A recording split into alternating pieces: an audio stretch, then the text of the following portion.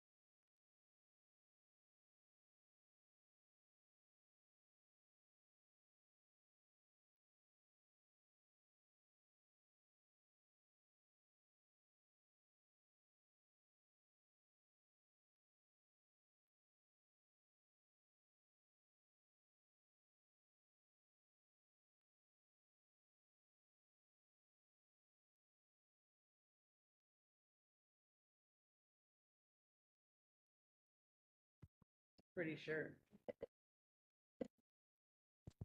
Ready? Good morning and welcome to all. I'd like to call this meeting of the California Veterinary Medical Board to order. But before we begin our roll call, I am pleased to welcome our newest board member, Dr. Mike Tomlinson of Thousand Oaks. Dr. Tomlinson brings a wealth of experience as an equine practitioner and has held several executive leadership roles, including CEO and COO positions in both the veterinary and business sectors. He also serves as a board member of the Horses and Humans Research Foundation. We are grateful to have Dr. Tomlinson join us and look forward to his valuable contributions to this board. Welcome, Doctor. Now, I would like to request our executive officer to conduct the roll. Ms. Pulaski, Here. Dr. Bradbury, Here. Mr. Espinoza, Here. Dr. Maniak, Here. Mayor Mitchell, Here. Dr. Tomlinson, Here. Dr. Solicito. Here. We have a quorum. All right. Now, before we move onto our agenda, the board would like to begin with a land acknowledgement. This serves as a formal recognition of the indigenous peoples whose ancestral lands we gather on today. We respectfully acknowledge the Nisinan, Southern Maidu, Valley and Plains Miwok, and Patwin Wintun peoples, as well as Sacramento's only federally recognized tribe, the Wilton Rancheria. These communities have stewarded this land for generations and continue to contribute to its cultural and social fabric. This acknowledgement reflects the board's ongoing commitment to fostering respectful relationships and collaboration with tribal nations on matters of mutual interest and concern. Now we will move on to agenda item 2, which is public comments on items not on the agenda. Before we open the floor for public comments on matters not listed on today's agenda, I'd like to remind participants that comments should not include discussion of pending complaints, licensing applications, or disciplinary actions that may come before the board in the future. Please also note that this public comment period is intended to provide information to the board members. It is not a forum for dialogue between the public and the board. By law, board members may not engage in discussion or act on any issue raised during this time, except to decide whether to place the item on a future meeting agenda. At this time, I would like to invite any members of the public who are present in the room to come forward with comments on items not on the agenda. I see no comments from the room.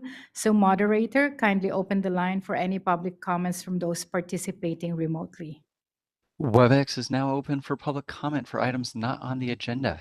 If you'd like to make a comment, please raise a hand by tapping that hand button at the bottom of the screen. Dial-in users dial *3 to raise your hand. And for our mobile device users, you may need to hit the ellipses button. That's the ... in order to find your hand. We're going to take just a moment now to see if our first request is coming from Nancy Ehrlich. Hold on just a moment, please. We're sending you a request to unmute your microphone. You'll be given 3 minutes to speak, and I'll give you a 15-second warning before your time expires.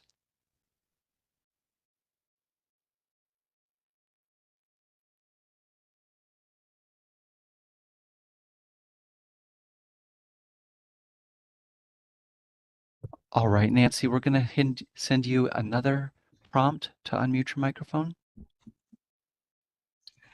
How's that? There's a little bit of an echo. Is it possible that your microphone is too close to the speakers? Just a moment.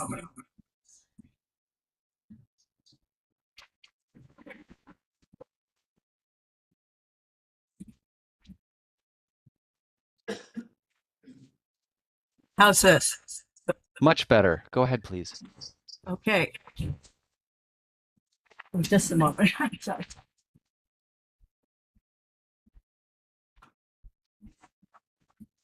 I'm sorry to be so awkward. This is Nancy Ehrlich with the California Registered Veterinary Technicians Association. I'd like to take this opportunity to let you know that I am retiring as the regulatory legislative advocate for CARVTA. Stephen Cital, who I believe is in the room, will be taking over for me. After 50 years of attending veterinary medical board meetings, I have to thank you for the opportunity to participate in real democracy. This board provides an opportunity for citizens to participate in the making of the rules and laws that govern us. And I do believe that I have attended more veterinary medical board meetings than anybody else. And I also want to thank the VMB for giving me the opportunity to serve for 9 years on the then Animal Health Technician Advisory Committee in the 90s, too, as chair. I would like to add that after working with many different executive officers of the VMB, Jessica Sieferman has been one of the best. She is the first EO to have given CARVTA the respect to meet with us monthly and to be sure that we were well informed about the current issues. She has also been sure to answer any phone calls or emails promptly. I can't thank her enough. So in conclusion, I hope that Stephen's experience with the Veterinary Medical Board will be as positive as mine, and that the VMB will continue to be such a great example of American democracy at work. Thank you. Thank you. And that was our only request for public comment. All right, thank you. And Nancy, thank you so much for everything that you have done. And Stephen, welcome. All right, so now we move on to item agenda 3, which is the review and approval of the July 16 and 17 board meeting minutes. Does anybody have any comments? So we received a couple of corrections, and I think Justin's going to pull up his screen and walk through a couple of the corrections that we received.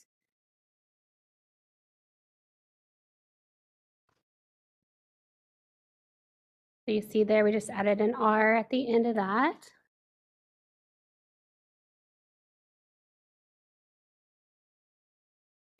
We changed Dr. Solcito to Ms. Pulowski. Oh, that was all. Those are the minor corrections. So if you have any others, let us know. We can put it up there. If not, we'd love a motion. I'll motion to approve the minutes. I'll second.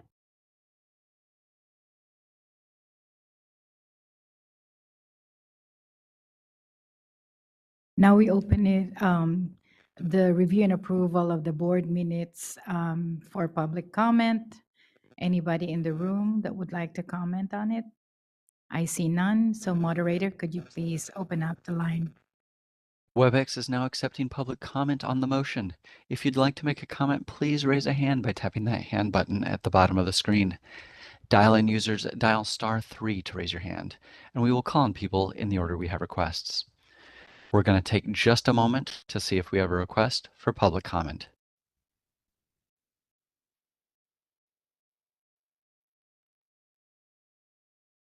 Seeing no request, you wish to continue with the motion? Yes, please. Ms. Pulowski? Yes. Dr. Bradbury? Yes. Mr. Espinoza? Yes. Dr. Maniak? Yes. Mayor Mitchell? Yes. Dr. Tomlinson? Abstain. Dr. Solcito? Yes. Motion carries. All right, so next on the agenda, agenda 4, is the report and update from the Department of Consumer Affairs.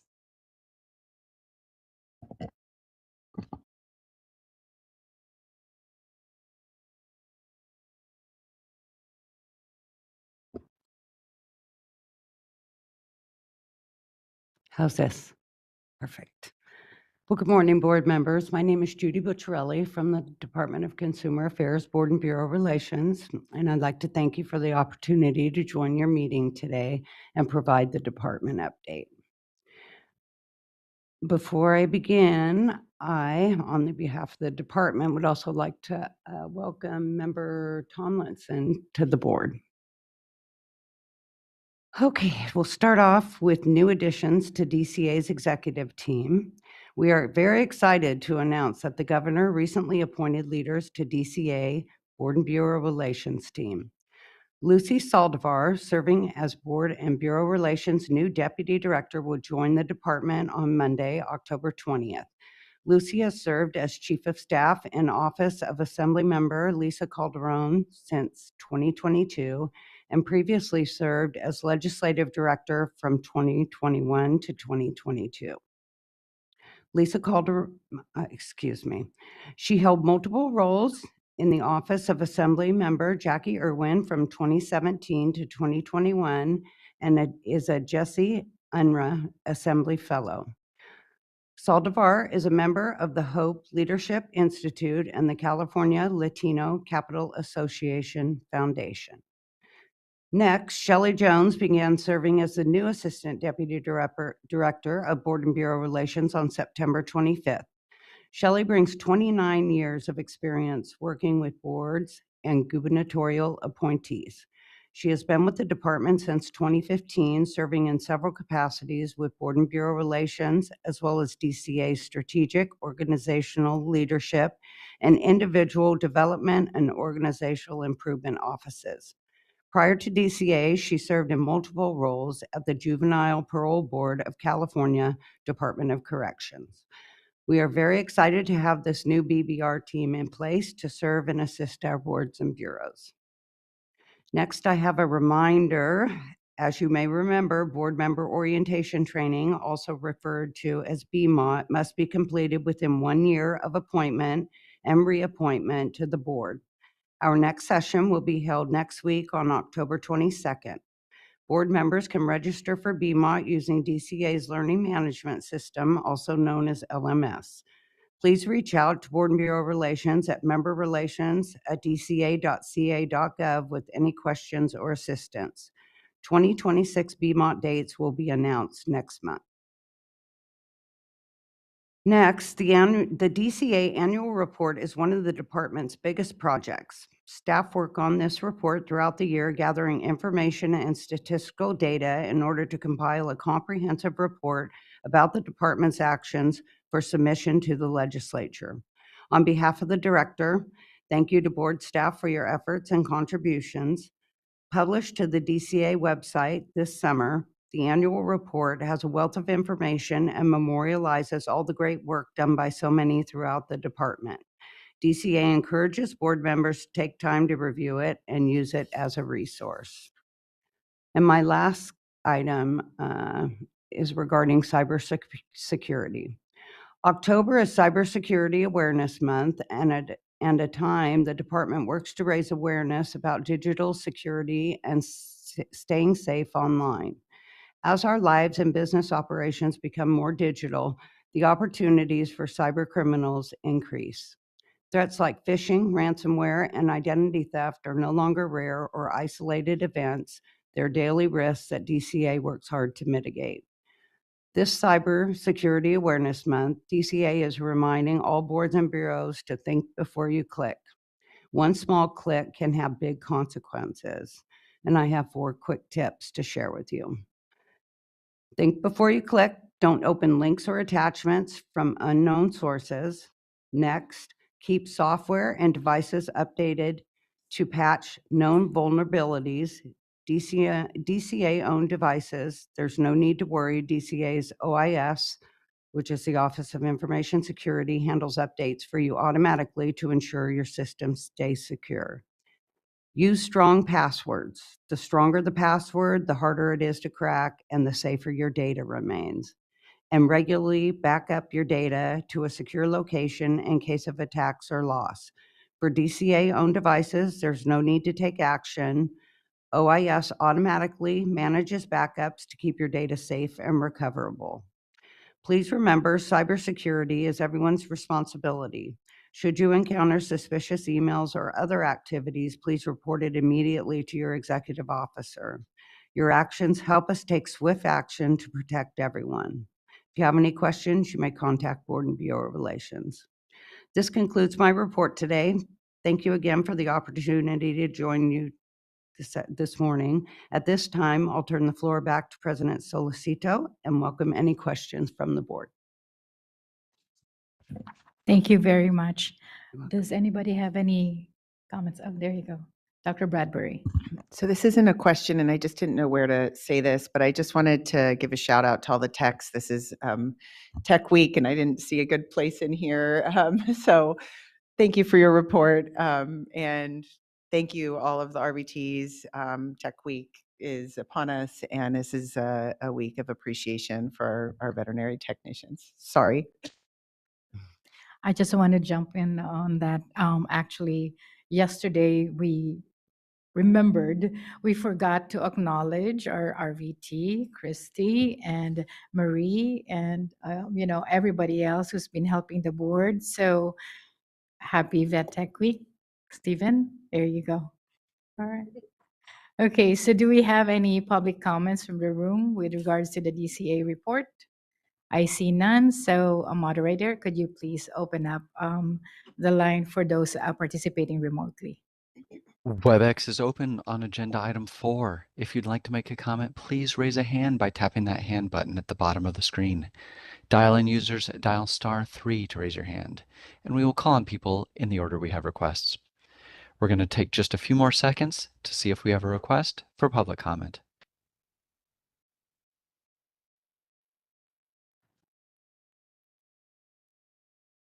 Seeing no requests, you wish to continue with the agenda?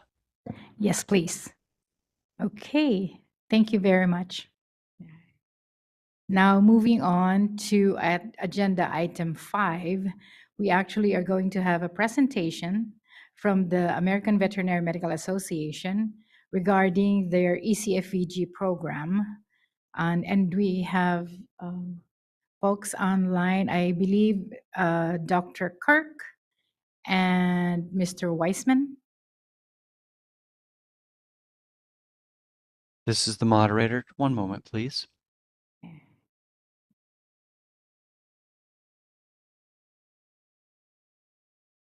Welcome, Dr. Weissman. And we're still looking for Kirk. Hold on. Welcome, Dr. Kirk. You should both be able to unmute at will. Yes.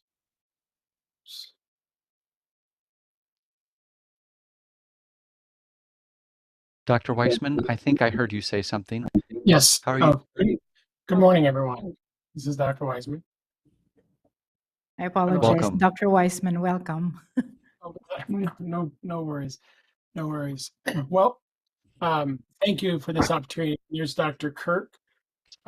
It's our pleasure to join the Veterinary Medical Board today and share a brief update on the ECFEG program itself. Again, my name is Dr. Jim Weissman. I serve as the Chief Academic Affairs Research and Accreditation Officer for the AVMA. I've been in this role about 5 months, just for full disclosure. And my previous experience, I was one of the academic deans at Purdue University's College of Veterinary Medicine for really the past 18 years. But I've happily come to the AVMA to serve in this very important role. And I had the pleasure of working with Dr. Kirk. If she'd want to introduce herself, please.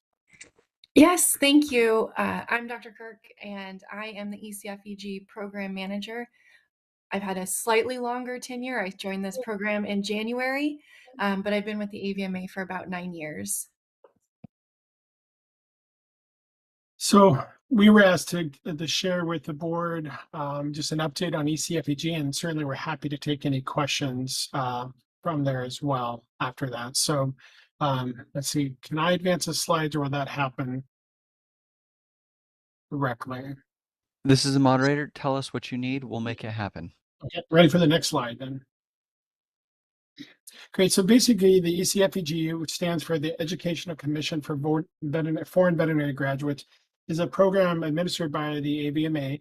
It's an assessment-based program, as you can see there, to certify candidates. The goal and really the true intent and the line is that those that go through the certification process meet the same day one competencies of any COE accredited graduate. And we focus on those day one ready competencies.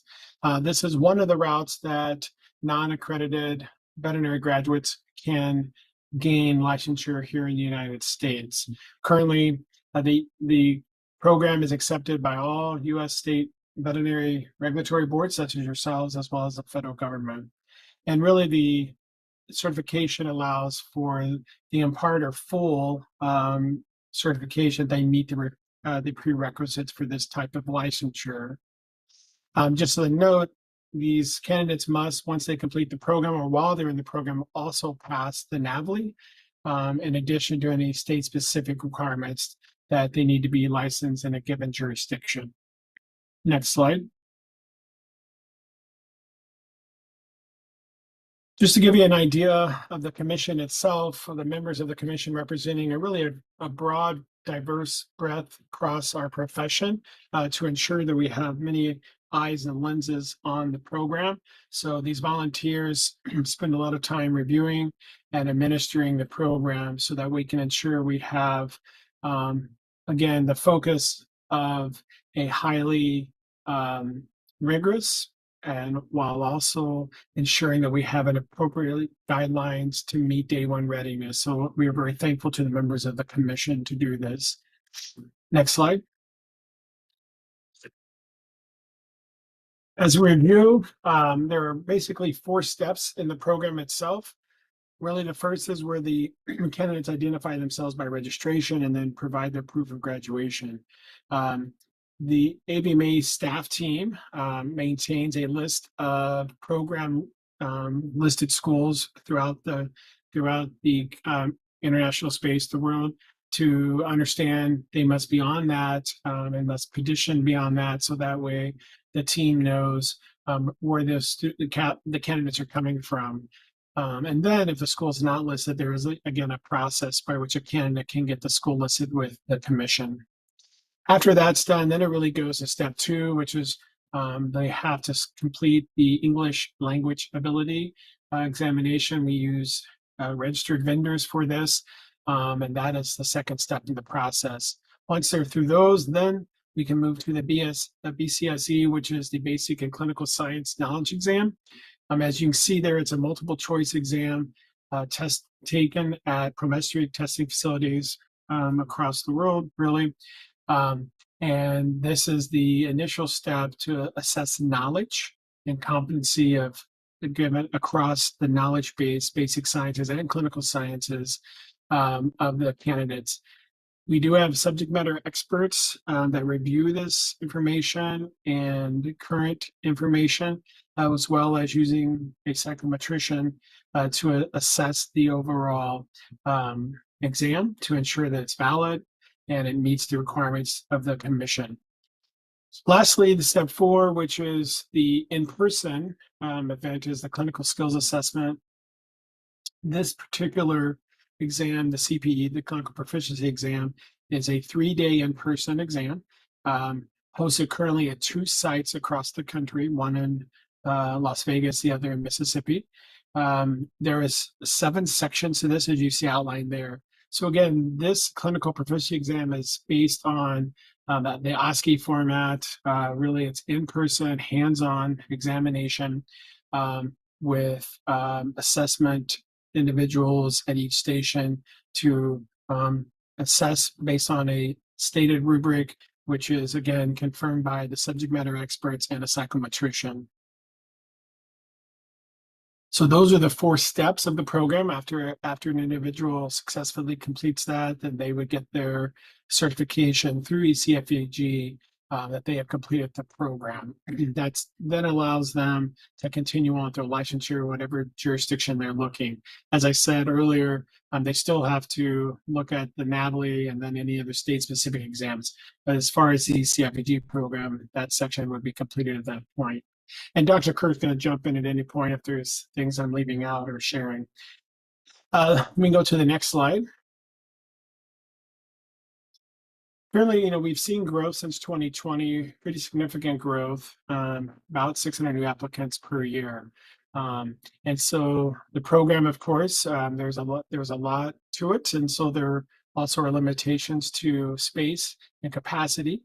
But we do offer about 220 certificates a year that go the candidates that go through the process. And again, you can see there just some demographics. India, Egypt, and Brazil are the highest countries where we have in candidates receiving certificates. Next slide.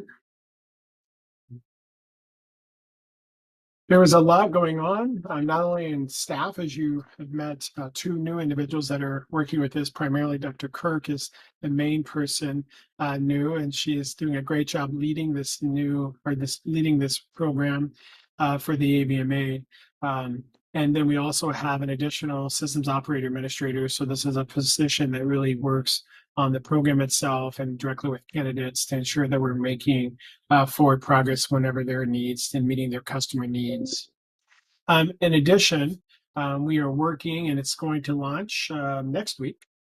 We are launching a new ECFEG candidate portal that will happen next week. The candidates will be, they know some about that, but they will be introduced to the actual portal next week. This is really a candidate-centered portal where they will be able to follow their performance, follow their progress through the program with a clear dashboard, which is something that will allow them to have greater control and understanding of where they are in the program. It also allows for greater communication abilities within the portal itself. So we're very excited. The AVMA is very excited to add this and offer this to this certification program. As a key focus is also to ensure that we're maximizing customer service through this type of program. In addition, we've undertaken, it's currently underway and it will continue underway. We're reviewing the CPE, that clinical proficiency exam. We have brought in some outside psychometricians along with a large number of subject matter experts. The idea of this is to look at what are best practices in current hands-on type examinations, again, in the form of an OSCE, what we can do technology-based, and what still would remain hands-on clinical-based. With the advancement of technology and things that can be done, we can certainly accomplish some of those and ensure that we're assessing appropriate competencies of day one readiness through technology-based, while keeping certain parts of the CPE in a hands-on base as well. The guiding light to this, the guiding North Star to this is that the line of competence does not change. The rigor of the exam does not change. It is there to ensure to protect the public when we qualify someone as meeting the standards certification. This is a multi-year project. It's not something that can happen overnight, but we have begun this project earlier this year and see that we feel that it will be something that will progress over this next 12 to 18 months, where we'll be able to see an exciting change and reorganization of the CPE. In addition, we are looking at additional sites to host the CPE, the current structure, as well as future structure. As I said earlier, we have 2 sites currently. We're in talks with a few other sites at this point to add additional testing sites, which would provide more capacity for the program. So we're very excited about that as well. Next slide. And that really leads us, we were asked to give a quick overview, but really wanted to be here to answer questions. So we're at the point, again, Dr. Kirk, if she has anything to add in that I missed, I would welcome her to do that too. But we're welcome any questions from the board members. Thank you very much for that presentation. I would like to ask first the board members, does anybody have any comments or questions with regards to the ECFEG program? I guess Dr. Bradbury. It's kind of predictable, sorry. Hi, Dr. Weissman and Dr. Kirk, thank you so much for coming. And I don't know if anybody kind of filled you in on why we were interested in having you come in and give this presentation, but it's been sort of our observation, and now I think the numbers that you provided in a future agenda item here in the our meeting agenda, that we have a little in our disciplinary cases, it seems that the population of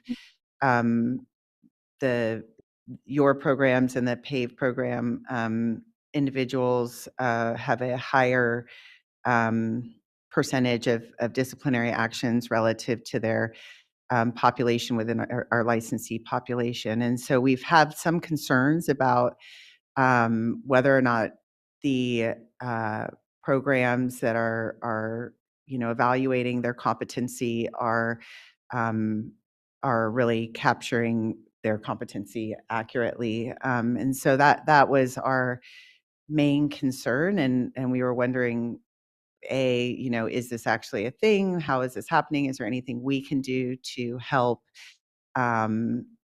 improve the situation? Have you, with our feedback, maybe that would help you to take a closer look at your program. So that's just how we got here. But some of the questions I had based on your presentation, the first one was kind of looking at your commission members. How many of these folks are actually like small animal veterinarians, equine veterinarians? It looks like there's a lot of regulatory and education based folks. So I see there's board certified surgeons or anesthesiologists. And then some of the ECFVG certificate holders, and you are both veterinarians, so there's that. But it's hard to tell from this list how many folks are actually practicing veterinarians that are participating in developing this exam. I can jump in. This is Dr. Kirk. So I think that's a great question. And some of the representatives on the commission are also, they might represent like AAVSB, but they are practicing veterinarian as well. So we do have that covered. And then whenever we bring in the subject matter experts for the BCSE, for the CPE as examiners, there's a requirement that they have to be practicing in the area that they're examining. And they have to be experienced practitioners in that area. And currently on the commission, the ECFEG certificate holders are both practicing veterinarians in small animal medicine. Great, that's helpful. Thank you. The other, I should put my glasses on. Was your program, was there a shadowing previously where they had to have a year of shadowing another practicing veterinarian before being able to take their exam? Was that your program? Very historically, there was a clinical year associated with our program as well, but there wasn't an official, that I'm aware of, official shadowing. We do currently have a requirement that falls in between step 3 and 4 for surgical experience, that they have to have a presiding veterinarian sign off on the number of surgeries that they've performed. Okay, so there is still a little bit of that, at least with the surgical side of things. Okay. And then, I'm sorry, I have a lot of these questions. Sorry. Okay. Um, when on step 4, I see it's like a 3-day in-person clinical exam, and are these weighted equally, the 7 sections? That's a good question. So they have to pass all 7 sections in order to pass. And so each one, I guess, would be given a similar weight, but they're scored a little differently. So anesthesia and surgery are strictly pass fail. You either meet the competency or don't. The other ones have like a weighting between the different stations because they're more medicine case based and some tactile skills as well. So you have to pass all 7 in order to get the certificate. They do have the option if you don't pass 3 or fewer sections, you may retake just those sections up to 2 times. Similar to how a 4th year student, if they don't pass a rotation, might be able to repeat a rotation. That's it. But if they fail 4 or more, they have to retake the entire test. Or if they don't pass on the second retake of that, they have to take the entire 4th step again. So all 7 sections. Okay. And have you had any feedback from other boards or regulatory agencies that there's any issues with the people who have come out of your program? I have not had any feedback. I mean, I have only been associated with the program since January, but no, I have not had any feedback with an increase or difference between our candidates and the other candidates or other licensed veterinarians in the different states. So, Dr. Weissman, I'm not sure if you have at a different level experienced that, but I have not heard from any of the boards.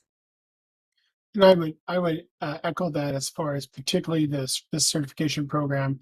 We do at the AVMA do hear, across the board of all new grads, there are increasing concerns or complaints. So really, we don't hear it specifically about ECFG. It really goes across the board of any new graduate. And I think some of that comes back to just changing times and the consumer and things like the way and where they're holding our veterinarians appropriately accountable for their work. And certainly things I saw as an academic dean as well. Got it. Dr. Bradbury, can I interject? Yeah. It's based on your question. My question had to do with this. Going back to the previous question in step 4, how many times can they retake the test? Like if they fail, how many times are they allowed to take the test? Or the CPE. Sorry, the CPE. Yeah, absolutely. They can take it as many times as they would like. This is our rate limiting step. There are only so many testing spots we have. So by not passing it, they are likely setting themselves back a couple of years before they'll have an opportunity to take it again. And that will become even more pressing as we did just introduce a new fee structure for 2026. So the people that are going to be sitting for this exam are going to make sure that they're very ready for the exam.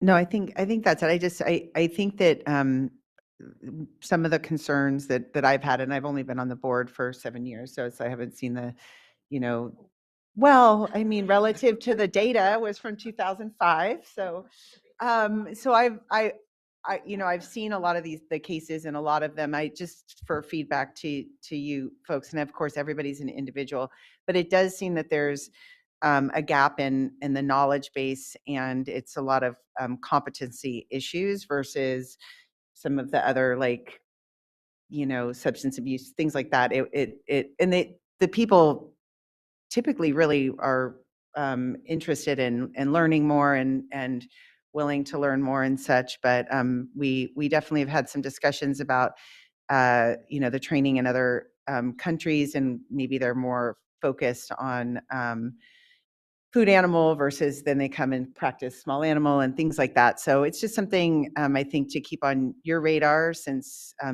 it has come up multiple times here. But those were all my questions, and I really appreciate you guys being here to help us understand better what your program is. Thank And you, if I Dr. may, Bradbury. Anybody if I else? Oh, go ahead. Somebody If I wants. may say, I just wanted to say thank you for bringing that up, and to your very earlier question too. We are always welcome any comments if there are parallels in what you're seeing between different cases that you see and threads of competency issues. We are certainly welcome to receive those, because that will help us. Our guiding North Star again is to ensure that we're assessing and then certifying candidates to meet that day one readiness. So if there are trends, we would very much love to hear that. So we appreciate that opportunity as well. All right. I have a statement. I just wanted to fully disclose I am a proud product of the ECFVG program. The only difference, I guess, is I am also a product of the clinical year evaluation. And one of the things that I personally believe that we're missing out on when we switch to the CPE is the development of communication, the discussion and observation of work ethics and professional ethics that is somewhat missed when you're just focused on passing a rotation, an exam, right? So I'm just wondering, would the ECFVG reconsider bringing back the clinical year evaluation? Because I truly believe it helps us foreign graduates see things as they are being performed and being immersed into the reality and the standards that are being set at the universities. So I would like to appeal to the AVMA. Maybe if there is an opportunity for that, we would be producing and also helping our foreign graduates, be introduced into the practice of medicine here in America. Thank you. I just would like to speak to that. Thank you so much. I think with Dr. Weissman and I coming in, we're exploring every opportunity to make sure that candidates are successful in upholding that rigor as well. And I think we are looking at, because we also see that communication is, again, to Dr. Weissman's point, a major issue with day one candidates as well. When we speak to our colleagues at PLIT, communication is usually the root of many of the start of some of the issues. And so what we're really finding as we're starting into this multi-year review of the CPE is when we start incorporating some of these technology-based performance exams. And I put the emphasis on performance because I think sometimes when people reflect on a technology-based exam, you're picturing the NAVLE, you're picturing multiple choice. It's truly incredible what we've learned we can do. And communication is going to be a foundation of all of that. We're also just really exploring what do preparatory courses look like, what could be possible in those areas as well, in the event that we aren't able to offer a full year or something like that. But I would say that we love the feedback because we are at this perfect point to really evaluate what's the next phase of this program.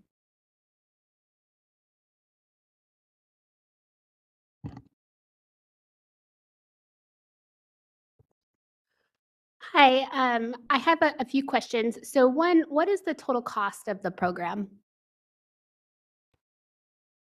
That's so we don't have an upfront cost. We break it into the sections. So it's about $1,400 to apply to go through that application process. The English language exam, depending on which platform they use, is around several $100s that goes directly to that testing site. The BCSE runs about $220. The CPE starting in 2026 will be about $12,000. And then from the time that an applicant applies, the time of receiving the certificate, what's the average time to complete the program? If there are ample spots available and people stay on track and just complete everything, on average right now with our capacity, it would be about 2 to 2.5 years. But we do find most candidates are in the program longer for various reasons. In feedback, just anecdotal feedback from candidates, they'll take a little longer to prepare for the BCSE. They decide to take the NAVLE before they take the CPE or other various scheduling issues. So, and that doesn't also account for, that's making the assumption they pass the CPE on the first try.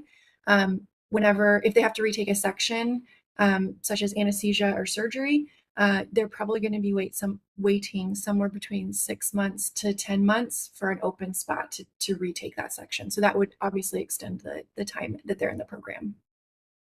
And then I have a question regarding your first step in your slide, your registration and proof of graduation, and you referenced the AVMA ECFVG listed school.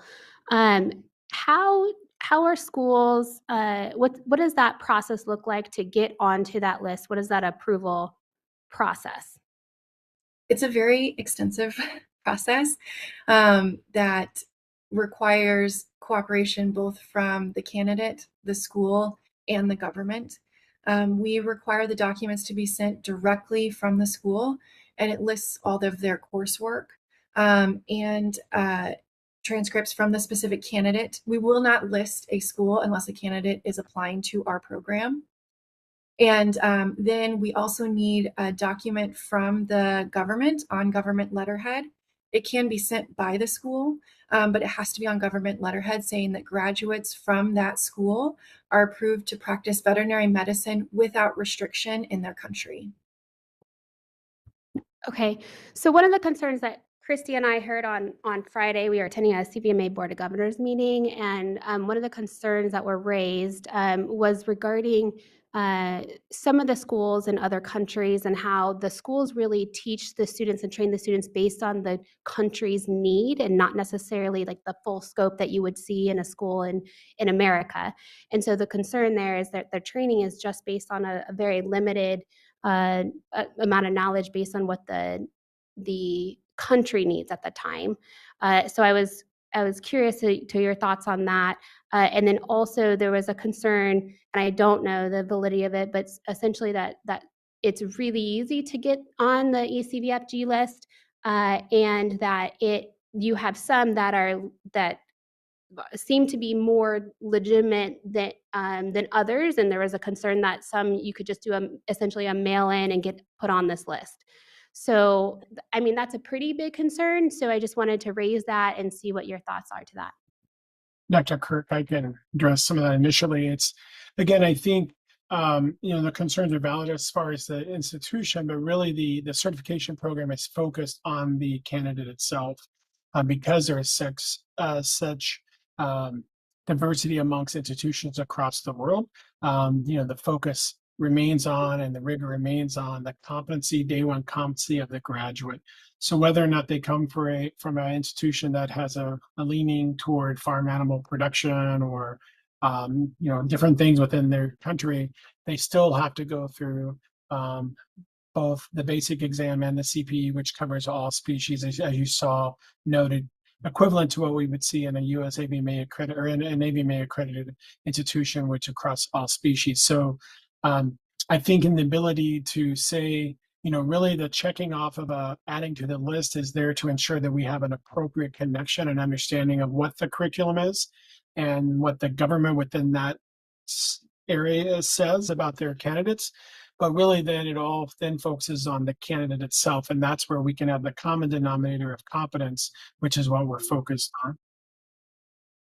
And So I would just add that the feedback we get from candidates is that this is a very frustrating step because it is hard to get on the list.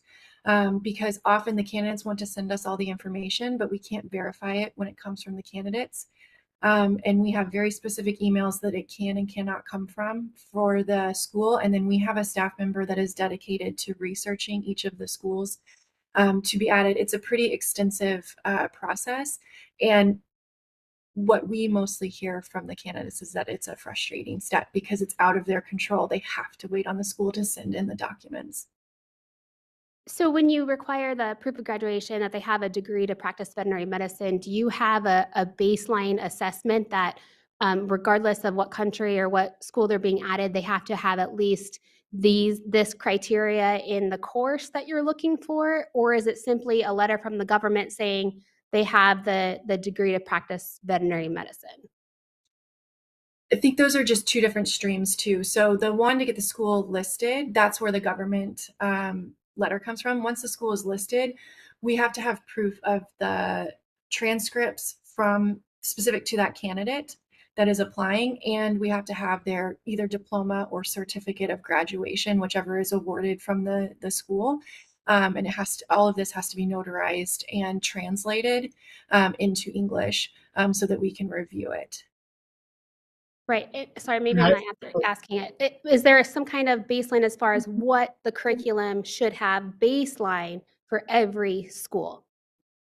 yeah, and I think just to follow up to that part of your question, it does have to, it does have to parallel a broad species-based education curriculum. And again, not a one-for-one to say in a U.S. school, but it has to show that it's a broad-based, multi-species discipline curriculum. Thank you.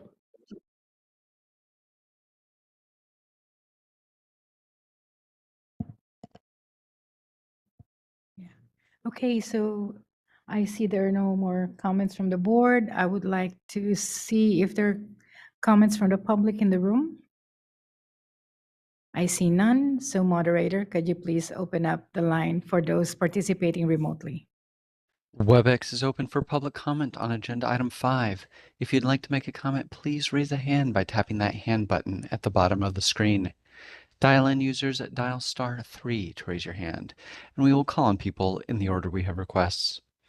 We're going to take just a few seconds to see if we have a request for public comment. And our first request is coming from Marissa Silva. Hold on just a moment, please. We're sending you a request to unmute your microphone.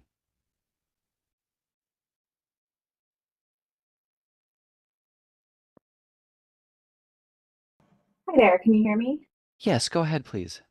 Great. I was looking on the website and I couldn't find statistics by year on where candidates come from or what states they go to. I was just wondering if that is published by AVMA. Thank you. I think that's a great question. We don't track where they go after we receive their certificate. So once they have received their certificate, we don't actually know if they've taken NAVLE and then pursue licensure. So we don't have those statistics available to us.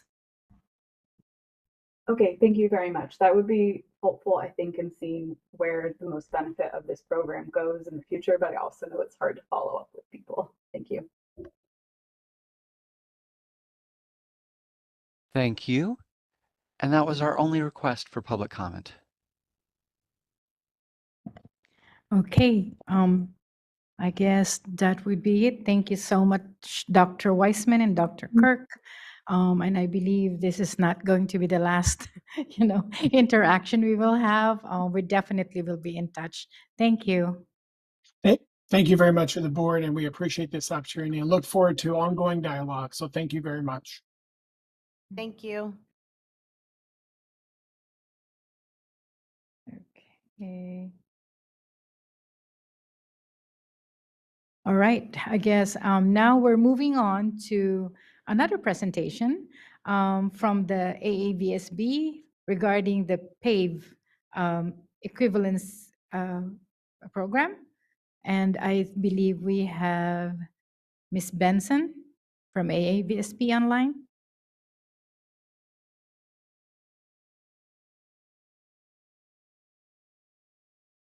Moderator, do we have Ms. Benson? There. This is the moderator. We do. Uh, your microphone is muted. You can unmute at will. All right, can you hear me? Yes, go ahead. Excellent. Thank you. So my name is Channing Benson. I'm the program manager for the exams department at the AAVSB. One of the programs I oversee is the PAVE program, which is an educational equivalency program for internationally trained veterinarians. Next slide, please.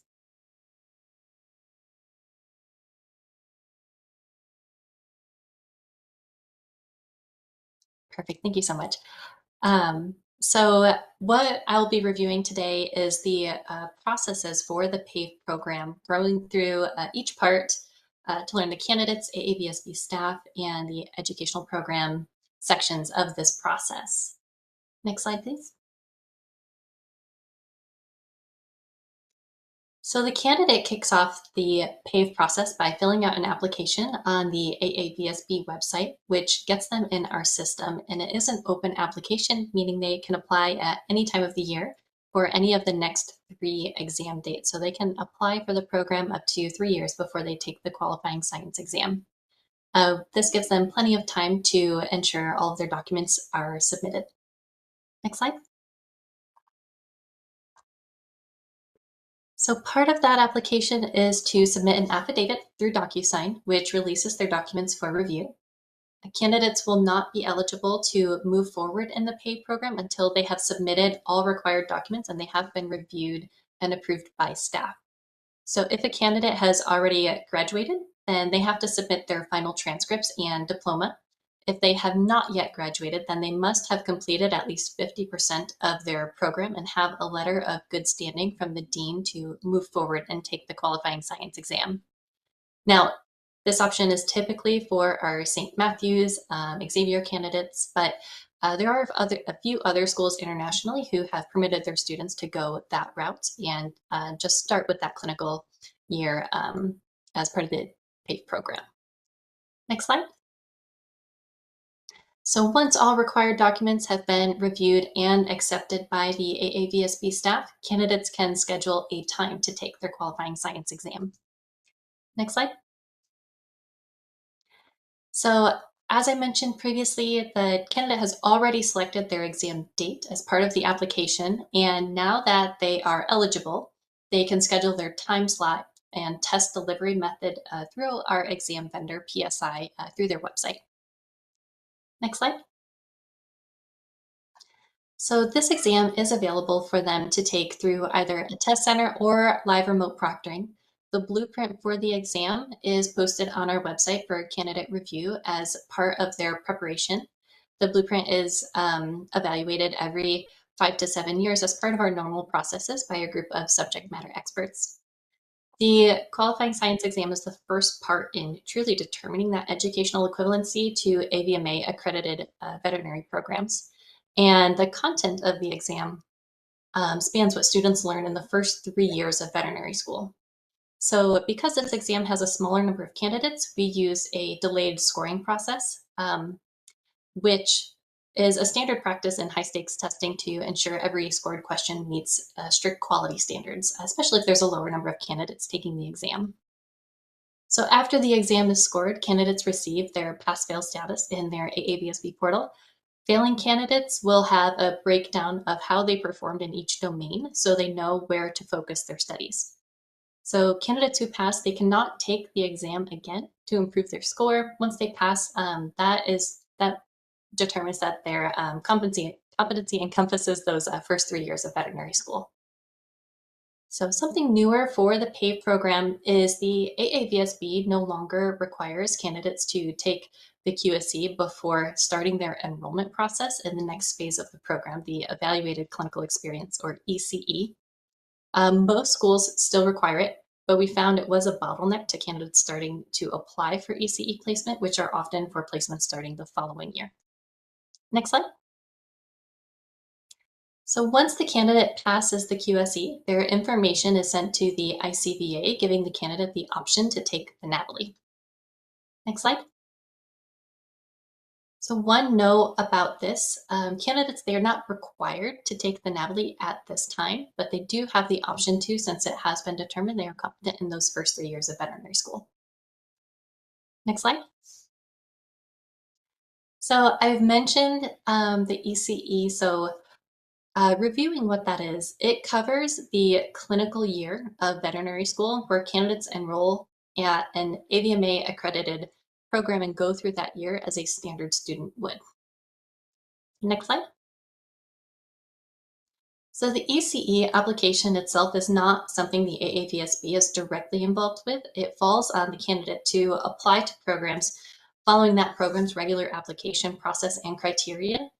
So it does fall on the candidate to understand what to expect with those programs, such as housing, and whether the candidate may need to travel to external clinics or to other areas. Visas are pretty complicated and also vary by individual, so candidates are encouraged to thoroughly research exactly what's needed. Once a program accepts a paid candidate, they send the AAVSB a notice of which candidates were accepted and confirm each enrollment. Next slide.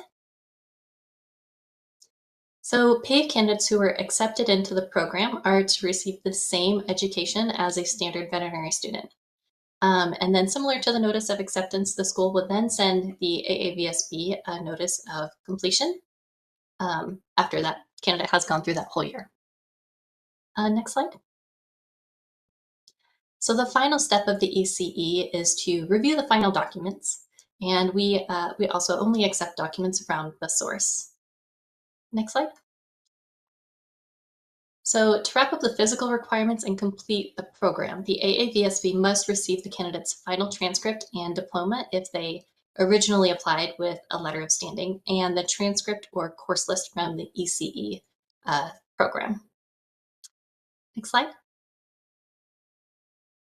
So once all of the documentation has been verified and all program criteria have been met, a certificate of completion is sent to the candidate as well as to the jurisdiction of their choosing.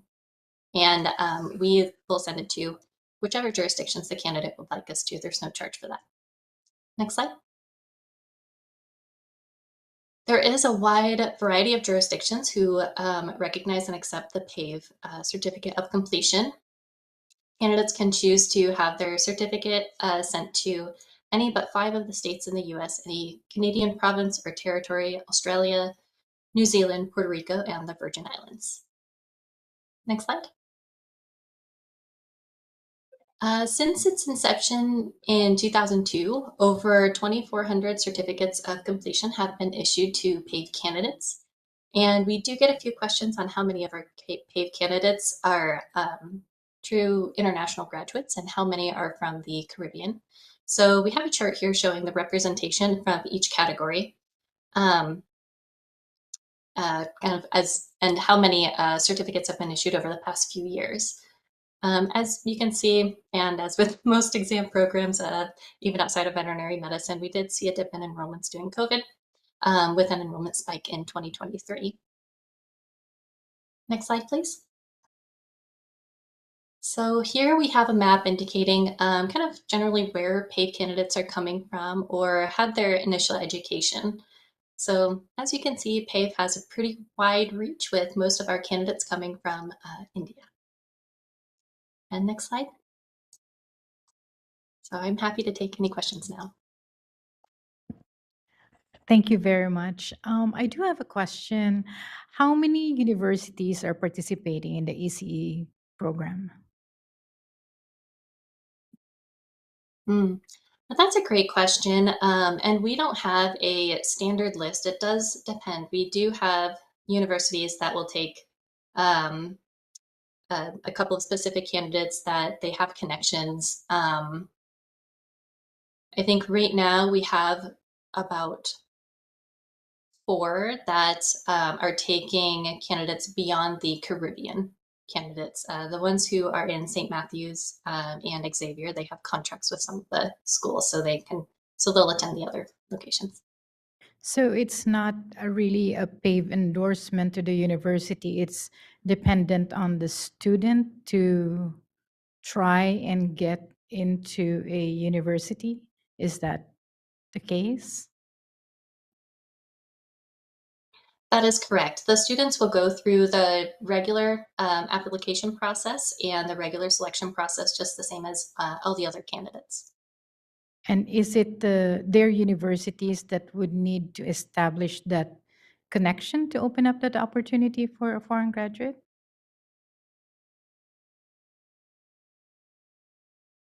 Um, do you mean like if just finding out if they're a paid candidate or Or if they will welcome I guess a foreign graduate to do an ECE, at the university? I Yeah, so we have, when a candidate asks which schools they can apply to, we do give them the list of the AVMA accredited schools and let them know that there may be some that accept more candidates than others. And, um, that list, it is on the website. And that is something where we have reached out to schools and asked if they participate. Some are like, absolutely, yes, we'll take this many candidates a year. And that's very nice and straightforward. Others say that they'll take candidates kind of based on the criteria and what they have available. So it is ultimately up to the school whether they can take paid candidates or not. All right, thank you very much. Anybody else have comments, questions? All right, Jessica? Oh, hi, Channing. So similar questions that I had for ECFVG. What's the cost of the program, the total cost? Yeah, that's a great question. So the AADSB, we collect the application cost and the cost for the QSC, and the application cost is $390, and then the cost for the QSC is $1,550. So for each attempt, they would have to pay that. That is all we collect. So there are other fees if they are doing their English equivalency through IELTS or TOEFL, then they'll have those associated fees. And then of course each university has its own fees depending on, what they have set up. And then do you know how long from the time they initially apply to the time that they get the certificate, how long it typically takes on average? That's a really great question. So it takes, at very minimum, it's going to be 1.5 to 2 years. And that's assuming they pass the QSC on the first attempt, they get right into the ECE program and are able to complete that and get all of their documentation to us. I don't have a true average just because candidates are in different stages. There are some who, they have to take the QSC again, or they can't get into an ECE program and they have to keep applying. So I unfortunately don't have a true average for them. That's okay. And then I apologize if I've missed this, but for your ECE, is that a hands-on clinical exam? The ECE, it's not an exam. It's candidates actually have to go through an educational clinical year. So they go through the 4th year Sorry. of the veterinary school with all the other veterinary students of the same standard. And then is there a hands-on clinical exam at all for them? There is not. Okay. And then I know that in the very beginning when you were talking about the process and you said listed required documents in order to apply, and on there you had transcripts. What are the requirements for those transcripts? Do you have a similar approved school list like ECVFG? Yes, we actually use the ECFBG approved list as well. So our candidates do have to have graduated from one of those schools in order to be enrolled in the program. Okay, And we do have the same requirements for transcripts. Yeah. Oh, sorry. No, you're fine. Sorry. So you don't have a separate list. You use whatever they're using there. Yes, we do. And I apologize. I have a bit of a delay on the sound. That's okay. Thank you. All right, if there are no other comments or questions, I would like to open up for public comment from those in the room. Anybody? I see none. So moderator, could you please open up the line for those participating remotely? WebEx is open on the most recent presentation. If you'd like to make a comment, please raise a hand by tapping that hand button at the bottom of the screen.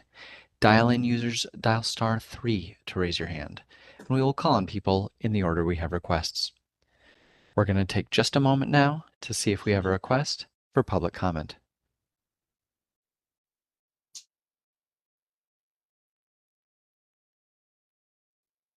Seeing no request, you wish to continue with the agenda?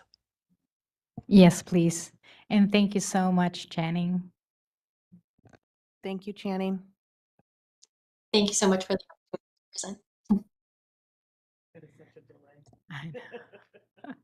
All right, so now we're moving on to agenda item 7, which is review and discussion on enforcement and disciplinary data related to AVMA accredited and non-AVMA accredited veterinary education. So, Oh, okay. we were asked to present what the data was showing in our system when it came to the discipline with non-AVMA versus AVMA schools, which is what we have in front of you. We looked at the last 20 years of data that we had. A couple things to note when it came to our database. We didn't specifically, when it says the education piece of it, it doesn't differentiate. Once it says non AVMA, it doesn't say whether it was ECVFG or PAVE. And so I just really wanted to give a big shout out to Jamie on our team. He actually, of the data that we had, he physically pulled the files to try to find that information for everyone. And so that's where we got that the AVMA credit, non-AVMA credit schools, we had 7 PAVE, 58 ECVFG, and then 26 are unknown because the information was not in the file. So something also to keep in mind is that these individuals, even though the discipline happened within the last 20 years, they were often licensed even prior to that. And so the documentation was not as stellar as we'd like it to be that long ago, but this is just what the data was showing. So I think here, the main thing we show in the chart, blue is AVMA level of discipline, and then the kind of reddish orange was non-AVMA. And I put in there too that the non-AVMA licensees, that's the current licensed population, make up about 11% of our licensed population and about 29% of the discipline.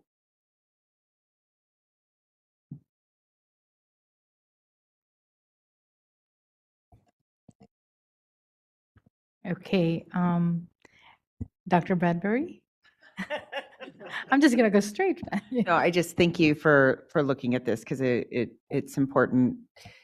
Sometimes perceptions don't match the reality, and I think this does kind of confirm that our perception that maybe there's an overrepresentation is correct, and it's really I think just helpful to have those numbers, and I think continuing to track that will be helpful both.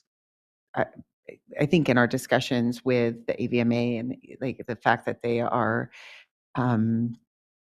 open to dialogue and interested, it may be helpful for us to, I know it's extra work, but it may be helpful for us to put something together for them that would provide sort of the common disciplinary action so that they can start to look at their program and help these licensees, these people who are going through their program, be more successful.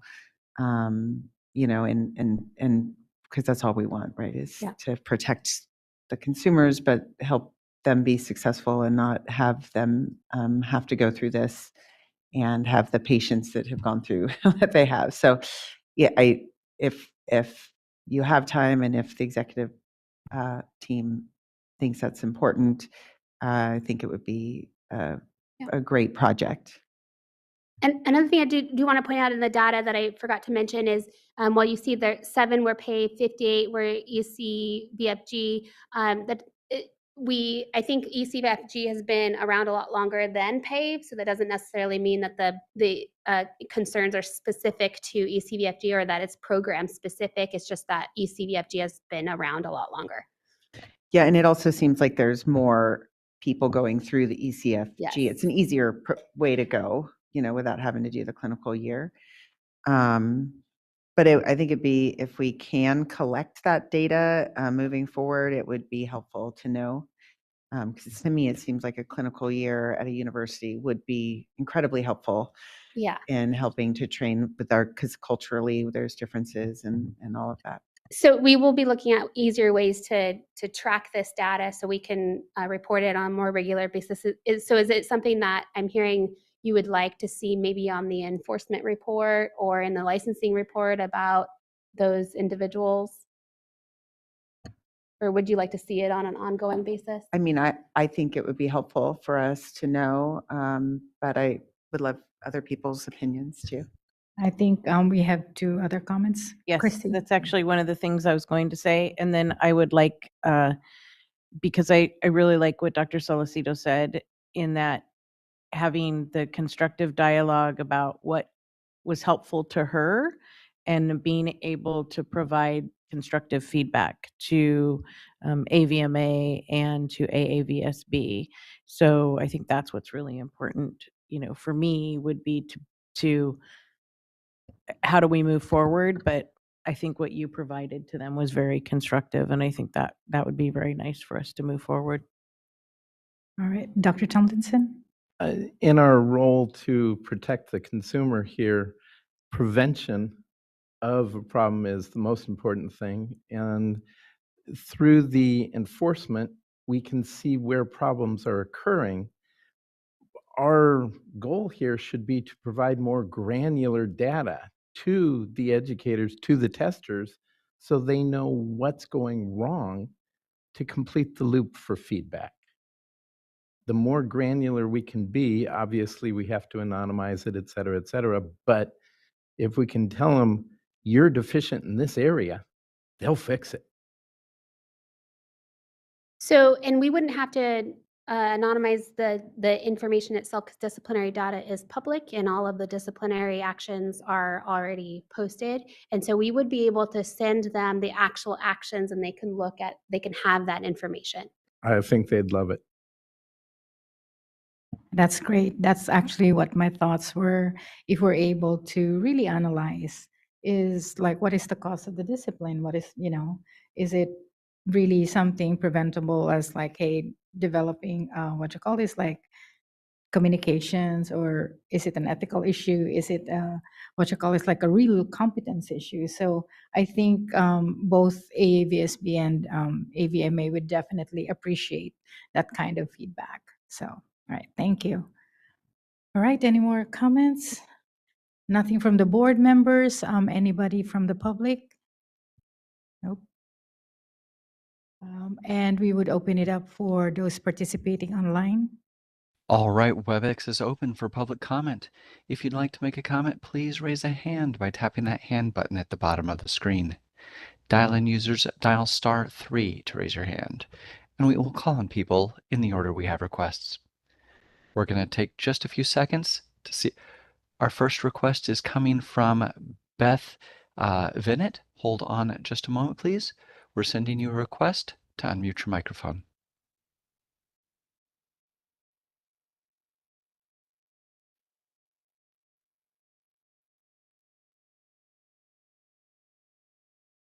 You know?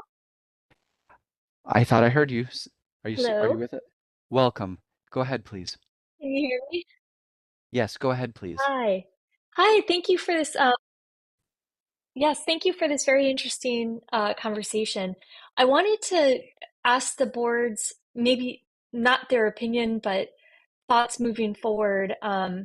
Going back to one person mentioned, communication issues is often the root of the primary root or the primary cause of a complaint in the first place.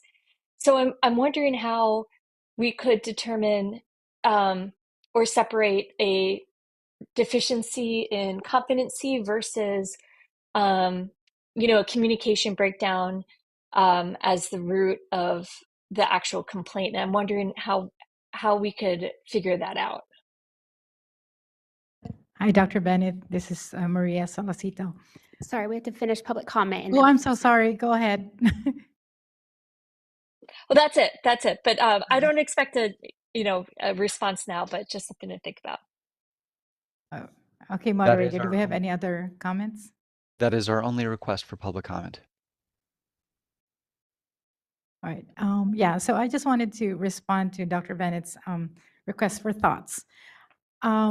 I would say communication for me is not just the use of the verbal language, right? Sometimes culture also plays a big factor in it. And that's why I feel and I thought that immersion is a big factor that helped me as a foreign graduate be able to establish myself in this country. So I think in the course of what we have experienced with regards to discipline, there are times where I feel that had there been a better like communication in understanding what is being perceived by the consumer, on what is needed by the consumer to understand. Sometimes foreign graduates fall short on that just because sometimes culturally that's not how we communicate. We just go straight to whatever the delivery of the technical matter is. So it is a complex, I think, matter, but maybe real what you call this immersion in the clinical setting is something that would help that communication skill to be developed. I would just add to that too that our disciplinary actions are pretty specific in our pleading documents, and so if you ever, and I think that to Dr. Tomlinson's point, providing that information out to ECVFG and PAVE, you would be able to see under the causes for discipline the very specific actions that led to that, and you'll be able to determine from the factual allegations and the causes for discipline if it was a true communication issue, or if it was a negligence issue, or if it was incompetence. So they're very specific in the actions, and you would be able to determine that pretty quickly by looking at the actions.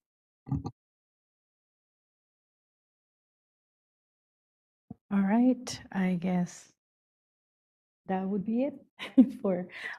So we would like to go on. Thank you, Dr. Bennett. And now we would go on a 15-minute break. We will be back at 11:30, 11:32, after 11:35. All right, thank you.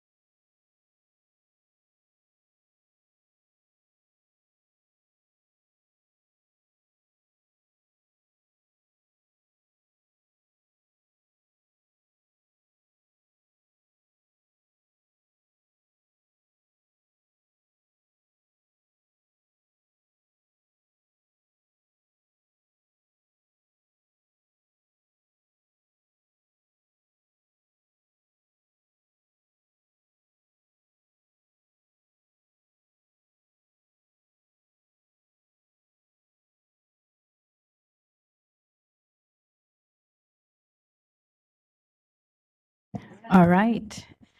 Let's resume our discussions. We are moving on to agenda item 8, which is the report from our multidisciplinary advisory committee, Chair Maria Sari.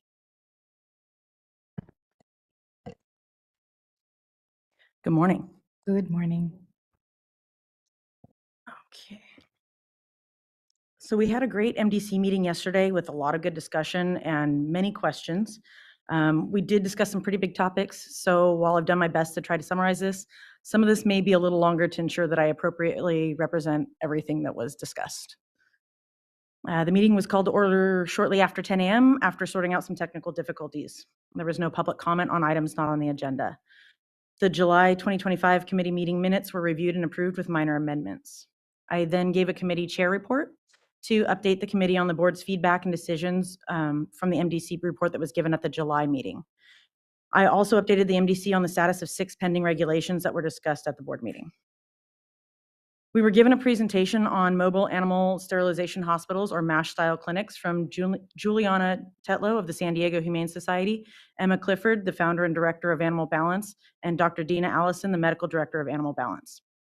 The committee then had the opportunity to ask questions about the process. They shared that the MASH concept is transportable, easy to replicate, and has a low complication rate with a 0.26% infection rate and a 0.78% complication rate based on pre and post-op observations and follow-up calls and emails from clients. A diagram of the layout of these clinics was presented, and they explained how the flow of this single-room process works. Having everything in the same space allows DVM supervision of induction and recovery, which are being done by licensed RVTs.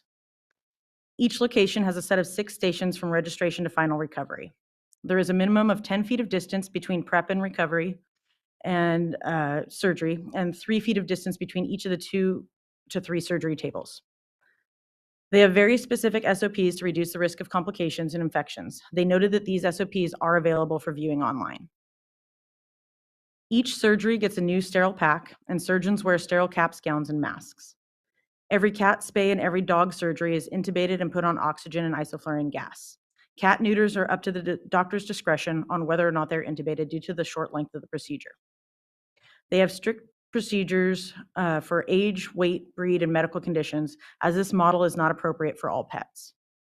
They will not take animals over 8 years old, nothing with a heart murmur, no elongated soft palates, and no dogs over 100 pounds.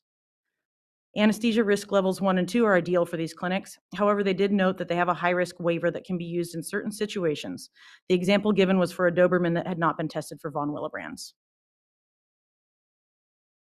If these pets are not a good candidate for a veterinarian for surgery, a veterinarian will discuss with them the reasons why, and they're sent home with information on how to contact a partner organization. For those who are spayed or neutered, a discharge exam is done 2 hours post-op by either a DVM or an RVT. Patients are discharged with NSAIDs, an e-collar, and discharge instructions, including video links and access to a 24/7 phone support number to contact for post-op complications. There are 3 to 4 vets on site per clinic. 1 vet does the pre-op exams and handles any issues, and 2 to 3 vets are performing surgery. They do have the ability to fly in vets to participate in these events when needed. All vets performing these duties in California are licensed in California. All RVTs performing induction are California licensed RVTs. Licenses are reviewed to ensure that they're current and in good standing. They also check references to ensure they are qualified for high volume, high quality spay neuter, as this is not a learning environment. Proper tissue handling and speed are crucial in this environment. They currently have a list of 97 vets. However, when they are in other states, they try to encourage other vets to get California licensure. There are no consumer complaints to the board that they're aware of, and they try to catch any veterinarians that need feedback or oversight based on results in a timely manner to correct any problems as soon as possible. Each MASH event lasts for 3 days, and a minimum of 200 surgeries are performed at each event. Typically, 80 to 85 surgeries per day are booked. However, the no-show rate is a limiting factor. They stated that these events save money, reduce shelter stay length, and lower shelter euthanasia rates. They've performed these clinics in 12 countries and have done over 64,000 surgeries in the last 20 years. Within the United States, I believe they said they've performed them in California, Texas, New Mexico, and Nevada. They've been performing these clinics in California for 2 years. and do about 5 per month at approximately 100 different locations. However, true MASH-style clinics cannot be performed in California due to the surgery suite regulations found in 2030 G 1 through 5. Because the doctors performing the surgery have to be in a separate room with closed doors, communication when there's a problem becomes a concern. They are requesting a formal exemption of the surgery facility requirements for MASH-style clinics. It was noted that other issues facing these clinics include the premises permits and establishment of the VCPR by the doctors performing the surgeries. During public comment, Dr. Grant Miller of CVMA stated that the CVMA board just discussed this topic at their planning meeting. They discussed the prevention of infection and compared it to equine and bovine surgery that are performed out in the open. He reiterated that speed and tissue handling are the primary factors. Their VCPR task force will be exploring this topic this year as it pertains to high-quality, high-volume spay-neuter. He did note that their board is not in favor of RVTs establishing the VCPR as an agent of the veterinarian for events such as this, as they are not surgeons. Bonnie Lutz agreed with Dr. Miller's comments and emphasized the issue of informed consent. She stated that her clients are getting dinged for not establishing communication. We also had a third public comment from a pharmacy tech online that I did not catch, who made a comment on demarcation lines for surgeries. I don't know if you guys have any discussion on that presentation or any direction for the MDC regarding this. Yeah, so I think it'd be helpful for the MDC to know if you would like them to go further with this, if you would like them to look at making exceptions for the MASH style clinics. They want some kind of direction from the board to the MDC. So being a part of this discussion, I think it's really important that we give the MDC some guidance, and I think it would be really important for them to continue this discussion and find out what would be necessary. Some ways, I think that this is an important topic. We can discuss all of the things that can go wrong in a scenario like this, and we can discuss that that they don't have surgery walls, and I think that's something that MDC needs to figure out. However, we have a critical issue in California and everywhere else in that we have pets everywhere that aren't getting spayed and neutered. And so I think that's probably one of the most important things that the consumers would recognize. And I think that's something we can address. And I think that the MDC should be able to look at this freely and be able to find out how can we work on this and move forward. So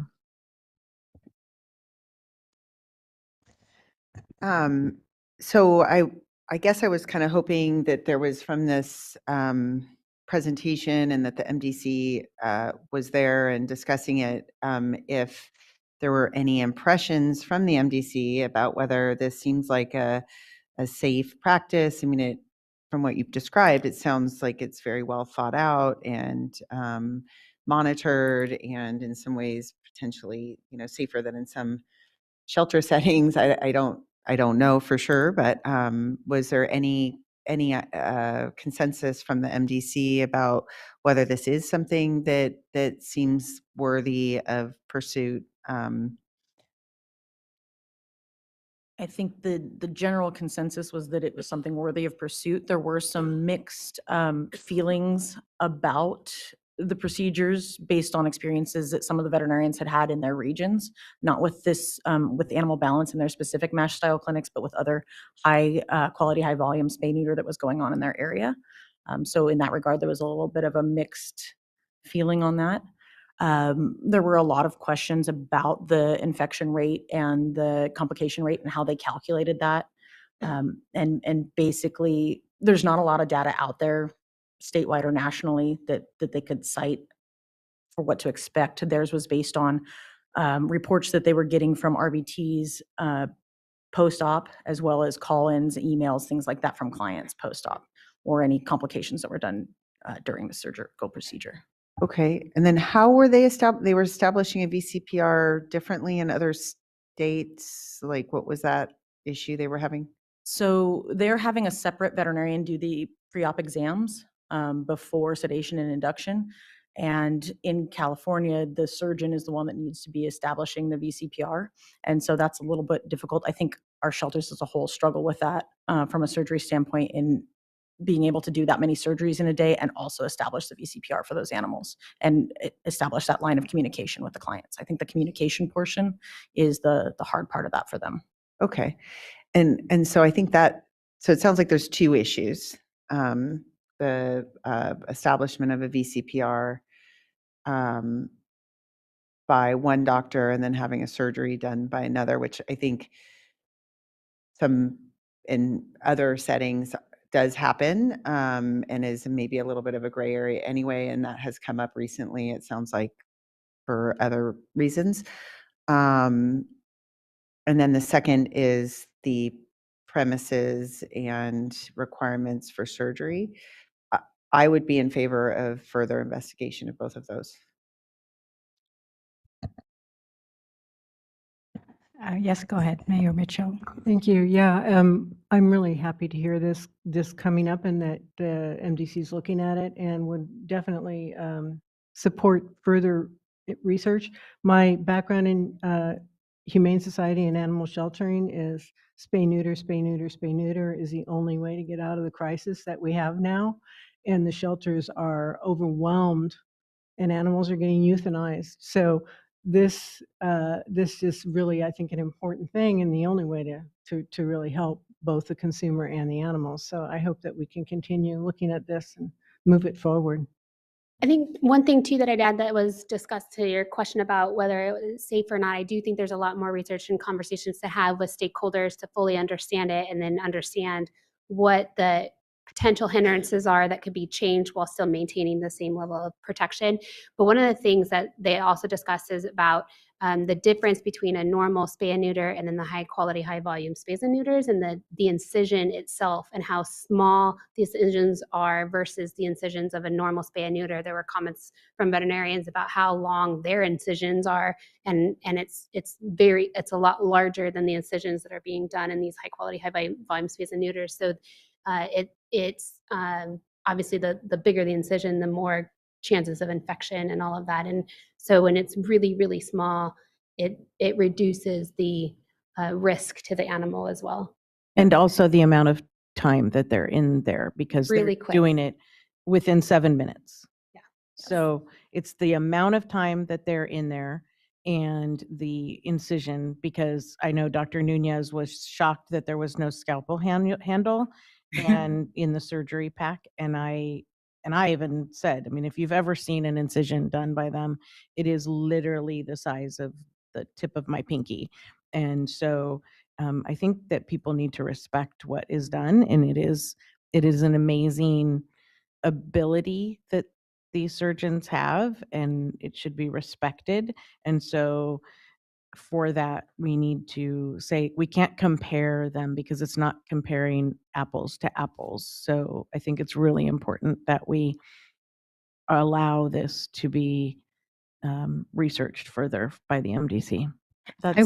I would like to add also that this is a specialization, just like cardiology, like orthopedics and stuff. So these high quality, high volume spay neuter veterinarians really hone their skills. And I think the conversation with the MDC yesterday was more of a lot of, some of the committee members have not seen them in action, are not familiar with the procedure, how the flow goes, how all of this happens, like how they could do 80 to like 100 surgeries in a day. So I would say yes, I would be very supportive for the MDC to continue establishing what you call is the data, and also maybe giving a better understanding and allay all the fears that some of the members have, And I think it's just about being familiar with what is being done. Would you also like them to make recommendations to the board, potentially in the form of amending regulations to allow them to continue? Yes. Yes. Yes. Thank you.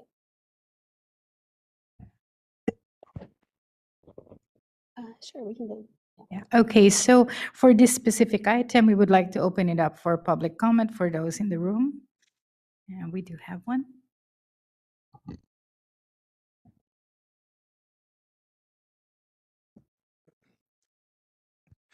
Good morning. My name is Grant Miller. I'm the Regulatory Director at the California Veterinary Medical Association, and we certainly appreciate this dialogue regarding this subject. We know that California's pet overpopulation problem is epic in the state. We euthanize somewhere between 660,000 and 1 million animals a year in California's animal shelters just because they're unwanted. There's too many of them, and only veterinarians can solve that overpopulation problem by sterilizing these animals. And so the CVMA is committed to thinking outside the box on HQHVSN. Part of that effort on our part was SB 1233, which we passed last year. That is to certify every veterinary student who wants to take a certification program in veterinary school to learn HQHVSN. We want to certify them by the time they graduate so that they can get into these shelters and start earning a little extra money. These shifts actually pay quite well. They pay around $800 to $1,200 a day, which is usually a monthly loan payment for a student. So we see it as being a win-win opportunity. We're trying to actually fund SB 1233 this year, and we appreciate the board's previous support on SB 1233. Further along those lines, we are looking to, if we will say, for a lack of a better term, part the waters for veterinarians who want to do this. And the VCPR issue in relation to HQHVSN is one of the barriers that we've identified to have to figure out how we can solve. I'd like to make a friendly amendment to what Ms. Usry said before, which is that only the surgeon who's performing the procedure can establish the VCPR, and that's not technically true. If there is a registered veterinary premises, the 2032.15 allows one veterinarian to step in for another, but we don't advise that. For something as delicate as surgery and as intricate as surgery, we really believe that the doctor performing it should be the one who is working with the VCPR. But we also recognize that there's a rate limiting step in talking to 30 clients a day about a surgery when we need to perform the surgeries. And so the CVMA had originally thought that we would sponsor legislation this year to somehow modify our VCPR to allow veterinarians who are performing HQHVSN to do it in a way that would be time efficient.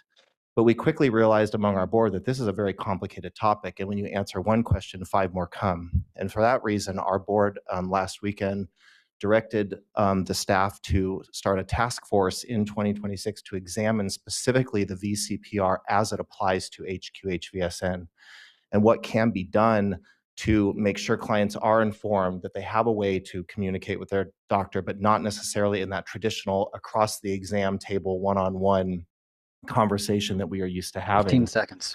And so we are putting that task force together. We are hoping that the Veterinary Medical Board will, as they have in the past, have at least a liaison present on the task force. I actually feel like Dr. Solicito would be a great person given her background, but we're working on that as we speak. So for whatever efforts you might be making in 2026 to address this, please know that we are also opening a task force that will have probably a lot of shelter veterinarians and HQHVSN folks to take a specific look at this and then decide if there is some kind of legislative effort or fix that we might need in 2027 to address VCPR as it relates specifically to HQHVSN. Thank you. Thank you for that. Anybody else in the room? All right, I guess there's none. Moderator, could you please open up the line for those participating remotely? WebEx is open for public comment on this topic. If you'd like to make a comment, please raise a hand by tapping that hand button at the bottom of the screen. Dial-in users dial *3 to raise your hand, and we will call on people in the order we have requests. Also, we're going to expand our time limit to 3 minutes and 20 seconds. I'll give you a 15-second warning before your time expires. Our first request is coming from Amanda Vance. Hold on just a moment, please. We're sending you a request to unmute your microphone.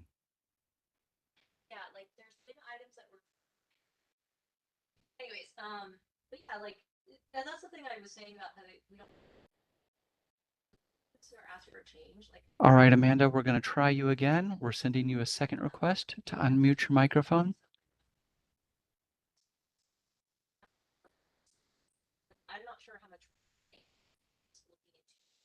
If you're on a mobile device, you may need to hit the ellipses button. That's the dot dot.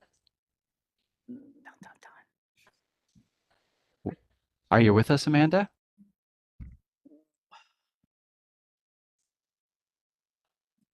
I see that your microphone is unmuted. Okay, can you hear me now? Yes, go ahead, Okay, please. perfect. Got it. So sorry about that delay. I was having some issues on my end. I was a spay neuter veterinarian for 17 years, high quality, high volume. I estimate in my time as a spay neuter veterinarian, I did sterilization procedures on over 45,000 animals. It adds up when you do it for that long. And I just wanted to make a couple of comments. One is, yes, we do have an issue with the pet overpopulation program or problem. However, we need to look outside of spay neuter and we need to look at public education, because unless we get ahead of why are people not spay neutering their pets, we're not going to get ahead of the issue. And it's just going to keep happening. Yes, we do need to continue high quality, high volume spay neuter, but it is not the only fix. And it's a discussion that's too big for this meeting, I recognize. Second, as far as the VCPR, in my practice that I did high volume, high quality spay neuter, I did do exams on all of my animals with the owner present. The exception was if it was a rescue group with an agent or with the local animal shelter. So it is possible to do it in person. You just have to be a little creative about it. And lastly, as far as mobile units, it is definitely worth looking into. It is definitely worth exploring. We should hold them to the same standard as brick and mortar, but recognize that there are limitations and that we have to be creative in the solution for it.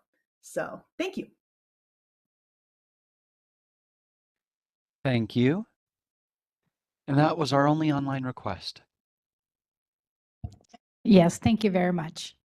Okay, before we move on to the other items on the report of the MDC, I think we will be going on a lunch break first.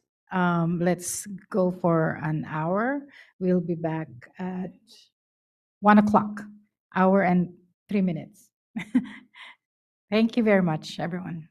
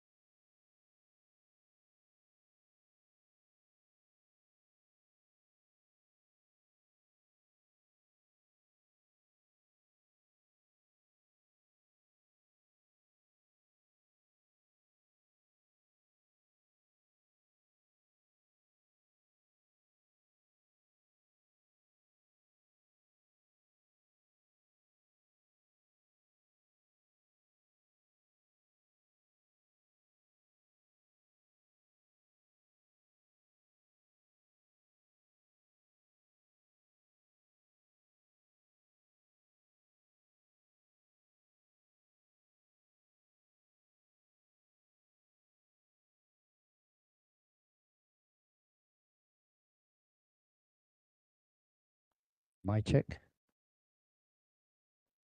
Welcome back. I hear you. I don't, let me, I don't yet see you. I think he would. I would have to remember. I also have to reject, so I'd have to send him a rejection and explain why. So.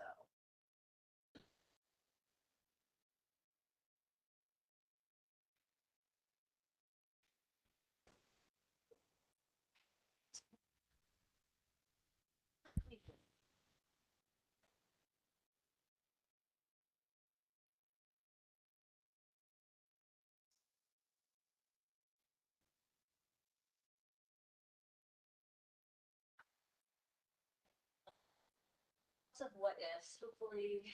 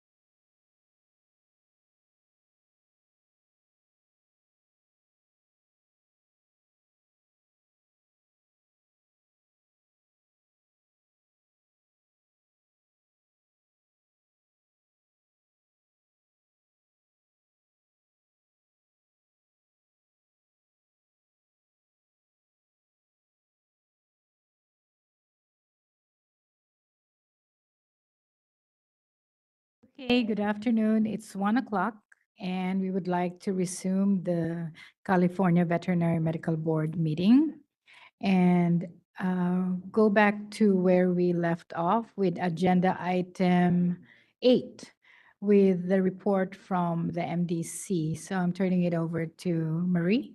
Right. Thank you. The next item we discussed in the meeting was the update discussion and possible action on recommendations from the Unlicensed Practice Subcommittee. The subcommittee met with representatives from the shelter community on October 9th to receive feedback on the legislative proposal that we'll discuss in agenda item 8B today, and asked for input on what statutes and regulations hinder the shelter community's ability to provide necessary services. Based on that discussion, staffing seems to be the primary concern. This includes licensure issues and reciprocity between states. The concept of limited licensure by creating a new license type for shelter vets, similar to that for university vets, was discussed. There was also the question of opportunity for foreign veterinarians in this area. Other issues of note were scope of practice for RVTs, establishing the VCPR for surgical patients, and a brief discussion on the ability or lack thereof for animal control officers to sedate animals prior to euthanasia in the field. I don't know if you want to discuss any of that now before. Yeah, so I think one of the things that would be helpful to hear from the board, because the Unlicensed Practice Subcommittee, in which Dr. Solcito was on, was looking at ways to address some of their concerns. The scope of practice concerns, the request from them was to allow, expand the scopes for veterinary assistants and for RVTs to do services to help with the fact that they don't have enough veterinarians to provide the services. Boards don't typically do scope expansion bills. That's done by the profession themselves. But another discussion, like Marie had talked about, was creating a limited license for either a true reciprocity license for shelter veterinarians, where if they're licensed in another state, they can become licensed in California quicker by removing certain requirements, like removing the requirement that they have to, if we verify that they're licensed in their state, remove the requirement that they provide proof of education, that they provide proof of passing the national exam, because the assumption is if they're licensed in another state and practicing, they have done that at some point. And can we look at coming to a more true reciprocity to get them licensed faster?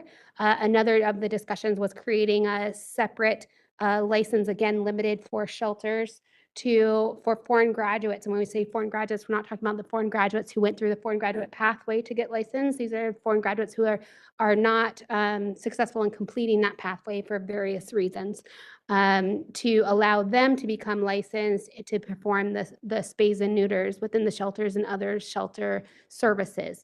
They had said during the stakeholder meeting that they knew if this board created that license similar to the university license themselves, they knew of a lot of foreign graduates. I think they specifically mentioned Mexico during the stakeholder meeting that would come today to start providing services in the shelters.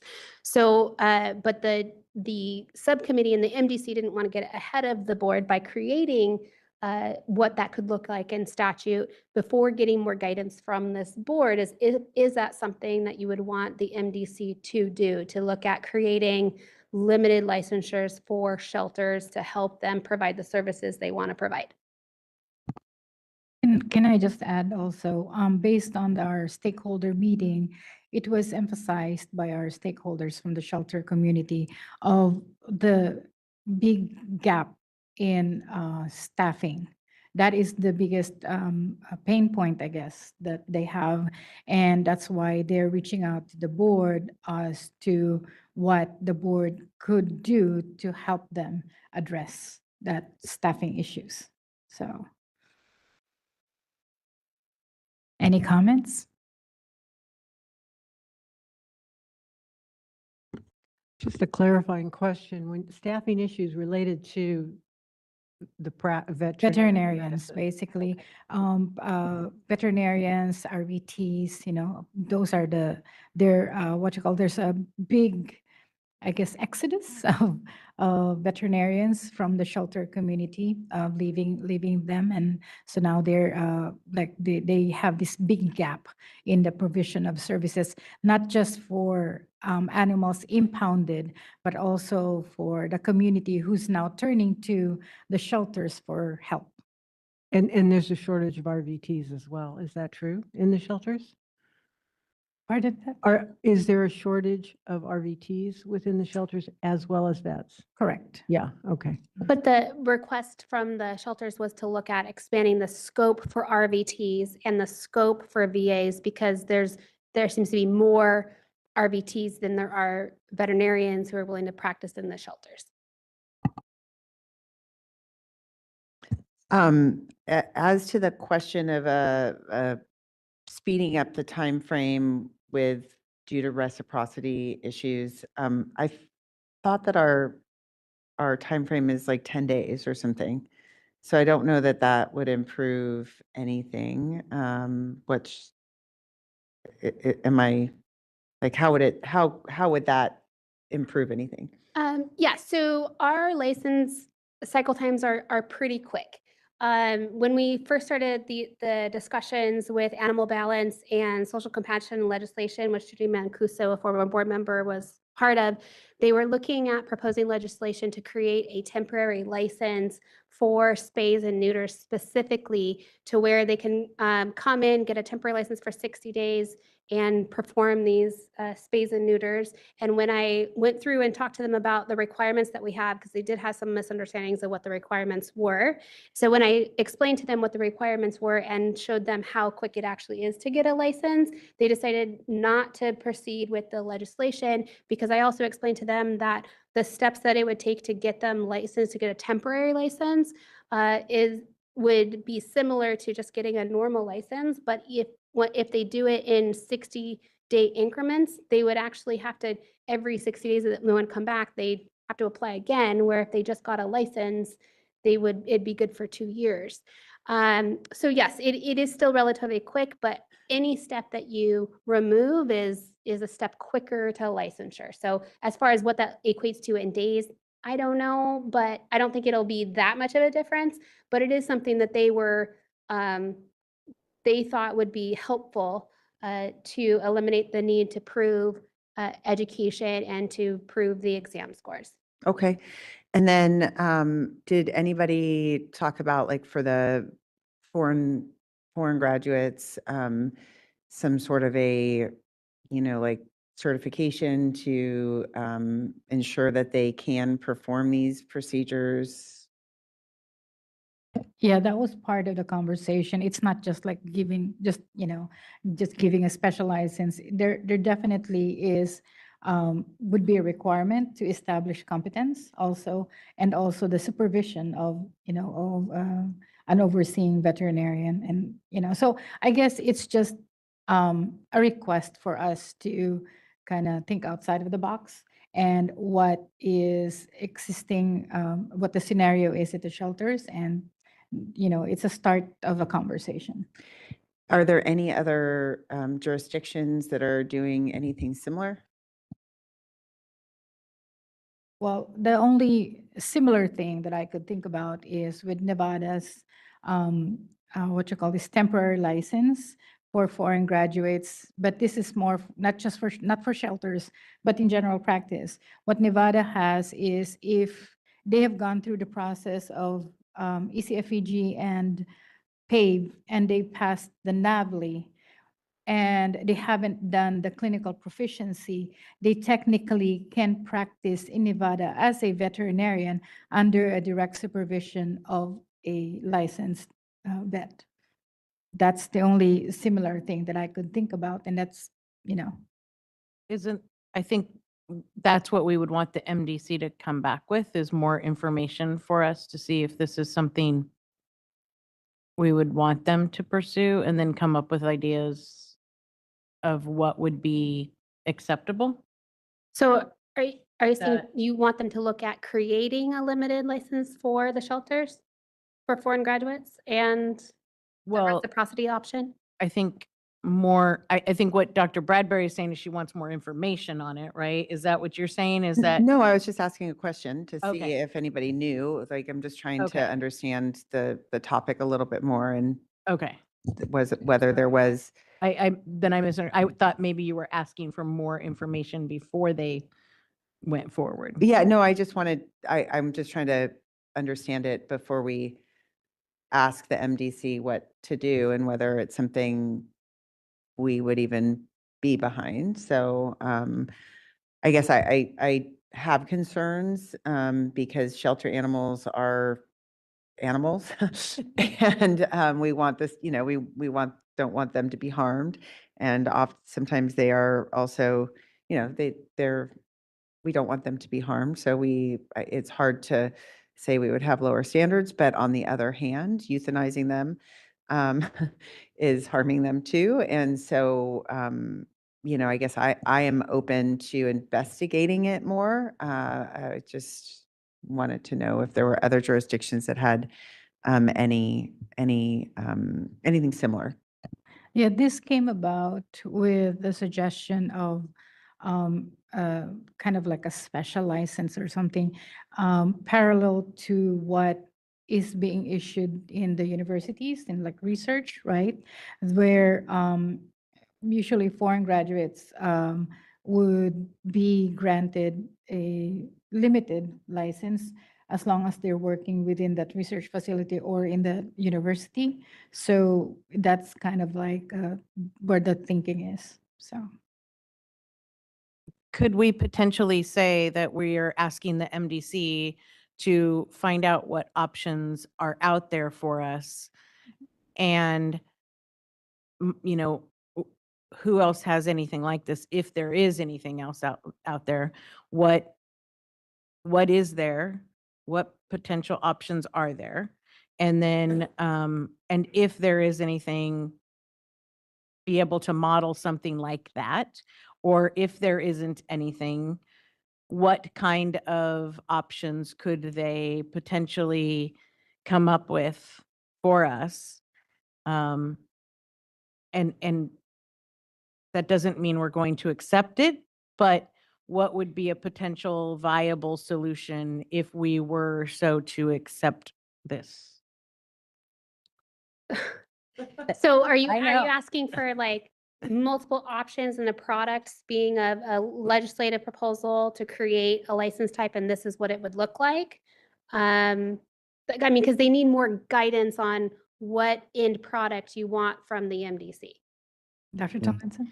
I guess I'm not going to pretend to be totally familiar with the problem, but I hear there's a problem and I hear they have some possible solutions.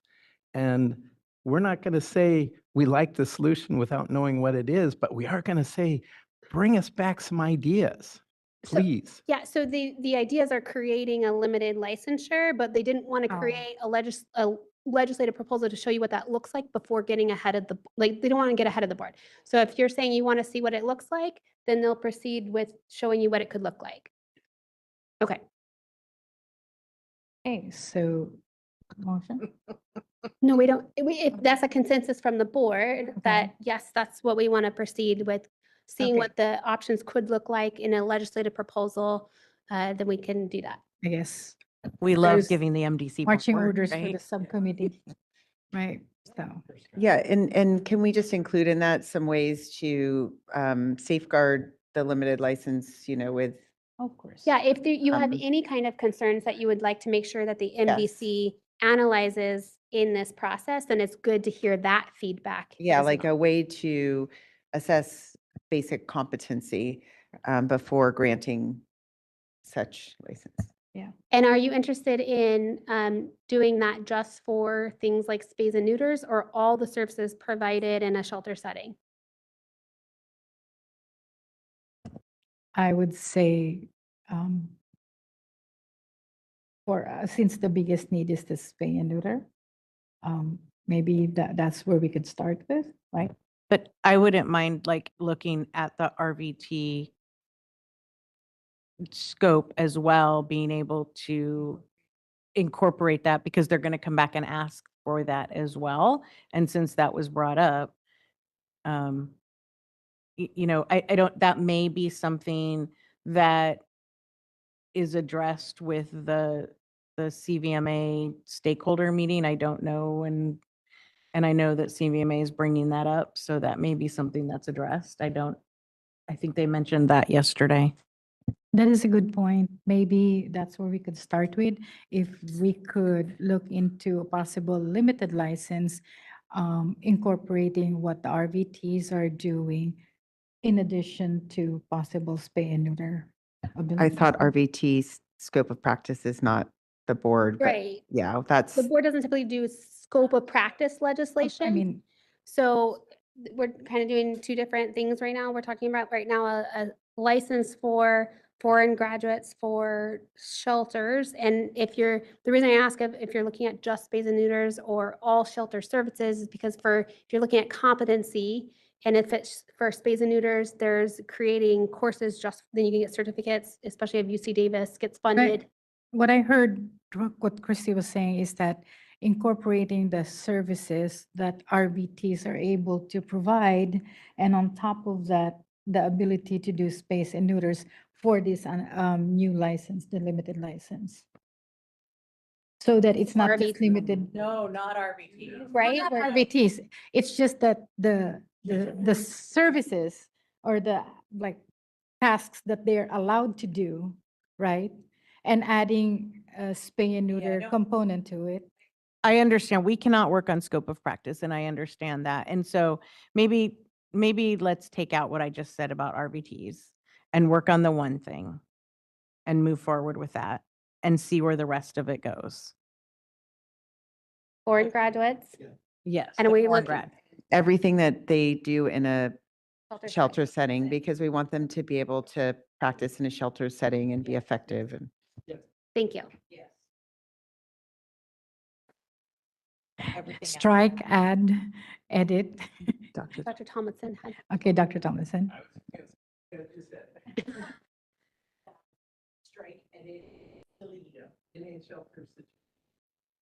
Got it. All right, next item. Oh, I'm so sorry. So that was foreign graduates. Do you also want to look at reciprocity for shelters as well? At least we can provide you options, and then maybe we can provide more data on how long it typically takes to get that information. sure. Okay. Sure. Okay. Mhm. Yes.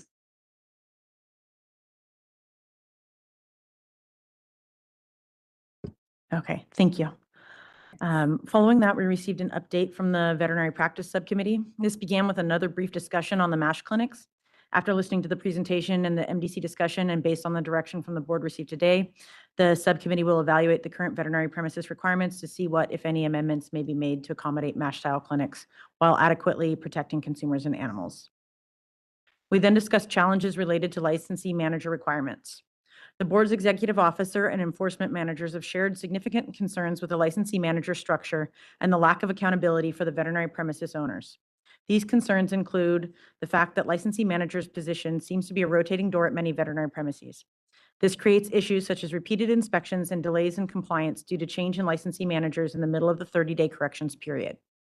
It creates a lack of citations for repeat violations, as most inspection violations result in education for licensee managers if it is a first-time offense.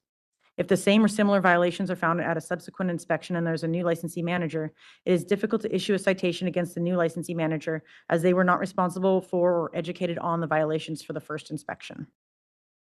It creates issues with amended pleadings. Within the last several years, numerous accusations had to be amended to remove the veterinary premises registration following substitution of the licensee manager. Again, the new licensee manager would not be responsible for the prior premises violations, even though the premises registration holder may be impeding compliance with minimum standards. Additionally, the licensee manager cannot enter into a stipulated settlement for the veterinary premises if they do not hold the veterinary premises registration. Thus, accusations are now only filed against the licensee manager and the veterinary premises registration if the licensee manager is the premises registration holder. Otherwise, the veterinary premises registration and thus the unlicensed registration holder is left out of the pleading. It was noted that there also seems to be a general misunderstanding of licensee manager duties, and in many cases, veterinary premises staff are unaware of who the licensee manager is, especially in situations where a licensee manager is responsible for multiple premises throughout California. There is currently no cap on how many premises a manager is responsible for and no requirement for them to live in California, nor is there a specific requirement for how often they must set foot in the premises they are managing. Representatives from the shelter community have shared with the board on multiple occasions their challenges in finding veterinarians who are willing to take on the responsibility of the licensee manager. This has made it difficult for shelters to obtain premises registrations and provide necessary care to animals within the community.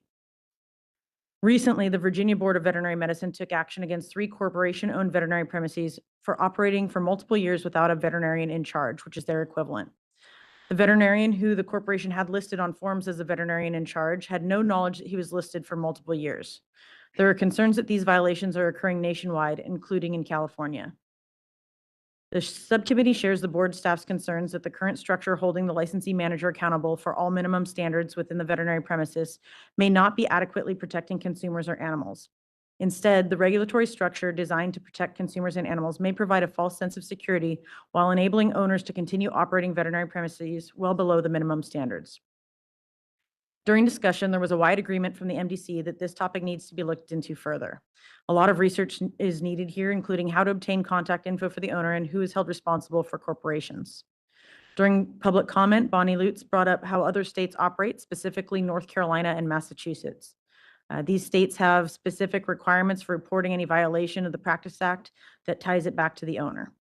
Dr. Grant Miller of CVMA said that he receives a lot of calls from people confused about the topic of licensee managers and their responsibilities. He stated that this seems like natural progression for the board since veterinarians are not often owners in this day and age. Difficulties for shelters and multiple location vets are well documented and should be discussed.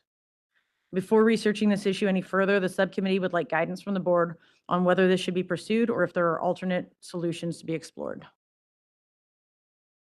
So similarly, we didn't want to get ahead of the board, especially since this is a very big change, not only statewide, but nationally. And the Canadian provinces, those who do register, they all have something similar to a licensee manager, whether it's veterinarian in charge. So it's a very big change to status quo. And so the goal is looking at removing the licensing manager requirement and shifting the accountability to the premises registration holder owner. And hold them accountable. There's a lot of research that'll have to go into that and all of the impacts, but we wanted to make sure that to see what the board thought before we went forward with that, because it's a pretty large endeavor. I support it.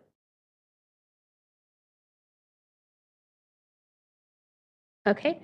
Any specifics, direction to the MDC of what to look at, make sure to address concerns or anything other than what's in the memos? One of the issues is accountability.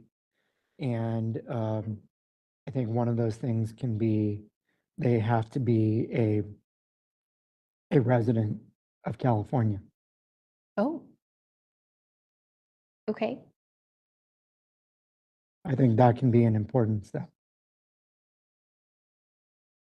So the premises registration holder, you would want to be a resident of California. Yes, that has an address on hand so that we have someone who is accountable that we can account for.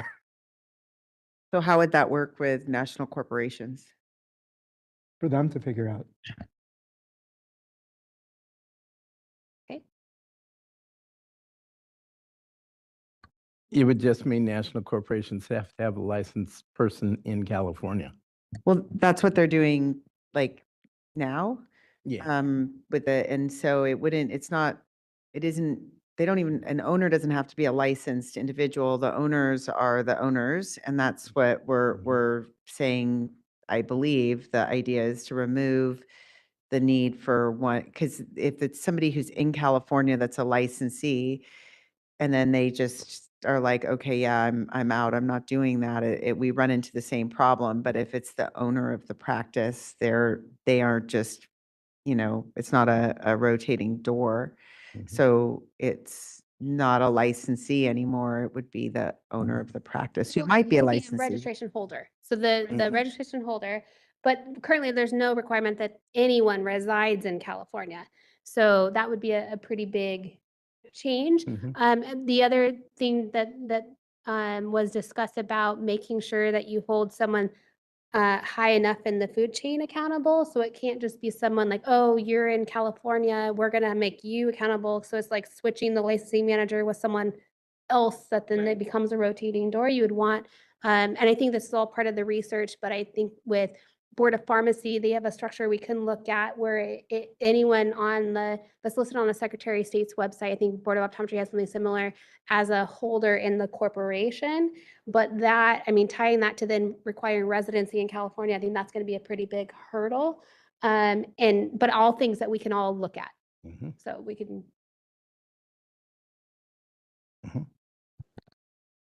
All right. It sounds like for the minutes, consensus is yes, proceed. Okay, thank you. Okay, thank you. During the July 2025 MDC meeting, the Complaint Audit Subcommittee shared discussions from a subject matter expert roundtable that brought into question the condition-specific VCPR. During that meeting, the MDC discussed current law versus what is occurring in practice, how the temporary COVID-19 waiver impacted how veterinary medicine was practiced at that time, standard of care versus regulation conflict, the differing perspectives within the profession, access to care and spectrum of care considerations, and future implications. The subcommittee asked the MDC at yesterday's meeting to consider both the support for removing the condition-specific language as well as concerns for removing this language and discuss what is best for consumers. Support for this included greater access to care from multiple angles, such as appointment availability, lack of adequate means of transportation, and financial feasibility. Concerns revolved around benefits to pill mills or those entities that just want to make money from prescribing medications, as well as those offering subpar care. During public comment, Dr. Grant Miller of CVMA stated that CVMA will be sponsoring a bill to change the VCPR from being condition-specific to being patient-specific and would encourage a collaborative effort on this. He would include a VCPR length of 1 year for in-person exams and 6 months for telemedicine exams while following the guardrails that are already in place to ensure standard of care. He noted that you cannot regulate to the lowest common denominator, as there will always be bad actors. CVMA's goal is to look to increase access to care. Bonnie Lutz echoed what Dr. Miller had said and stated that she answered questions on condition-specific VCPR for a long time. She advises her clients to view it as standard of care. She noted that no other state interprets this way. The MDC would like to further research this topic with direction from the board. So we're looking for if you would like the MDC to look to, again, provide recommendations on what it would look like to remove the condition-specific language. Yes. Yes. All right. Very agreeable. Thank you. There were a couple other ongoing subcommittee topics. However, no discussion took place on those at this meeting. They were just kind of mentioned. The California Department of Food and Agriculture collaboration is ongoing. We were supposed to meet on October 10th, but due to scheduling conflicts, that had to be rescheduled to October 17th, so we did not get a chance to meet before the MDC meeting. And then mandating electronic medical records is being discussed. The board tasked the MDC with researching whether the board should transition to requiring all medical records to be maintained electronically. This has been assigned to this subcommittee, and the subcommittee anticipates multiple meetings and significant stakeholder engagement before bringing this topic back to the MDC and the board. We then received an update from the enforcement subcommittee. The board currently has 5 consultants and 50 subject matter experts, comprised of 35 general practitioners and 15 specialists. 30 of the board's experts are actively reviewing cases. Due to recruiting efforts, the board was able to add 6 new experts to this pool, 4 of which are general practitioners and 2 of which are specialists. We received a breakdown of case reviews from January through September 2025. Numbers showed that 41% of cases reviewed by a consultant are then forwarded to an expert, meaning consultants can filter the majority of cases and get them closed more quickly.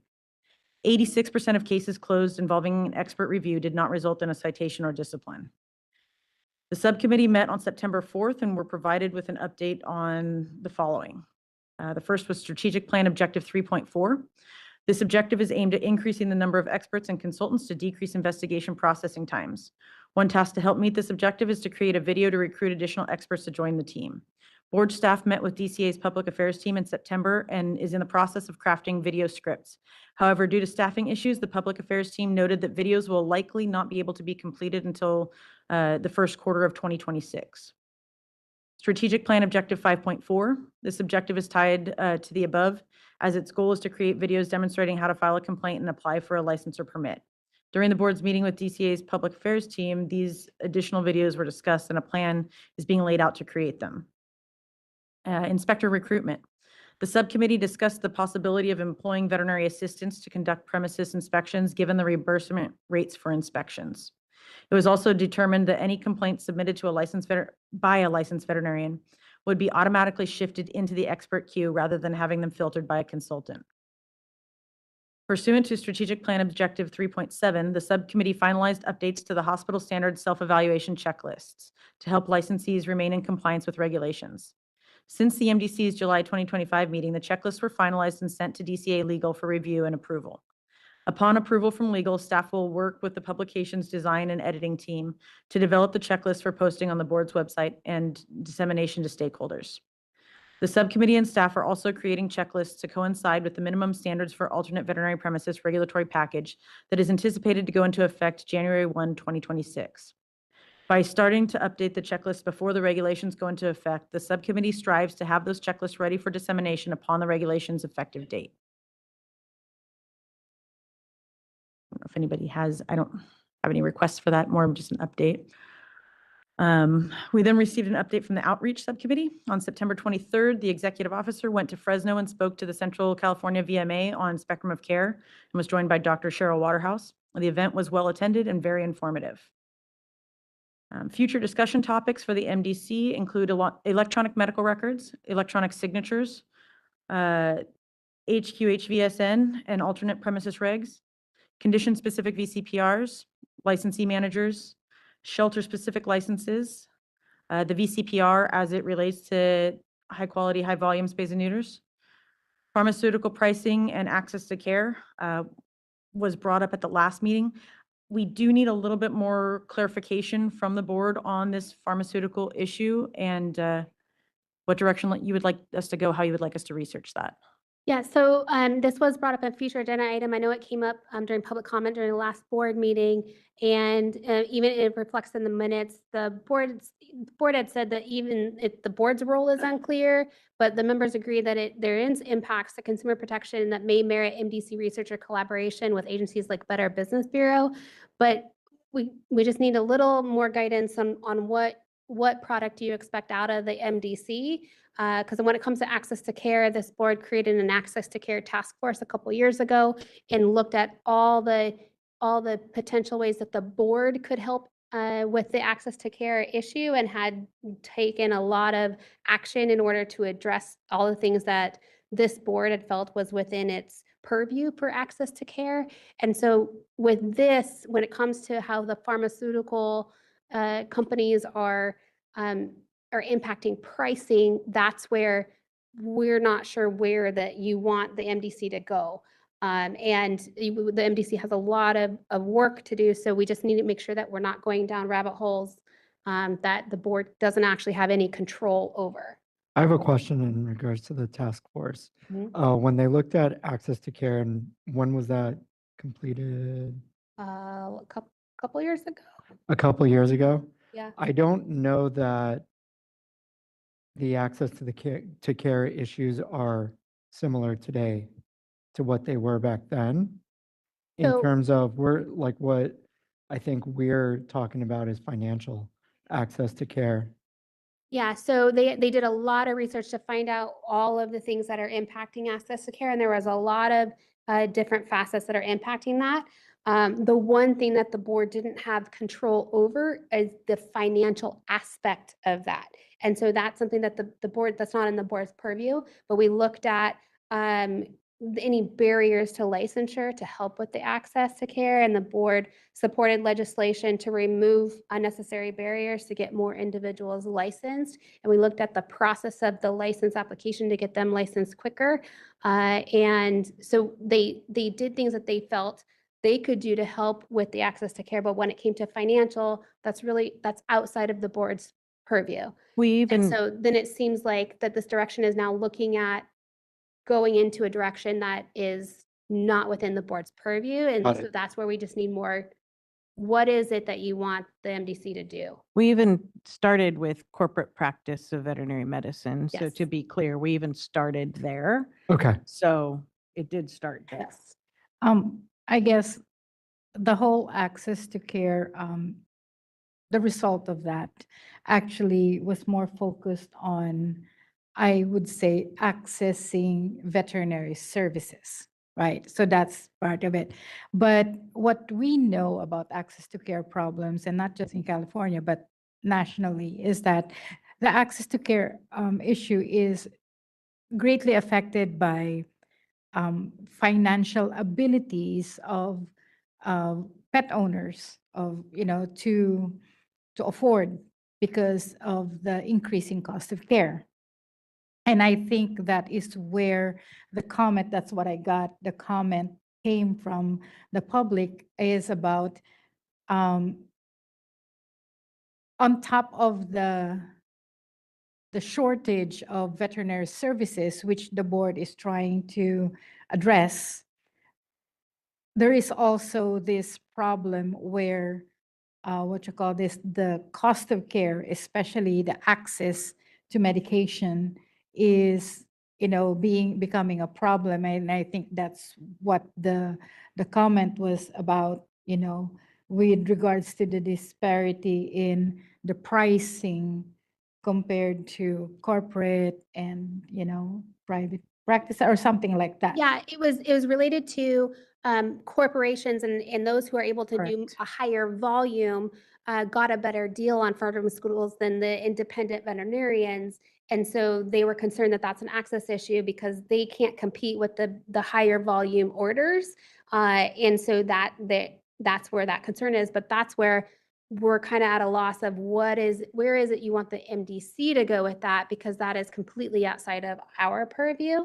The other thing too, though, about access to care, another thing that came out of that was the whole telemedicine discussion. We had a lot of issues with telemedicine and how it directly related to access to care, and then also the spectrum of care and how a lot of veterinarians don't understand how the board sees spectrum of care. So that's why we're doing more outreach to help with that part of access to care, to let them know that we do consider it part of standard of care, as long as all the options they provide are within the standard and not below the standard.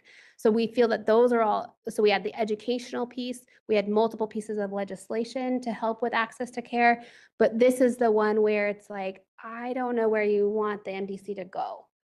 So. And any comments from other board members?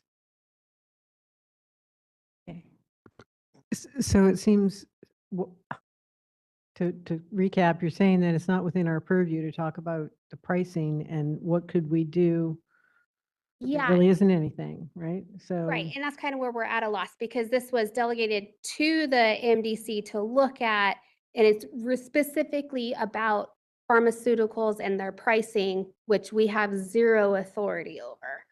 So what would you like from the MDC, I guess? Is there zero authority regardless of legal grounds to how the pricing activity is done? We have no authority, whether it's pharmaceutical or any veterinary services, to dictate pricing of anything. Right. So that's where we're kind of at a loss. Yeah. I can only come in from the outside and say that I, as a sole practitioner, am not able to buy what the corporations can. So I joined a buying group, so the buying group can buy at the same price as a corporation. These are financial things. I don't think that's our purview. Okay. So it sounds like the consensus is you guys are okay with the MDC not going further with that. Okay. I agree.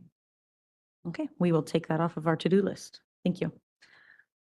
We discussed future meeting dates. Our 2026 dates will be January 20th, April 14th, July 14th, and October 13th.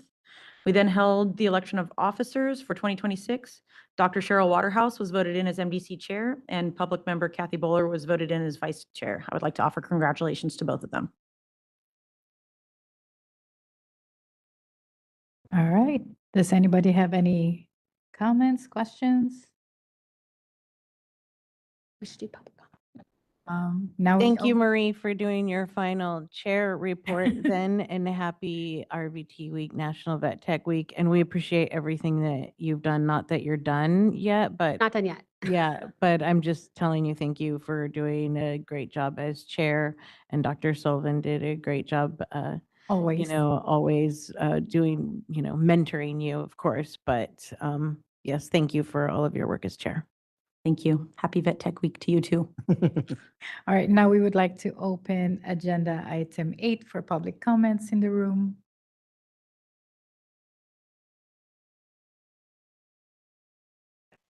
And this is just 8A. Oh, 8A. Hello. B. A and B. Yeah, we did 8A and B. The 8B is a legislative proposal. we didn't do the proposal. We haven't done the proposal. It's Okay, only 8A, sorry. Comments on 8A. But just as point of clarification, 8A is what she just covered. Everything she just covered. Perfect. Thank you. Grant Miller, California Veterinary Medical Association Regulatory Director. And shucks, you stole my thunder. The CVMA will be sponsoring legislation in 2026 to change California's VCPR statute from being patient-specific to being condition-specific. No, the other way around. Thank you. I wanted to make sure everybody was listening. Oh, we've got him. You to do the other thing. And we have listened intently to what the board said in July with its comments, and also now to what it's saying here. We also believe that if this will be changed, there needs to be a 1-year exam of the animal in person and 6 months on telemedicine. We do understand that there are a lot of concerns kind of tangentially relating to telemedicine, but this bill will really not be addressing telemedicine. It will solely be looking at how we can change our VCPR to be patient-specific, which we believe can be done by some simple strikeouts and some additions of clarifying language on when the animals will be examined. So we are in very early stages, but we have secured the San Francisco SPCA and the San Diego Humane Society as our co-sponsors of the bill. Together, as you know, we ran some bills this year to address RVT and veterinary assistant tasks in practice. So we feel that we work well together. Now we're looking for an author next. But I would like to reserve the request of your board to be collaborative with us. I found that in all instances when we've worked with legislative language, this board's presence and knowledge of the law has been very helpful to us in making the law the way we really want it to be. And so we do have some proposed language, but we expect in January to be coming to you on a more official capacity, if all goes well, to say, here's our language. Hopefully you can support it. And maybe if you can't, maybe you could get us to a place where you could if you wanted to make some amendments. So I'm reserving that ahead of time, and thank you in advance for your collaboration on this effort. Thank you.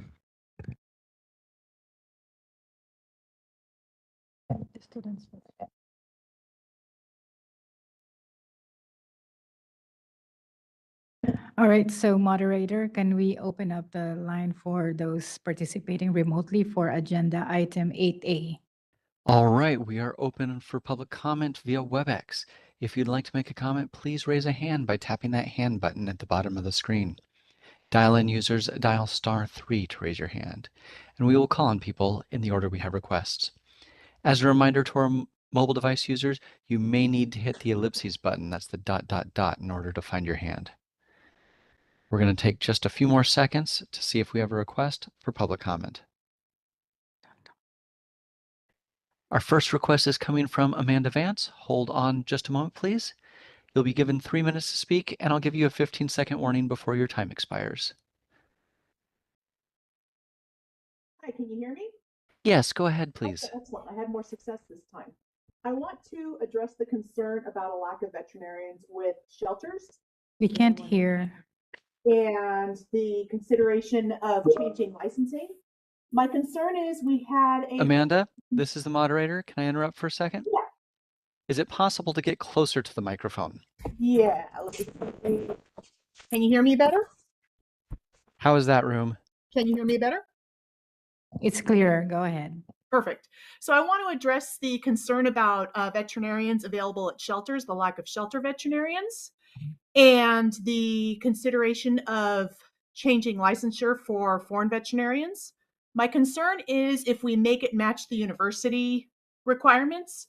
At the university facilities, there's a lot more there's a lot more people watching over them. I'm blanking on the term I want to use now. And in a lot of these shelters, they're in very isolated areas where these foreign veterinarians won't have any supervision. And I think if we're already concerned about disciplinary actions, we may be opening the door to that even more. Another thing to consider is, why do we have a shortage of shelter veterinarians? What are the causes of it? And quite frankly, I think it's a consideration of what benefits do a veterinarian have to pursue shelter medicine, pay, benefits compared to general practice and other fields in veterinary medicine, quite frankly.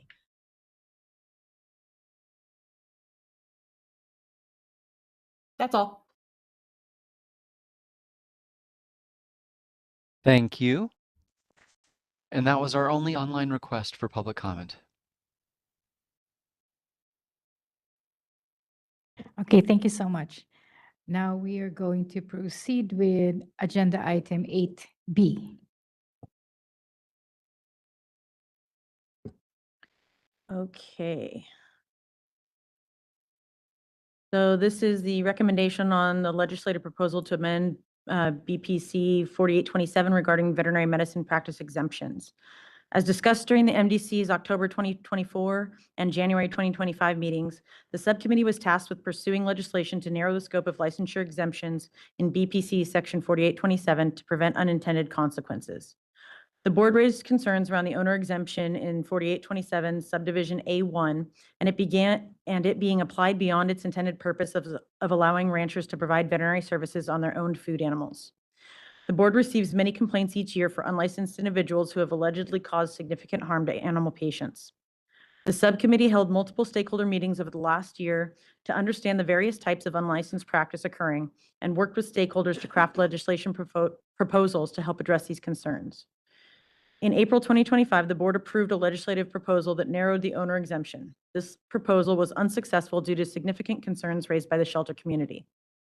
They were concerned that the legislative proposal was overly broad and would prevent owners from providing any kind of necessary care for their own animals. If owners were unable to provide service to their animals, the shelter community was concerned that there would be an influx of animals at the shelters due to owners relinquishing their animals. Similarly, rescue groups also provide necessary care for their animals. The shelter community was concerned that if the rescue groups cannot provide the necessary care, they would stop taking the animals from the shelters. If more members of the public relinquish their animals and less rescue groups take them from the shelters would far surpass capacity and would be forced to euthanize even more animals. During public comment at previous meetings, it was suggested the board focus the exemption on specific acts, such as surgery, rather than overly restricting the owner exemption. So an update on that, the subcommittee met with board counsel and staff on multiple occasions to draft a legislative proposal that leaves the owner exemption intact, but prohibits owners from performing dental or surgical operations. This proposal would amend the owner exemption as follows. We have it up there. So it adds the underlined section B. The exemption authorized under subparagraph A does not include a dental or surgical operation upon an animal under supervision D, section 4826.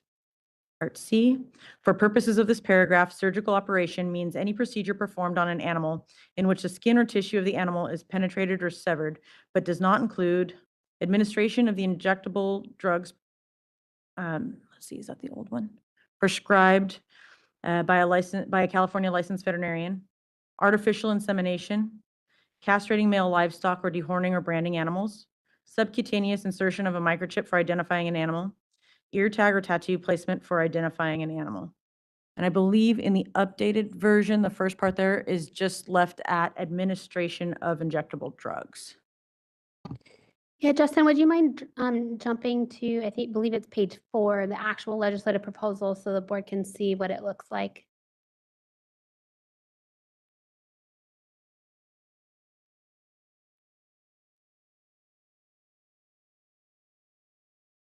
Thank you. Thank you. The subcommittee believes these amendments would prevent the most egregious forms of unlicensed practice, which would be surgery, from occurring while preserving an animal owner's ability to provide necessary care to their animals. Uh, During public comment, there were some cautions, one of them being from Dr. Grant Miller of CVMA. He had concerns on how this might affect the definition of surgery moving forward, since this would be in statute. Bonnie Lutz also commented that it is disturbing that there is no other definition of surgery anywhere else in the Practice Act.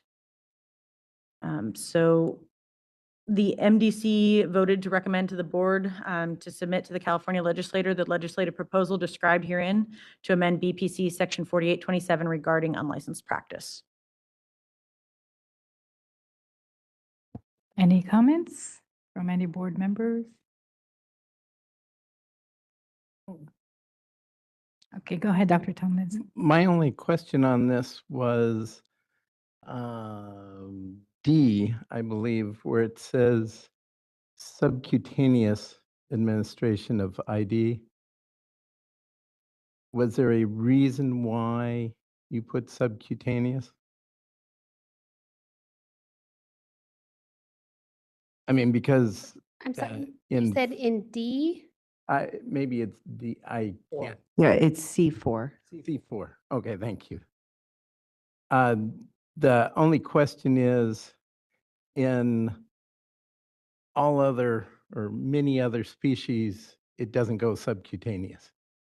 So if you're just talking dogs and cats, that's fine. C4 is the microchip? Yeah. Oh,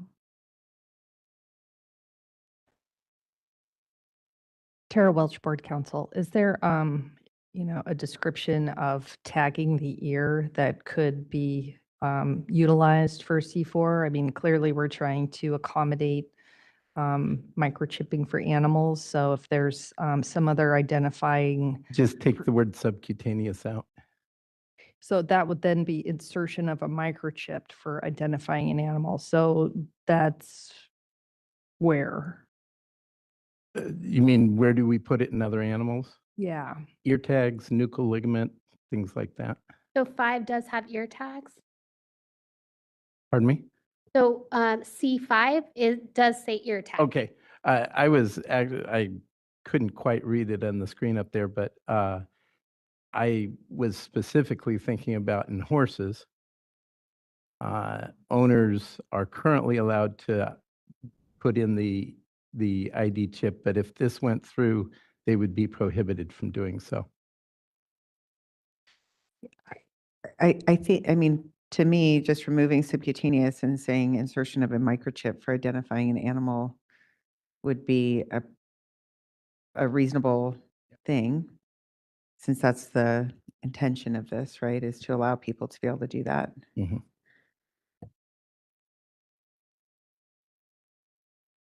Unless there was some discussion as to why subcutaneous was specifically None that I'm aware of. stated. No. Okay. Thank you.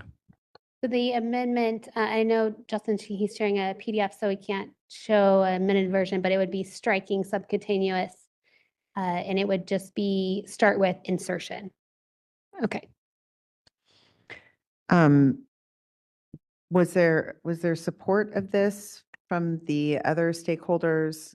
Okay.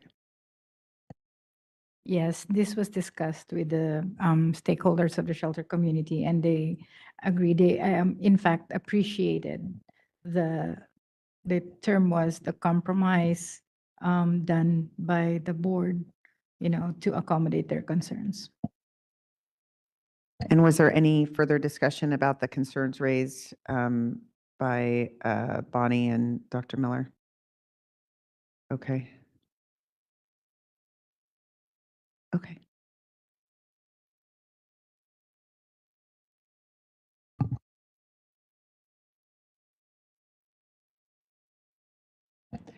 All right, well, I will make a motion to submit to the California State Legislature the legislative proposal described herein to amend BPC Section 4827 regarding unlicensed practice as amended here today. I'll second. Okay, so we proceed to public comment on this legislative proposal from anybody, public in the room. We do have one.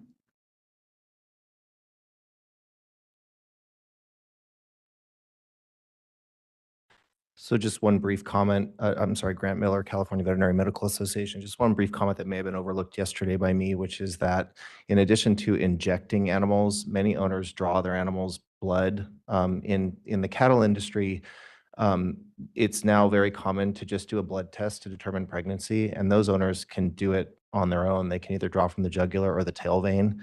And so that might need just a little bit more discussion or consideration as a potential for that subsection to be altered. Thank you.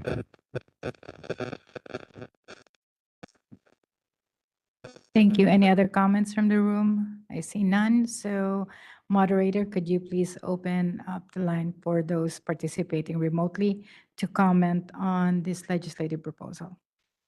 WebEx is taking public comment. Please raise a hand by tapping that hand button at the bottom of the screen. Dial-in users dial *3 to raise your hand. And our first request is coming from Karen Atlas. Hold on just a moment, please. We're sending you a request to unmute your microphone. Hi there, can you hear me? Yes, go ahead, please. Wonderful. Good afternoon.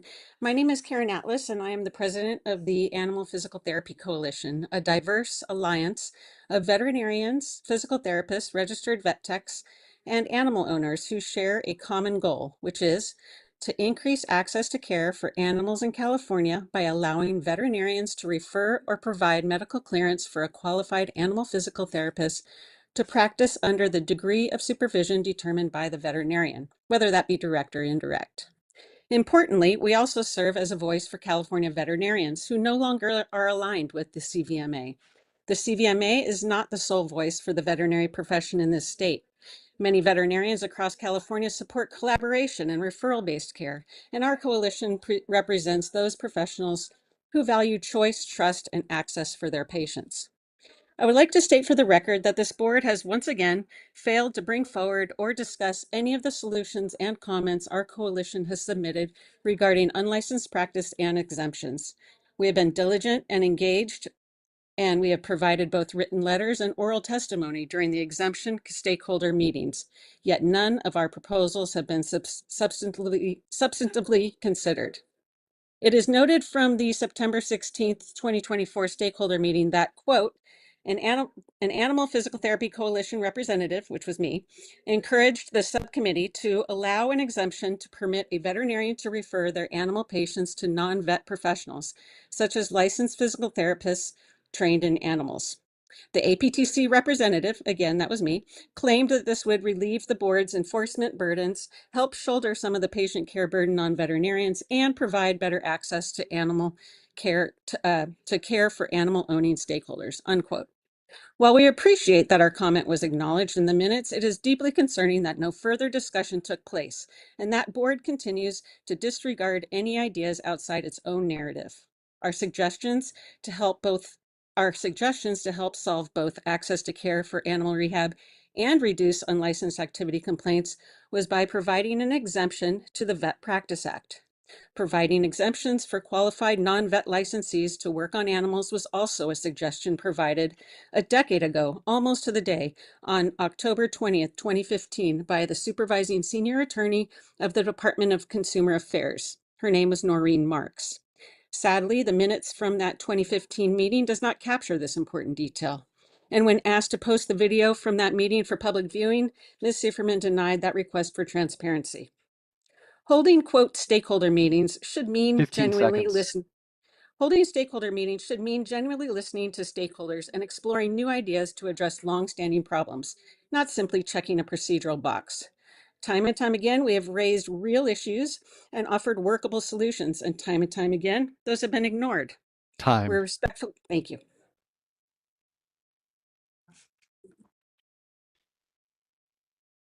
And that was our only online request for public comment. I take it back. Hold on just a moment, please. Next, we're going to hear from Sebastian. Going to have to help me with the last name. Lidike. So Sebastian doesn't need a time. He's our student liaison, so he can speak as long as he needs to. They can speak. Sorry. Hello. Yeah, this is Sebastian Lidike, the student liaison. I just, if I could talk about section C4 that we had just been discussing, where Sebastian, we were. if we could, Sebastian, I'm so sorry. If we can actually wait, get through all of public comment, and then we can go back to you if that's okay. Oh, yeah, for sure. Thank you. There are no other requests for public comment at this time. Okay, thank you. And then Sebastian, if you don't mind, you could just unmute yourself and share your video, and then we can have that discussion with you. Sure. So, you. yeah, section C4, talking about internship. To be honest, I don't have enough clinical experience to really talk about this with any expertise, but I do know of in the exotic animal realm, with tortoises, there is the option of implanting microchip, but I have also heard of some owners and even some veterinarians epoxying a microchip onto the shell. I don't know what the welfare implications are of that method, but I don't know if that deserves some more attention as far as that wording is concerned. So, thank you. So to clarify for that, it doesn't sound like when you're epoxying it onto the shell, then it's not considered a surgical operation because it's not going to be penetrating the skin or tissue of the animal or severing the skin or tissue. Okay. So that would So still that- be permitted. It's just Okay. we want to allow for the tagging of and identifying of animals, so we don't consider that surgery. So that's why you see the insertion of the microchip, because that it penetrates the skin and therefore would be considered surgical under the definition. So we wanted to exempt it from it. Okay. Thank you. Thanks for the clarification.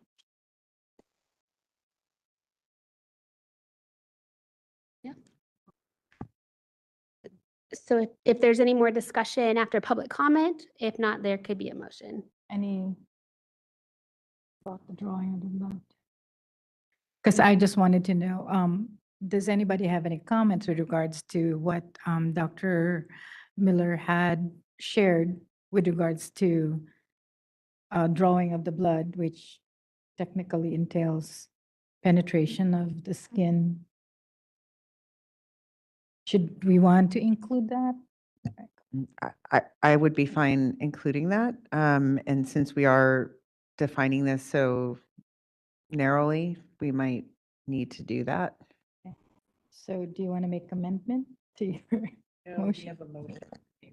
Oh, I think I can amend my motion. Yeah, amend it to have the addition, I guess, C6 to include venipuncture. For purposes of drawing blood. For Yeah, I don't know if it has to be that Just- specific, but yes. yeah. I don't know. I'm For venipuncture, open to period. other ideas, but Venipuncture. venipuncture. Period. Okay. I would like to say for analytical reasons, because we don't want them opening a Blood blood bank. lab based on their cow. That's true. Sounds good to me. Add for analytical, for diagnostic purposes. Yeah, venipuncture for diagnostic purposes. Okay. I would accept that friendly amendment. Yeah, we probably should get public comment based on that amendment. Okay, so just to be clear, the amendment is to BPC Section 4827, Subdivision A, Paragraph 1, Subsection C, Subparagraph. It's a new subparagraph, Roman numeral 6, would authorize venipuncture for diagnostic purposes. Thank you. Okay, with that amended motion, we would like to open the floor for public comment. Anybody in the room? So for the purposes of meeting minutes, Dr. Miller said perfect. And 2 thumbs up. Okay, now we would like to open it up for folks that are participating remotely to comment on the amendment. All right, now is the time to raise your hand to comment on the motion. If you'd like to make a comment, please raise a hand by tapping that hand button at the bottom of the screen. Dial-in users, dial *3 to raise your hand. And our first request is coming from Beth Vinnett. Hold on just a moment, please. We are sending you a request. Oh, hand went down. Hands back up. Beth, we're sending you a request to unmute your microphone.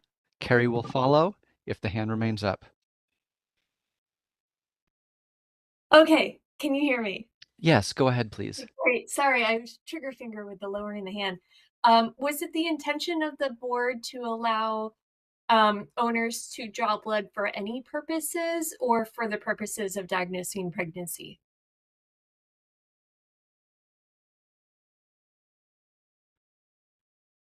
All right, thank you for your comment. Hang on just a moment. Next, we're going to hear from Carrie. And that should be the final request. Carrie, we're sending you a request to unmute your microphone. Yes, hi. Can you hear me? Yes, go ahead, please. Good. Yes, I'm Carrie Calais, and I'm a member of the public, an animal owner. My question is probably maybe related to the venipuncture, and that is, what about cystocentesis for urinary analysis? And diagnosis, whatever you call it, just because my animals have had that numerous times. Would that apply in the section that has to do with venipuncture and other puncturing of the skin? That's my question. If that needs to be included also. All right, thank you for your comment. Comments are a one-way, they're not intended to produce a dialogue. But thank you very much for your comment. And that is our final request for public comment online. All right, any further discussion? Yes, go ahead. I know we're not supposed to have dialogue, but I think it would be helpful to explain the difference for. Okay. Oh gosh, Carrie, for cystocentesis, that is a much more dangerous procedure. And I have personally witnessed animals die after cystocentesis, both from rupturing the bladder and from people lacerating the aorta, which is just on the other side of the bladder. I don't think we would be in support of that being exempted. At least I wouldn't be. But I just thought I would clarify that because it does seem like a very simple procedure, but there are some very significant risks, and I've actually witnessed some of those in practices I've been associated with. So, in fact, a vet student in my class had that happen to her own animal when she did it. So, in any case, as for Dr. Vennett's question, we did specify for diagnostic purposes for the venipuncture. Diagnosing for anything. So For there's anything. no limitation to it. Wouldn't be specific for pregnancy. It's any diagnostic purpose. Any diagnostic, yeah. Yes.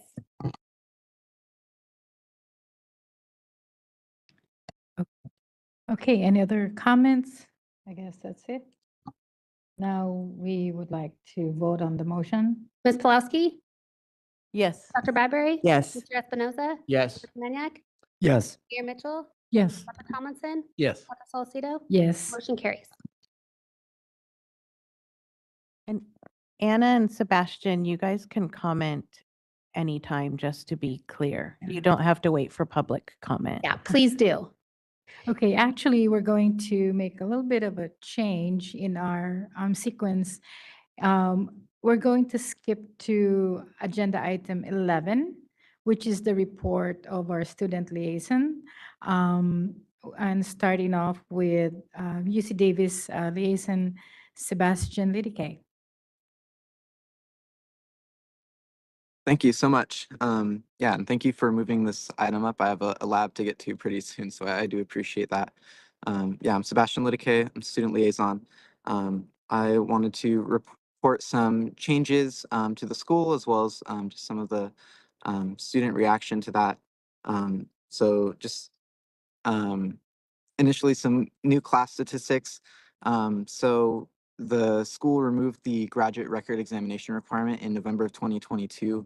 And since then, that's changed a little bit the demographic of the new classes. So when my class went in, we had that GRE requirement, the graduate record examination requirement. They received just over 1,000 applications, and about 900 of those applications completed all of the appropriate requirements. The classes following that did not have that requirement. So class of 2028 and the incoming class of 2029, they didn't have that requirement. The school received over 3,000 applications, with 2,000 applications having all the requirements completed. So a very significant change there. In addition, about 57% of the incoming class are first generation college students, which is comparable to the class just before them, which also didn't have the GRE requirement. So I suspect, and many of my classmates suspect, that it's probably that the GRE was a barrier for a lot of first generation students due to cost. For the new class, 42% of the students of that class indicated they're mostly small animal focused. 24% indicated that they are mixed animal focused, and that would include small animal practice with the practice of large animal or equine. And then the rest of the students fall variously into large animal only, such as livestock only, equine only, or avian, exotics, laboratory, and zoological. Overall, about 3/4 of the class are interested in private practice. With that, there's also been some changes to the curriculum. So there's no more CAT surgeries as of this year for the junior surgeries, the third year laboratories that we do. And it's been explained to me that this is mostly due to a lack of faculty availability to oversee some of the labs that take place with the CAT surgeries. So some of the students are somewhat concerned about pre-graduation surgical experience. I don't know if they're going to find a solution to that sometime soon, if they're going to reinstate those surgeries. So we now do a total of 9 surgical labs, and with 3 surgical teammates. So each person gets to be primary surgeon a total of 3 times. Once for a dog castration, and then twice for a dog spay. And this is for the third year junior surgery lab. So during 4th year, we do have the option to choose surgical rotations. One of those is the shelter medicine rotation. I've heard from students who've taken that rotation, they do somewhere from 30 to 50 surgeries over the 2 weeks of that rotation. So that's one option for students there to get some more surgical experience before they graduate. And some changes to NAVLE preparation. In past years, the NAVLE pass rate has been quite high, I believe, around 96%. But most recently, it was at 92%, and I believe this has prompted the school to change how we prepare for the NAVLE. So we're no longer going to use the program we have been using to study. They're still in the process of making the change to a new program, so I'll learn what that is soon, hopefully. The school's also, sorry, was there a comment? I think a microphone just buzzed, but Oh, go ahead, okay. please. Okay. The school's also coming up for accreditation. So next week, there's the AVMA Council of Education coming by to review the facilities and the curriculum, talk to students and faculty, that kind of thing. So we'll see what news there is from that. On September 18th, the dean announced that they had received a large amount of money in gifts, and they have plans to commit to some very serious expansions of facilities. So over the next 10 years, they plan to build a new veterinary education pavilion, a primary care hospital, an equine hospital, a veterinary cancer center, spay neuter clinic, and a new raptor center. I suspect the spay neuter clinic that they're building is going to connect with the with SB 1233, which, like Dr. Miller was mentioning, is hope. It sounded like it was on tracks to have some more groundwork. So I'm pretty excited about that, and I know a lot of my classmates are too. Um, but overall, that plan is taking place over the next 10 years. But in addition to that, the dean announced that they plan on expanding the total class size, so overall 4 years, from 600 students to 800 students. So each year is adding 50 more students, essentially. It's unknown when exactly that change is going to occur. I suspect more towards the end of the 10-year plan when those facilities are actually in place. But we'll see where that goes.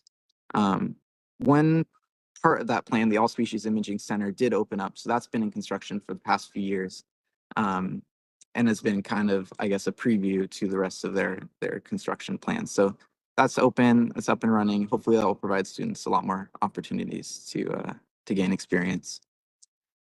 The last thing that I wanted to talk about was the big beautiful bill, the new legislation for student loans, and what effect that might have on students. Not super specific to UC Davis, but just in general. It changes a lot for vet students. It has some effects on current students as well as current debtors. So folks who have already graduated, but I'm going to focus on the students. Overall, it removed Grad Plus loans, added a loan cap of $200,000 to all professional school students. And that's including if you, not just for vet school. So if a student goes to a master's program or if they're doing a dual degree program, any loans that they accumulate during those programs contributes to that cap. It also removes some repayment plans. So this will also affect the current debtors. They plan on removing IBR repayment plans, and they added a repayment plan RAP, which is supposed to be income driven, and the loan amount is forgiven after 30 years. So for students who entered in 2024 and before, so the class of 2028 and older, they can still take federal student loans up to the full cost of attendance. They're not limited by the cap. Any of the loans taken out after July of 2026 have to be paid through the standard plan or the new RAP plan, as opposed to those old plans. For specifically the class of 2029, the students who just came in, they will only be able to choose between the standard plan or the RIP plan for repayment, but they will still have access to the Grad Plus loans, and can continue to take out loans over the cap, so they can take out full cost of attendance. Any of the other classes are affected completely by the new bill. Talking to my classmates, we don't expect that tuition is going to be lowered. If anything, tuition is only going to increase. We suspect that this is going to cause more students to have to take out private loans or finance their education in some other ways. If not, maybe it leads to less enrollment, but we'll see. Some schools like UC Davis do offer health profession student loans, which can cover a good portion of tuition at a lower interest rate than the federal loans. I don't know if that's going to be available to everyone once the bulk effect of these changes hits. Yeah, so overall, a little bit of anxiety about finances from students, but also a lot of changes with the curriculum and with facilities. So thank you. If there's any questions, I'd be happy to answer them. Thank you so much for that report, Sebastian. We have a question from Dr. Bradbury. Hi, Sebastian. Thank you for your report. It was a really good report. And also thank you for your participation in our discussion. I think it's really helpful, and we look forward to having you participate more. So I did have just a question on the surgery situation and your training. And it sounds like there is a good fourth year rotation. Is there enough room for everybody who wants to participate in that rotation to take that rotation? Yeah, that's a good question. I believe there is enough room. I would have to ask specifically the administration and the folks who are involved in scheduling all of those rotations. But I believe there is enough room for students to do that. It just depends on how exactly they're organizing their clinical year. The administration would be in charge of making sure every rotation has a sufficient amount of students, as well as whether that actually works out with the teaching hospital schedule. There are other options for surgical rotations too. It's just I've heard you don't get as much like primary surgeon surgical experience as you do with the shelter medicine rotation. There's like a community service surgical rotation. You do some more, there's some spay neuter involved in that, as well as some other non-standard procedures, but it's not as high volume as the shelter medicine rotation. Okay. Some students do have different priorities as far as surgery is concerned, though. So I have heard from some students they're not interested in the shelter medicine rotation because they don't plan on doing surgery. Got it. Okay. That was my main question. Thank you so much. Thank you. I have a question for Sebastian. Sebastian, can you educate us on, in your estimation, what kind of student loan debt are our graduates facing? Is it, I know it's a bit of an approximation, but do you have a sense of that? I do, yeah. So, yeah, I know. So the $200,000 cap does sound like a lot. Tuition's always going up. It goes up every year. So, right now, I would estimate on average that most veterinary students, if they are taking out student loans, they have on average of maybe 230 to 250,000 at UC Davis.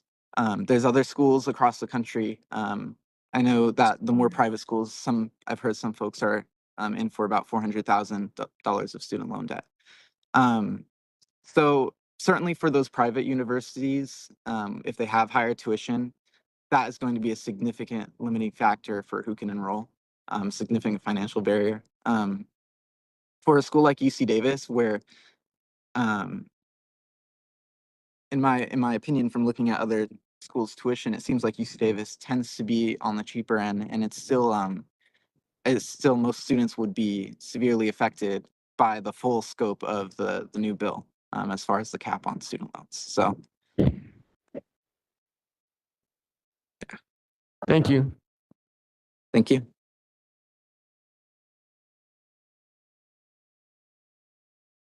Okay, so no more comments from the board. I would like to open this up for public comment from the room. I see none. Moderator, if you could open this up for public comment for those participating remotely. WebEx is open for public comment on Sebastian's report. If you'd like to make a comment, please raise a hand by tapping that hand button at the bottom of the screen. Dial-in users dial *3 to raise your hand, and we will call on people in the order we have requests. We're going to take just a few seconds now to see if we have a request for public comment.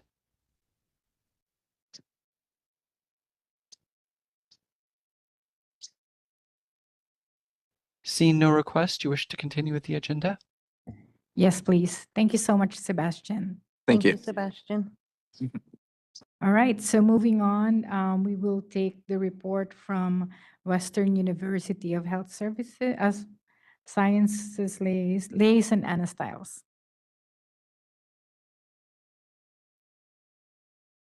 Hi, can you hear me okay? Yes, we can. And can you see me okay? Yes, we can as well. Perfect. Okay. So good afternoon, members of the board and members of the public, especially for our new board member. I'm Anna Stiles. You can call me Annie. I'm currently a third year student at Western U. So I just had a couple of quick updates before I go into some of the bigger topics. Of note, the new class of 2029 had a record number of first year students, of a number of 120 at the white coat ceremony that kicks off the year for them. And we have some new faculty as well. We have Dr. Fidget, who's the health system sciences professor, Dr. Andrew Muir, who's a large animal surgeon. He's now an associate professor. And we have Alfonso Martin, who's the new manager of clinical education. And I know that the board is curious about how students, like what their interests are in terms of their future careers and how they make those decisions. So through some more like informal like surveying and talking to students, it seems that most of their career goals are shaped by either like pre-veterinary school experiences, and actually also like frankly our third year curriculum and the experiences that that unique curriculum offers us. So a majority of students are interested in small animal. Um, but as I mentioned, like a lot of students, either if they volunteered somewhere or worked somewhere before in equine, or they did research with lab animals, um, those types of experiences have a large impact on their decision to go into veterinary school and then what they're going to do after veterinary school. But there are a fair amount of students who again, especially because of the third year clinical rotations that we have, either completely change what they want to do, or they, you know, the focus of what they want to do kind of shifts slightly. Um, so just to kind of like recap, the third year vet students, we start going out into practices um, from the beginning. So we have like personally in the first 8 weeks of my third year, I've rotated through a safari park and a renowned lab animal medicine facility, and I've performed a handful of spays and neuters, both as like a primary surgeon and as kind of like an anesthetist, if you will. Um, but an example that I want to highlight is a recent story of Dr. Haley Moore from the class of 2021. She recently passed her boards and is now a diplomate of the American College of Theriogenologists. And she stated that she knew she wanted to specialize uh, in reproductive medicine and theriogenology from the beginning of her veterinary career, but she had never considered working with anything other than small animals. And she explained that her third year at Western U sparked her interest in equine medicine, and her fourth year helped connect her with theriogenologists and receive the clinical experience that ultimately led to her securing an equine internship. So there is kind of that interesting balance of, you know, people before vet school already kind of having an idea of what they want to do.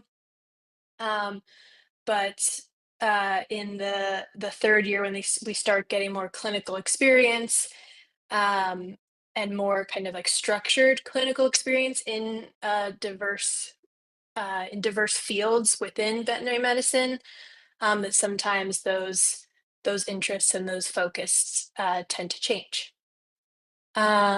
So Western U recognizes the importance of those kind of pre-veterinary school experiences, and we do a fair amount of outreach. We go to different like colleges and even like high schools in the area. We have like our big like open house event in the spring to kind of give people a glimpse into what veterinary medicine is.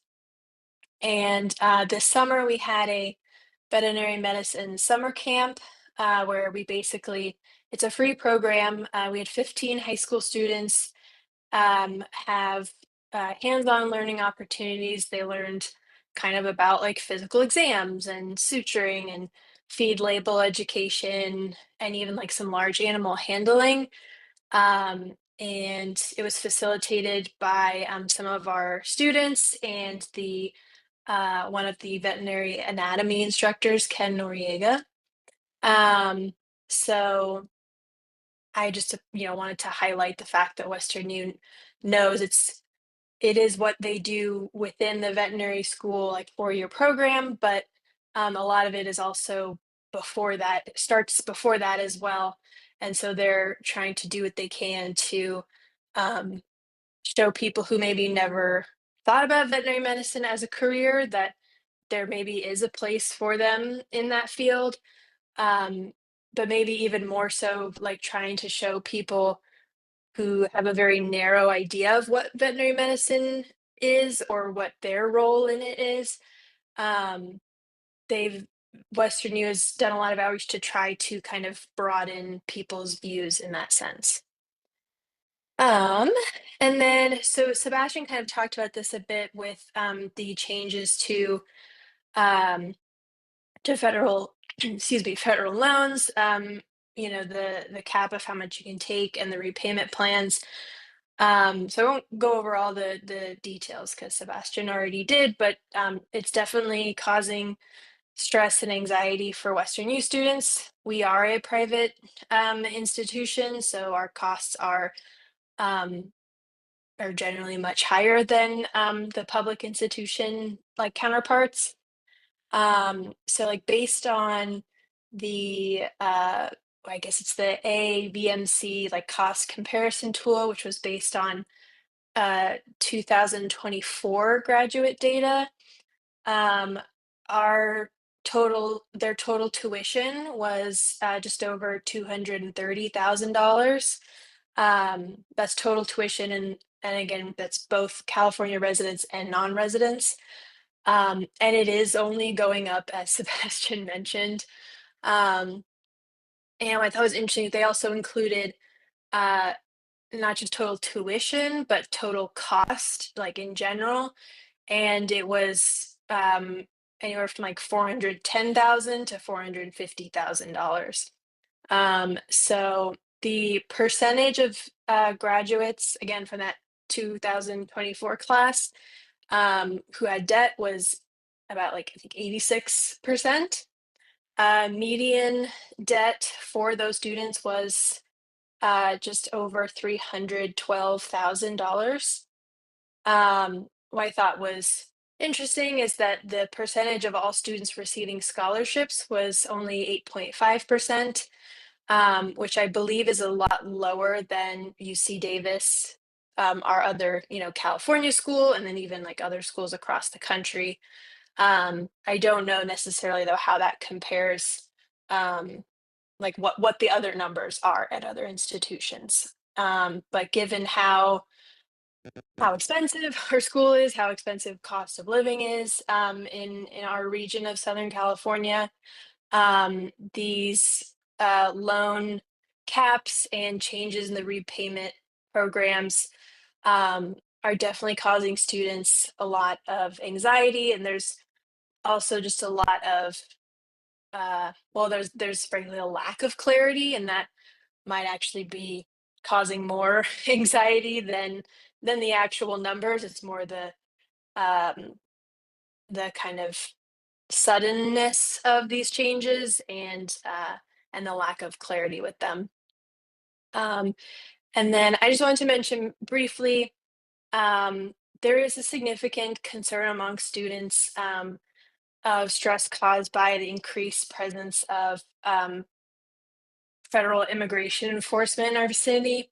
I realize this is outside the scope of the board, but I feel it's important to mention in order to provide the board with context as to what Western U veterinary students are experiencing as they pursue their veterinary education. Our schools in Los Angeles County, which has declared a state of emergency in response to the immigration enforcement raids. So that's again adding another level of stress, anxiety, and insecurity that is, one could argue it's kind of taking away from the focus of the veterinary education. But we are kind of trained to be community minded, so it's hard to also ignore those things at the same time. Um, and that concludes my student liaison report. So if you have any questions, let me know, and thank you very much for your time. Thank you very much for your report, Annie. I would like to ask if there's any comments or questions from the board members. I guess nothing. Let me open it up for public comment from the room. No comment from the room either. So moderator, can you please open it up for those participating remotely? We are open for public comment on Annie's report. If you'd like to make a report, please raise a hand by tapping that hand button at the bottom of the screen. Dial-in users dial *3 to raise your hand. And it looks like our first request is coming from Marissa Silva. Hold on just a moment, please. We're sending you a request to unmute your microphone. Hello again. As it was touched on by both of the students, I just wanted to make a note that as we're talking about student loan burden, California is still one of the states that has a huge agricultural population, but does not have a state-based loan repayment program. Almost half the states have that. And so that might be a unique opportunity to retain California-based students here in the state. So I just wanted to throw that out there. All right, thank you very much. Next, we're going to hear from Henry Blackburn. Hold on just a moment, please. We're sending you a request to unmute your microphone.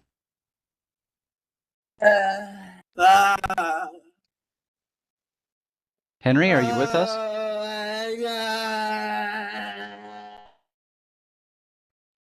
Henry, I muted your microphone.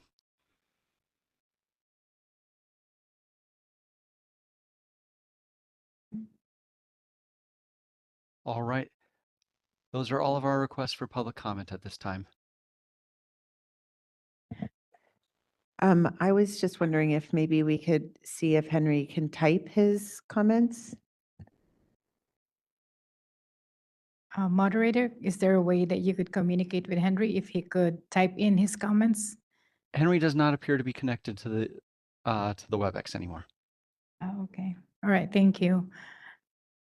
Okay, so thank you very much for your report, Annie. I know these are difficult times, and I appreciate what you said about, the students still being community focused, despite all of these things that are happening. I guess all I could say is hang in there. Hopefully, things will get better. you know um we could only hope for the best, but yeah, you guys are doing a great job, and thank you very much for your report. Thank you. All right, and that's it. We would take a short break, 15-minute break, and then we will resume with item agenda 9 and 10. All right. We'll be back at 2:50. Thank you.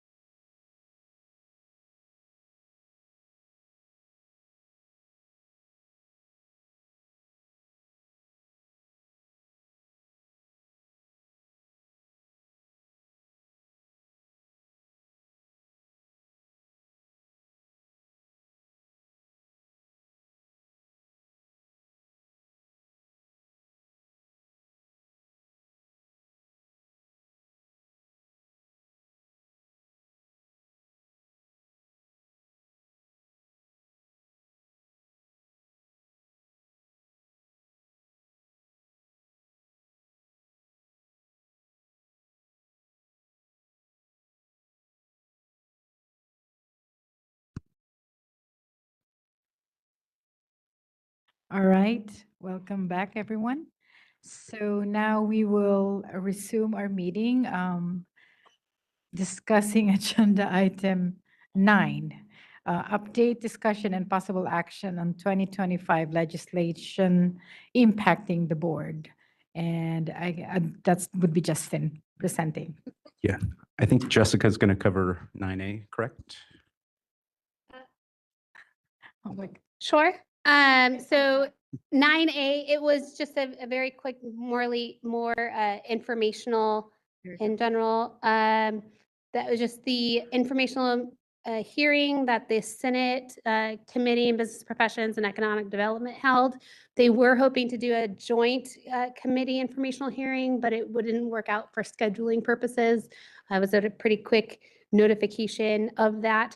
And so I provided the agenda from that and also a link to the whole hearing if you wanted to watch. But it was an informational. It started with presentations, the same presentations that you had in January from Nevada and from Kentucky. They also provided the same presentation to the Senate committee. And one thing to note is that Senator Chobo, who's the author of the chiropractic bill. She's not on the committee, but she participated in the informational hearing to hear more about that information for her own bill. So those two executive directors from Kentucky and Nevada gave their presentation, and then I testified with my colleagues from the chiropractic board and from the physical therapy board. And then their third panel was, so that was the regulatory perspective to show what the current world looks like in the regulatory perspectives. And then you had the third panel for the education perspectives. So you had individuals from the Animal Chiropractic Certification Program, you had the Canine Rehabilitation Program certification, and then you had an individual from UC Davis to give an overview of the veterinarian education. And then after that, they gave the practitioner's perspective, where they had an individual who was a animal physical therapist. That was Karen Atlas testified. And then you had an individual who is a chiropractor who practices on animals. And then you had an individual who's a veterinarian who talks about how he incorporates other veterinarians who are different modalities from physical therapists and chiropractors, but they're also licensed veterinarians who do that. And he talked about that perspective. There wasn't any real action that came from the hearing because it was purely informational. It does sound like there will be continued legislation to allow chiropractors and physical therapists to practice on animals. So I do anticipate that coming. And Christy attended as well with me. So if you have anything else to add or thoughts. I just wanted to say, if anybody hasn't had the chance to read the background information paper, I found that to be very informative as an information paper and helpful if you're just trying to understand the landscape. Does anybody have any comments or questions regarding this item? No. Shall we proceed? Yeah. Okay, so we will continue on with other items for agenda item 9. All right. Okay, so agenda item 9B. So in short, the 5 bills listed under agenda item 9B have all been approved by the governor and filed with the Secretary of State. The first bill mentioned on page 2 of the memo, AB 516. This bill allows RVTs and veterinary assistants to perform animal health care services as long as they are not prohibited by law and are done under a veterinarian supervision. It also permits them to provide such care in animal shelters under a veterinarian's order. Additionally, RVTs would be authorized to perform dental procedures, including tooth extractions, under veterinary supervision. I meant to mention, I think the purpose of this section too is to share with you what our implementation plan is in response to all these bills being approved. So right there in the middle of page 2, Says the board will create and post a newsletter going over the impacts of this bill. It will be noted that while it adds the authority in statute for an RVT to perform dental care procedures under the supervision of a veterinarian, RVTs already had that authority in regulation. So any questions about AB 516? No? Okay, moving on, the next bill on page 2, AB 867. This is the cat decline bill. This bill classifies feline tendinectomies, decline, and similar claw removal procedures as veterinary practices that may only be performed for therapeutic purposes. It authorizes disciplinary action for non-therapeutic use, excludes these procedures from owner-performed care, and preserves local decline bans enacted before January 1, 2026.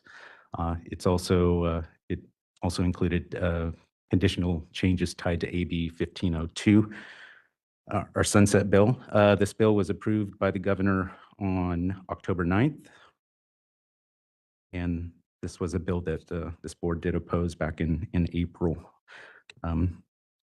So the implementation for this one on page 3, the board will create and post a newsletter going over the impacts of this bill. Specifically, the newsletter will emphasize the prohibition of the feline claw removals for non-therapeutic purposes and clarify that the bill is not intended to prohibit or restrict a veterinarian from nail trimming or applying non-surgical scratching mitigation solutions, such as the application of a device to the tip of a claw.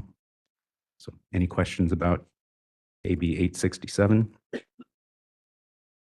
Okay.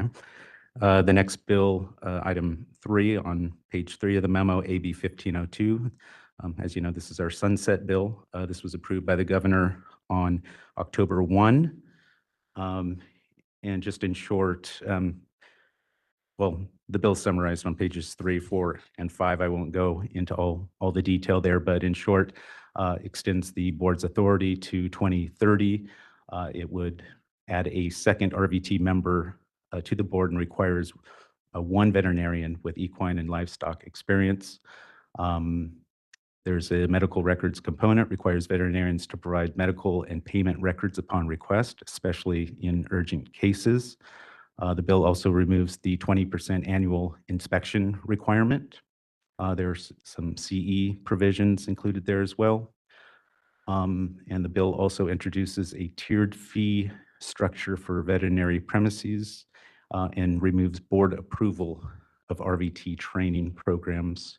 And I'll see, is there anything, Jessica, you wanted to add to Yeah, that? so it was signed by the governor, so it is set to take effect January 1. One thing I did wanted to note, 4800, as you all know, was amended to allow an RVT, add another RVT on the board for the board composition. However, and I give full credit to our DCA ledge analyst who pointed out this issue, 4801, which talks about board member qualifications, and 4802 that talks about appointing authority. Those two sections were not amended in the sunset bill. So because they were not amended, then it doesn't talk about what the qualifications are or who appoints. We need that fixed in order to get someone appointed to the board. As soon as it was pointed out, I reached out to both the Senate and Assembly BNP committees. They are now aware of it. They have made some changes of what the assumption was that the governor was appointing and they would have the same qualifications as the existing RVT member. So we had to make some tweaks to the language. They do seem hopeful to get that into a quick cleanup bill with an urgency clause. So hopefully within the first few months, they can get it fixed and effective, because there's other sunset bills that had some similar issues and that they hope they can to take care of pretty quickly. So we're working on it, but yes, I am very sorry that was missed. I was kicking myself for quite some time, but we are cleaning it up and we'll be getting it addressed. Okay. Any other comments or? No? Okay. Oh, Tara? Tara Welch, Board Counsel. One of the requested amendments in the board sunset bill was to remove the 5-member quorum to move to reinstate a license in BPC section 4887. Jessica, you just mentioned that the Senate or the BNP committees are working on some including a couple other sunset provisions that didn't make it into the bill. Is that one of them? No, I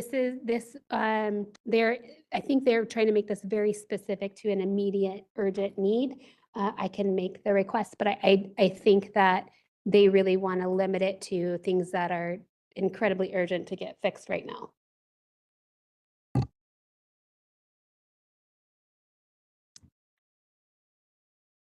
Yeah, moving on. Okay, so the implementation plan for this bill is mentioned on page 5. So the board will create and post a newsletter going over the impacts of this bill for consumers, RVTs, veterinarians, veterinary premises, and VACSPs.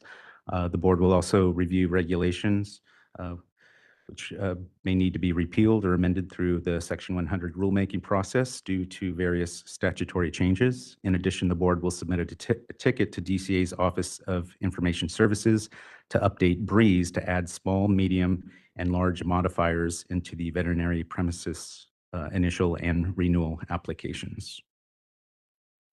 Okay, moving on to AB 1505. This is the Food and Ag Omnibus Bill. This was approved by the governor on October 1st as well. This bill extends the state's vertebrae pest control research program to 2035, maintains county fee requirements, and continues funding for research. It tightens rules on antimicrobial drug use in livestock, requiring a veterinarian's prescription and a valid VCPR. It also expands enforcement authority at certified mobile farmers markets, allowing inspections and evidence seizure. And the implementation for this bill is discussed on page 6. Again, we'll create and post a newsletter going over the impacts of the bill. Specifically, the newsletter will notify veterinarians that the board will have enforcement authority if veterinarians do not comply with federal and state veterinary feed directive requirements. So any questions on that bill? Okay, and then lastly, Senate Bill 602. This was a CVMA, San Francisco SPCA, and San Diego Humane Society sponsored bill, bill that the board supported back in April. This was approved by the governor on October 10th. And again, this bill allows RVTs to administer preventative vaccines or parasite treatments at animal shelters without the veterinarian being physically present, as long as the veterinarian is in the general vicinity or available by phone and easily reachable. And the implementation is on the last page of the memo, page 7. Again, we'll create and post a newsletter going over the RVT impacts of this bill. So any questions or comments about SB 602? They're avoiding eye contact, so I guess no. I would now open it up for public comment in the room. Anybody does have anything? Nope, no comments inside the room. So moderator, can we please open up agenda item A and B for comments for those participating remotely? All right, WebEx is taking public comments. If you would like to make a comment, please raise a hand by tapping that hand button at the bottom of the screen. Dial-in users dial *3 to raise your hand, and we will call on people in the order we have requests. We're going to take just a moment to see if we have a request for public comment. And it looks like our first request is coming from Karen Atlas. Hold on just a moment, please. We're sending you a request to unmute your microphone. Hi there, my name is Karen Atlas. I am the president of the Animal Physical Therapy Coalition. And I just wanted to make a brief comment about item number 9A about the Senate informational hearing. And I was wondering, Ms. Sieferman made a comment in that meeting that she was going to attend an AAVSB meeting about and finding about the complaints in the other states. I know that the previous executive officer, Anne Marie Del Magnaio, did that also about 9 years ago, and there were no complaints at that time, and was wondering if there was any report back on whether that meeting happened and whether there are complaints to address Senator Ochoa Bo's discussions about getting some data on that. Thank you very much. Thank you. And that appears to be our only request for public comment at the moment. Thank you. Okay, now we can move on to agenda item 10. Okay, so agenda item 10A, update and discussion on pending regulations. We have 6 regular rulemaking packages Moving on. that are pending in various phases of the rulemaking process. The first rulemaking listed on page 1 is the minimum standards for alternate veterinary premises. We're going to address this package in the next agenda item, but I'll just briefly mention that we went through the 45-day public comment period, which concluded on August 4th. During that time, we received 1 question and 1 comment. They were deemed non-substantive. We did address those comments in the final statement of reasons. The package was reviewed and approved by the DCA director and then submitted to OAL for final approval. We were at the kind of the tail end of OAL's review of this package, and then we were notified on September 25th that there were some concerns with the language. They deemed some of the language, or indicated that some of the language caused some clarity issues, and we'll get into that in more detail. When OAL does their final review of packages, they're looking at certain criteria. The authority, consistency issues, clarity issues, the necessity, et cetera. So there were a couple of examples where we used the language, if applicable or as applicable, and they were wanting us to be more specific. But as I mentioned, we'll get into that in more detail under the next agenda item. We will subsequently need to go out for another 15-day public comment period if the board approves the language in the next agenda item.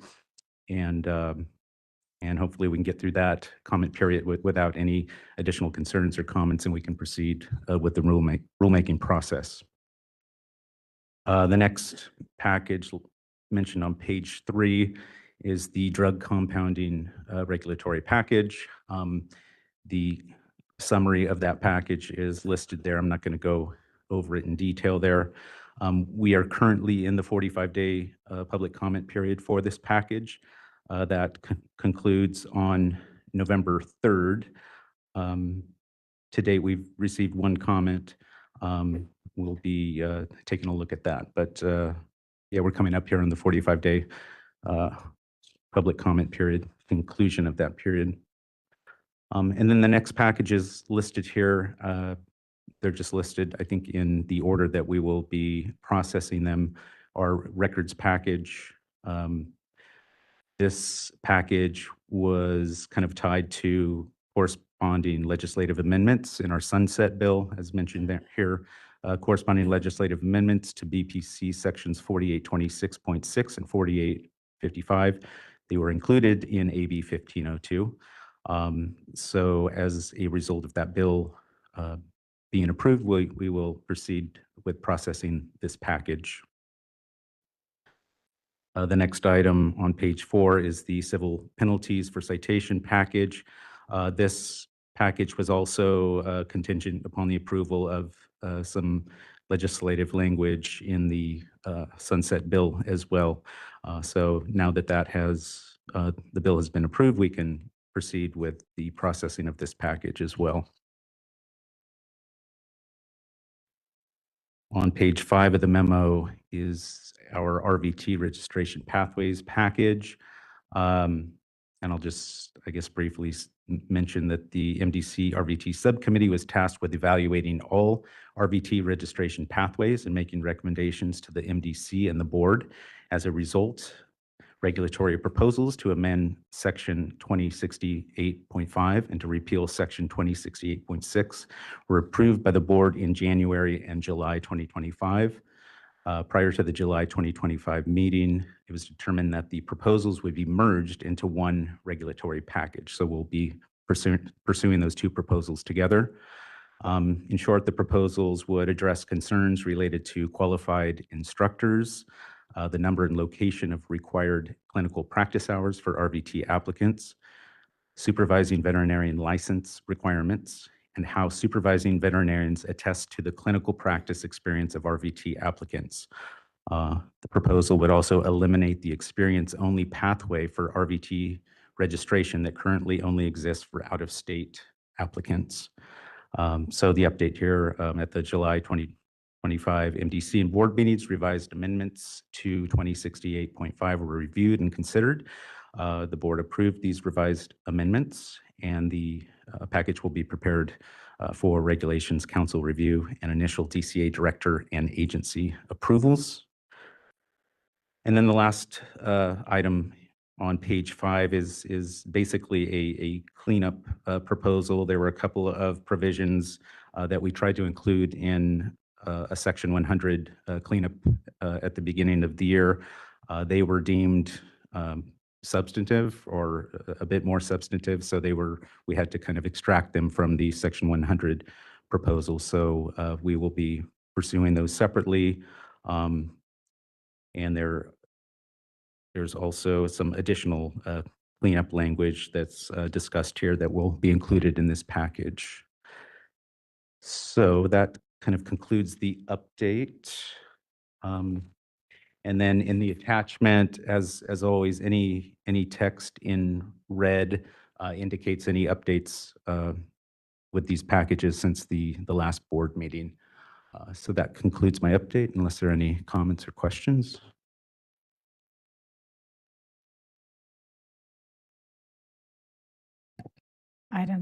Does anybody have any comments? All right, so we now open this agenda item for public comment in the room. Anybody? I see none. Moderator, could you please open up the line for those participating remotely?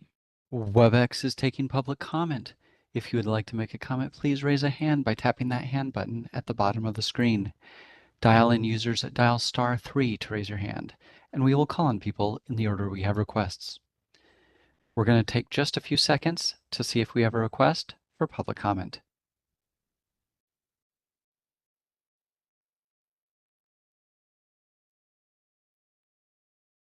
Seeing no request for public comment, do you wish to continue? Yes, please. Thank you very much. I guess that concludes agenda item 10. 10A. Or 10A. Oh, we do have 10B. Sorry. Okay. All right. So now we move on to agenda item 10B. Okay, thank you. And as mentioned previously, this deals with our alternate premises package. This was the package that was under final review by OAL, and they had some concerns with some of the language included in the package, as it's mentioned here. Page 1 of the memo just gives you a kind of a detailed summary of what this package is proposing to do. Moving on to page 2 is the update, and I already mentioned it was under final review. We were notified by the reviewing attorney that there were some concerns. We met with Regulations Council, Jessica, the MDC chair, and representatives from CVMA to kind of work through the concerns and kind of make some tweaks to the language. So that's kind of noted in the memo as well as in the attachment. But as I mentioned, there were specifically some concerns with the language, if applicable, under 2030 B3. And then there was another example of as applicable under section 2030.2B. And then I'm sorry, I'm jumping around, but on page 3, there was an additional minor concern that the previously noticed language did not properly identify new text as shown here. So I might defer to either Jessica or Elizabeth to see if you wanted to add any more about kind of the discussions with OAL, but we can also show the kind of the proposed modified text. We did come up with modified text, and OAL did offer to kind of review that text before today's meeting, just to give us some additional feedback. But we're hoping we can just kind of proceed with the processing of this package. So. So a few things I just wanted to add. So if we can share, I don't know who's sharing the screen, but we need to pull up the language from OAL. It should be, Matt should be able to pull Okay. it up if you share the Word document. There it is. Yeah. So it looks a little different than what you have in the package. Mainly, OAL address some more formatting concerns of how to properly notice. So those are the minor changes that you'll see. There are some issues with numbering that, again, all stemming from formatting. And then they also had recommended striking a section that said, if applicable, I don't know where. I'm not quite sure what's happening right now. Yeah, 2030 B3. Page 2. I think it's at the beginning. Page 2, isn't Let me see here. It's under 2030.2 in the intro paragraph.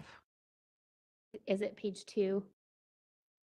Page, Page 8? I have 12, page 12. Page 12. So thank you, right there. So that's another thing from OAL that we just received, that as applicable was not necessary any longer because we did make it more specific. So they had recommended to strike that language. So a couple things. One, I do really want to thank Dr. Miller, Dan Baxter, and Marie Usry for being able to jump on very quickly to work through some of the concerns. And you'll see there the first one being 2030 B3, when this was an OAL noted that this was a change that was made at a board meeting after all of the discussions, and made it broad to include diagnostic imaging during surgery if applicable. The if applicable, they said, caused clarity issues, and when we met with CVMA and with Marie, we had talked about when it should be minimally required to provide the diagnostic imaging. And then there was discussion of, we don't actually need diagnostic imaging to be that overly broad. Some of the feedback we received was that other diagnostic imaging, such as fluoroscopy, CT, MRI, and ultrasound, are not utilized in sterile surgery. And orthopedic was added to clarify the minimum requirement of when they needed to be able, when orthopedic surgery is performed, equipment for viewing radiographs must be provided. So that was the input that we received. Go ahead. That was, it was discussed that it was easier to revive what current law said. And so current law had equipment for viewing radiographs. And so we changed that to provide equipment for viewing radiographs, and then added orthopedic surgery. Go ahead. Thanks. This is way too specific, and there are many times that MRIs, CTs, and radiographs are used in surgery. Pulling it up on a laptop or computer in the room that's being, used for other purposes as well, like anesthetic records and the like, outside of orthopedic surgery, thoracotomies, hemilaminectomies. There's a number of other diagnostic modalities that are being used. It's diagnostic imaging, and this is why we, after a long discussion, changed it from radiographs to update it into the 21st century so that it was diagnostic imaging. I would propose to leave the sentence there and remove if applicable.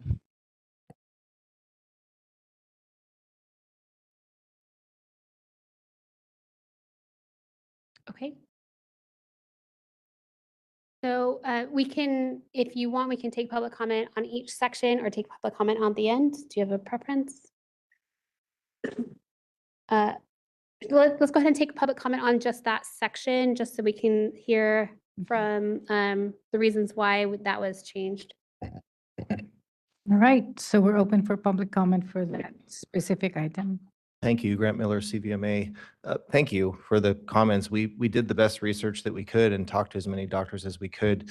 Is it safe to say that the equipment for viewing the CT images, the MRI, would essentially be like the same equipment that you would use to view radiographs, like a laptop or a tablet? Yes. Then that makes sense that it's inconsequential that we just say all diagnostic equipment. What our concern was is that, for instance, an ultrasound, so ultrasounds can be, sometimes you can view a recording of an ultrasound, but there'd be no need to do so in surgery. You'd have to do a live ultrasound in surgery, and we don't think that anyone's doing live ultrasounds in sterile surgery. I have. Okay, so then we learn something new every day. So it seems appropriate that your suggested amendment would reflect then what is actually happening in practice, which seems to be the moving target that takes a collective village to find. So thank you for that. That makes sense to us. Thank you. Okay, so we would like to open it up for our participants online for the same item. All right, WebEx is taking public comment on this item. If you would like to make a comment, please raise a hand by tapping that hand button at the bottom of the screen. Dial-in users dial *3 to raise your hand, and we will call on people in the order we have requests. We're going to take just a moment now to see if we have a request for public comment. And declare this is just on the amendment for CCR section 2030B3. Thank you very much. Seeing no request, do you wish to continue? Yes, please. All right, and then in CCR 2030.2B, that's where we had a more robust discussion because the as applicable was provided too much of a clarity issue because the concern was the regulated public would not know when each requirement applies. And so we had discussions of the difference between when there are when you have a mobile unit that's providing the services from the vehicle, or if they're providing the services within the vehicle. And so we had to break it out to where the recommended amendment is now in E. And for those who are providing services within the unit or the vehicle, that's when they have the list of things that would apply to them. And then we specified the others that would not. So you see that those amendments also in there. And then the minor amendment, I think, is pretty self-explanatory, but so that goes over the whole thing. So I think at this point, if you have any questions or further discussion, if not, then potentially have a recommended motion, then back out for public comment.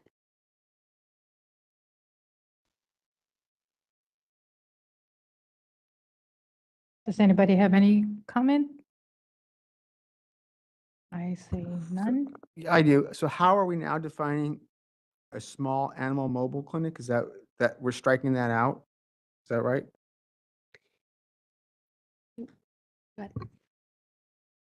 It's more broad, and so it's not going to be small. It's just mobile veterinary premises. And so the original intention was to limit this just to small animal mobile clinic, but because we're striking that language out and we're using the broader language of mobile veterinary premises, how does this capture the original intent of the regulation now? So the existing law is small mobile animal clinics. So what this is changing overall is to make it for small and large, not exclusive. What we've done here for this language is just reordered what was originally noticed to the public to give a distinction between when all of these first elements are listed, all mobile veterinary premises will be required to follow these. And then the last are the exceptions when they aren't required. So it still follows the same intent that it'll apply to small animal and large animal, with the distinction being if they're providing the services within the vehicle or if they're providing the services from the vehicle. So all of that is still intact.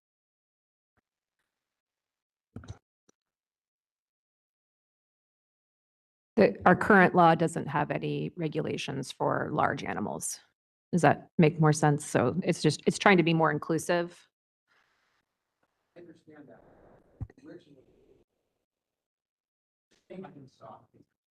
I'm sorry, is it on? Yes. Originally, the intent was to draw a distinction and to limit only to small animals, but now by generalizing the language, that distinction will no longer exist.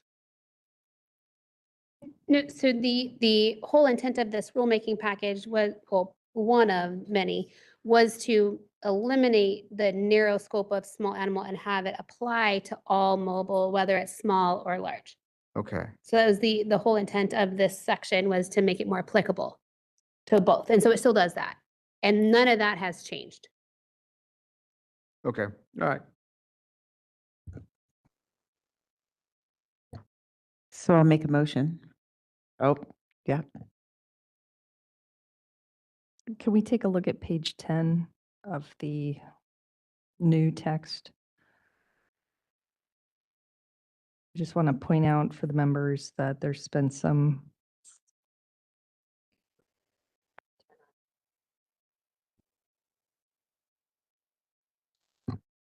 there's been It's some, page 14. I think that's what you're referring to. These were the other edits. I thought we had already made those changes. That the renumbering C. Yeah, are we sharing Yeah, the, is this the right one? is this the one from OAL? I'm not seeing OAL's even. Oh, no. Okay. The one you're sharing is the right one. That's correct. Okay. Sorry. So the one on the screen. So it's changing it to little f and updating the subdivisions that were Yep. inaccurately listed. yeah, I'm just pointing this out because it wasn't in the original meeting materials. This is new, just so the public can follow along.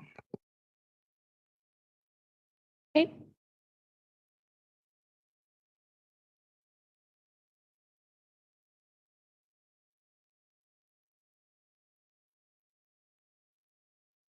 Not what's posted, you're looking at what's being shared. Yeah, okay. Motion? Okay, now I'm off my motion page. Sorry. Let me go back. Okay, here we go. I would like to make a motion to approve proposed modified text as discussed today for a 15-day comment period. And if there are no adverse comments received during the 15-day public comment period, delegate to the executive officer the authority to adopt the proposed regulatory changes as modified, and also delegate to the executive officer the authority to make any technical or non-substantive changes that may be required in completing the rulemaking file. I'll second. Okay, so we open up the motion for public comment. Any public comment from the room? I see none. Moderator, could you open it up for public comment for those participating remotely?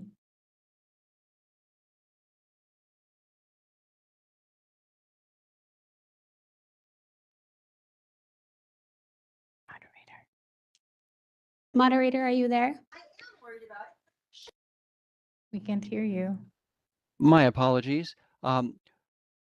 We are open for public comment via WebEx. If you'd like to make a comment, please raise a hand by tapping that hand button at the bottom of the screen. Dial-in users dial *3 to raise your hand, and we will call on people in the order we have requests. We're going to take just a few seconds to see if we have a request for public comment.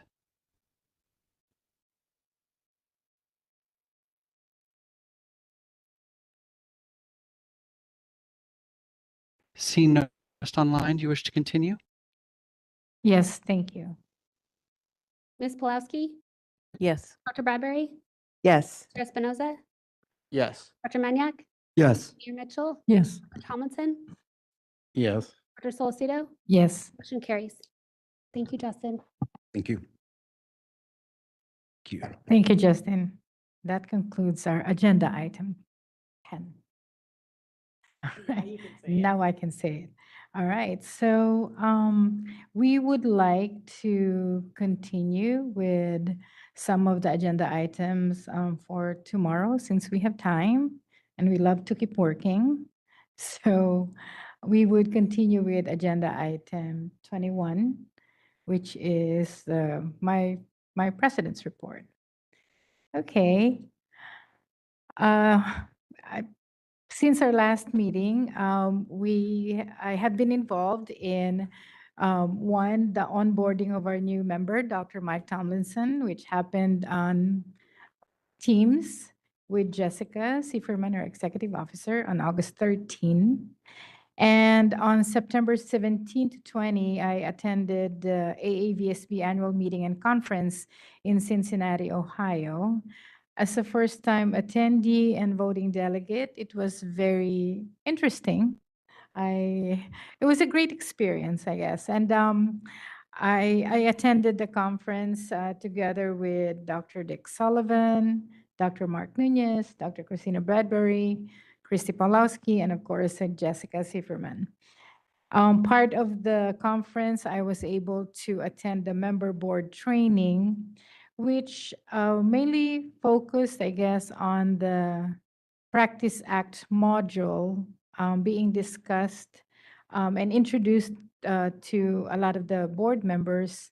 And it was very interesting to find out how I believe we have done a lot of work that is just being introduced as a concept, new concept to some of the, I guess, smaller states. And that's why I take pride in representing California, knowing that we bring a lot to the table. We also had AAVSB elections. California was well represented with nominees in 3 categories for president, with Dr. Nunez as a candidate, Dr. Bradbury as for director, and Dr. Maniak for ICVA representative. However, only Dr. Bradbury was successfully elected. And then on October 1st, we had a joint. Perhaps we can also, anyone else who was at the AAVSB conference, if we wanted to share, is that? Oh, sure, yes, please. Anybody who wants to chime in on your experience for the AAVSB conference? I can add a couple things too that they were covered as part of the AAVSB conference, just to bring to the board's attention. One thing that AAVSB is doing is looking at providing the VT&E in Spanish. When they were discussing that, they did show a map up on their screen, and they showed the United States and Canadian provinces in various shades of green. California was white because we are 45% population speaking Spanish. And so they wanted to just hear from the executive directors of the various states if there were any concerns in offering, or if there would be a desire to offer the examination in Spanish to the RVTs. And as someone from California, let them know that the board hasn't discussed it, but I do think that they would be open to it. We have no laws that require that it be given in English. And one of the questions from AVSB was asking if there are states that require the exam to be provided specifically in English. It kind of pulled at a thread though, because there were states that do specifically require the examination both for the NAVLE and the VT&E to be provided in English. But for the Canadian provinces, both the VT&E and the NAVLE are provided also in French, because French is another official language in Canada. But that information is not being provided to those boards. And so those boards are just provided of the passing score, but not being told if it was provided in French. And so what it's led to is some states potentially licensing individuals that conflict with what their laws are because it was given in a language that's not English. And so I think that those states, it was recommended, and I encourage them to look at whether or not they need to make sure, whether they need to keep it to English, or if they can remove that requirement. but they are interested in looking to provide that BTNE in Spanish. There are concerns regarding how the AAVSB is reporting BTNE data to schools. They're no longer providing individual data to the schools on the individual students. The concern that was raised was regarding the confidentiality of that. ICVA is providing that information to the students, and they address the confidentiality concern by asking for permission from the students. So if the students give permission, then they're providing that to there. So there's also some concerns about the VTNE development that I won't get into much right here, but they are trying to work to address those concerns. But also for the business session of the AAVSB meeting, the conference, I do want to highlight the 3 resolutions that were passed by the AAVSB membership, which California voted. I believe we voted in support for all 3 resolutions. The first resolution was to oppose the global expansion until the AAVSB addressed some more internal concerns about how they're operating. So put the global expansion on hold until they can fix that essentially. And I can happy to provide. I think AVSB sent an email to all board members as well to let them know about the resolutions. Another resolution that was passed was that the VCPR needs to be established in person. So it'll be interesting to see how that impacts the rest of the United States and Canadian provinces. I've received a lot of questions from licensees and other interested states about what that means for California as far as the VCPR being established in person. Right now, it does nothing, that resolution, because we do have the ability for them to establish it via telemedicine. And that's a statute. It will be interesting to see what AAVSB does when it comes to their Practice Act model, because it does allow how it's currently written for that to be established virtually as well. But now you have a resolution that potentially conflicts with that position. So we'll be monitoring that. And then you have the other resolution that was passed. All 3, by the way, were proposed by Kentucky. I think I left that part out. And it was opposing AAVSB's ability to endorse the VPA. So that's the Veterinary Practitioner Associate mid-level practitioner type license that was created in Colorado. And so it'll be interesting to see how AAVSB deals with that as well, knowing that they both are the credentialing agency and creating the examination for the VPA. So we'll be monitoring that closely, but those are pretty significant resolutions that were passed in the annual conference itself. So I just want to add that. Hey, well, thank you for that. Bradbury. Dr. Bradbury? I just wanted to say that I was that I'm excited to be a part of the Board of Governors, and it's not the Board of Governors, it's the Board of Directors. Sorry, that's the CVMA.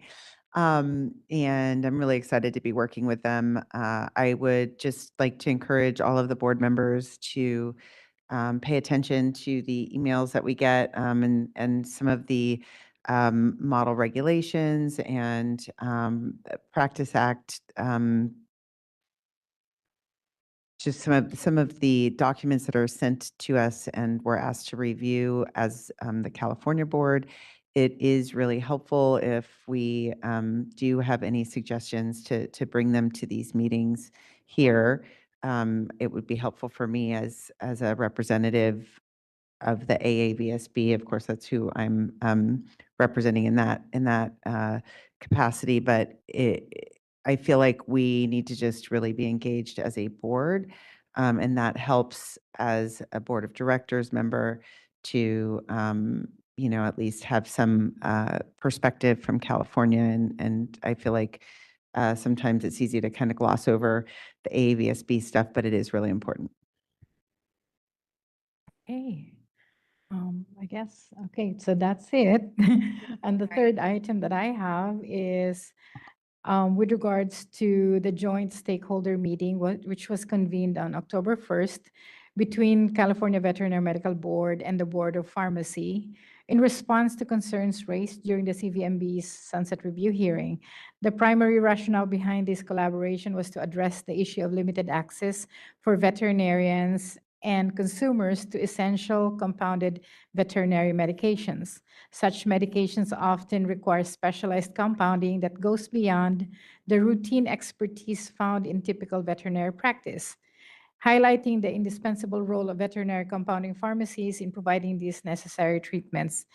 In the meeting, there was a direct input from veterinary compounding community seeking to identify specific barriers within California, such as statutory or regulatory restrictions that may be impeding access to compounded medications.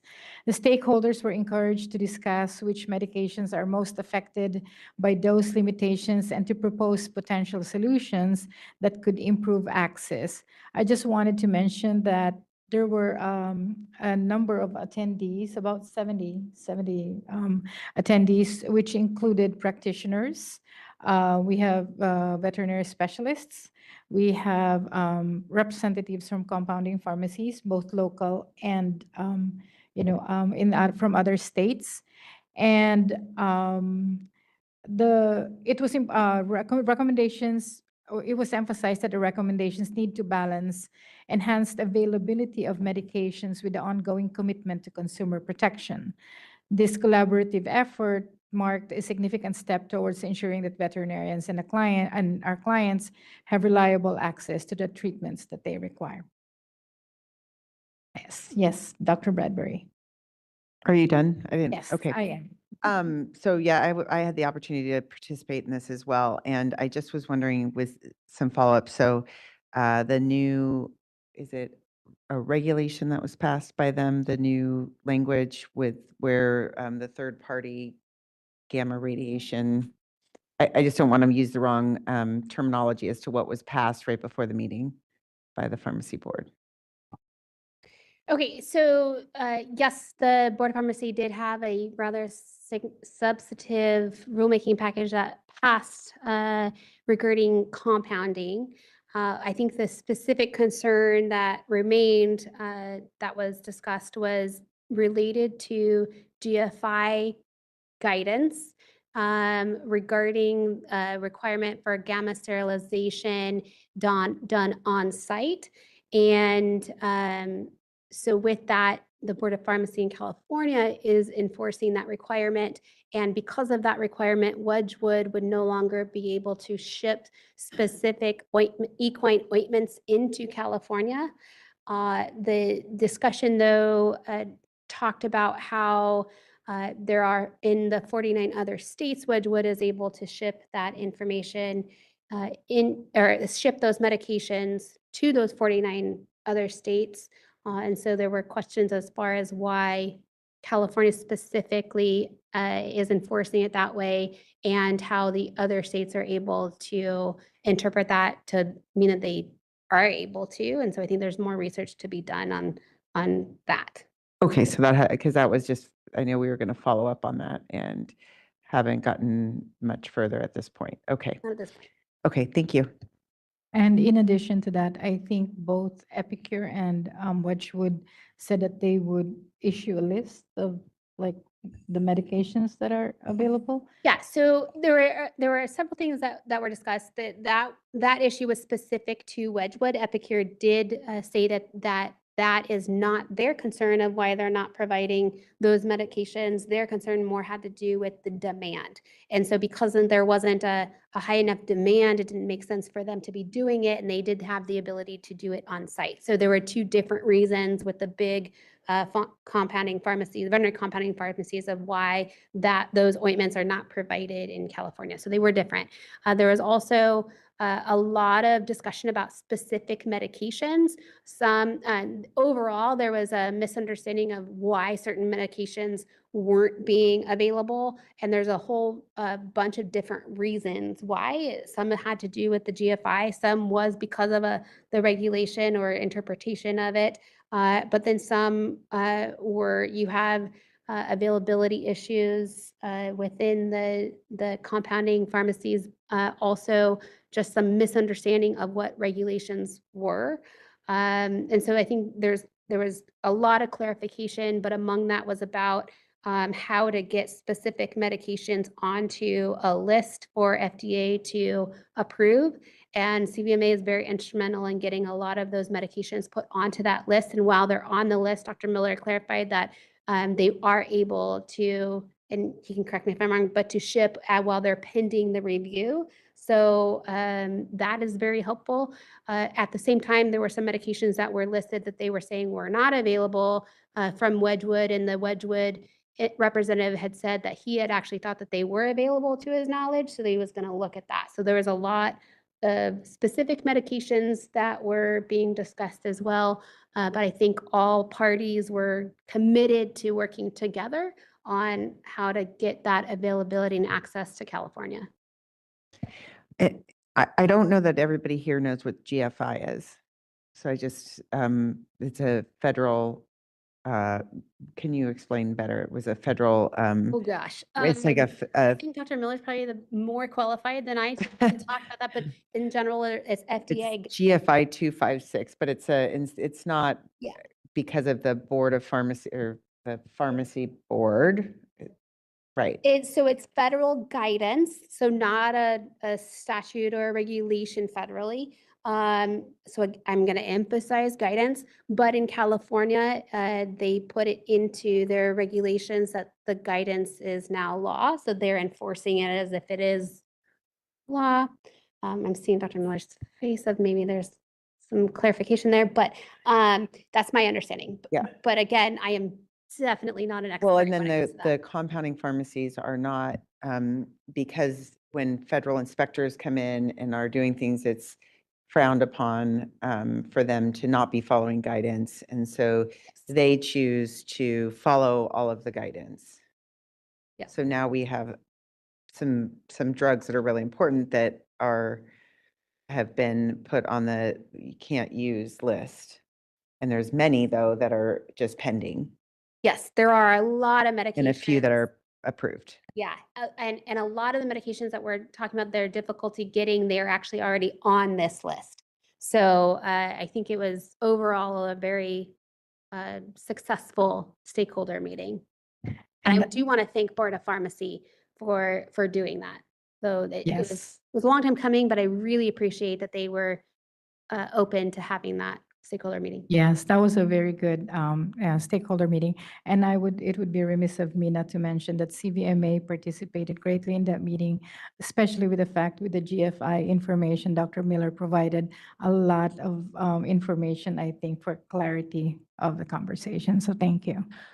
I also just wanted to mention there was the exotics veterinary community was represented by a few vets, and they really can't treat their animals at this point because of these bulk drug limitations.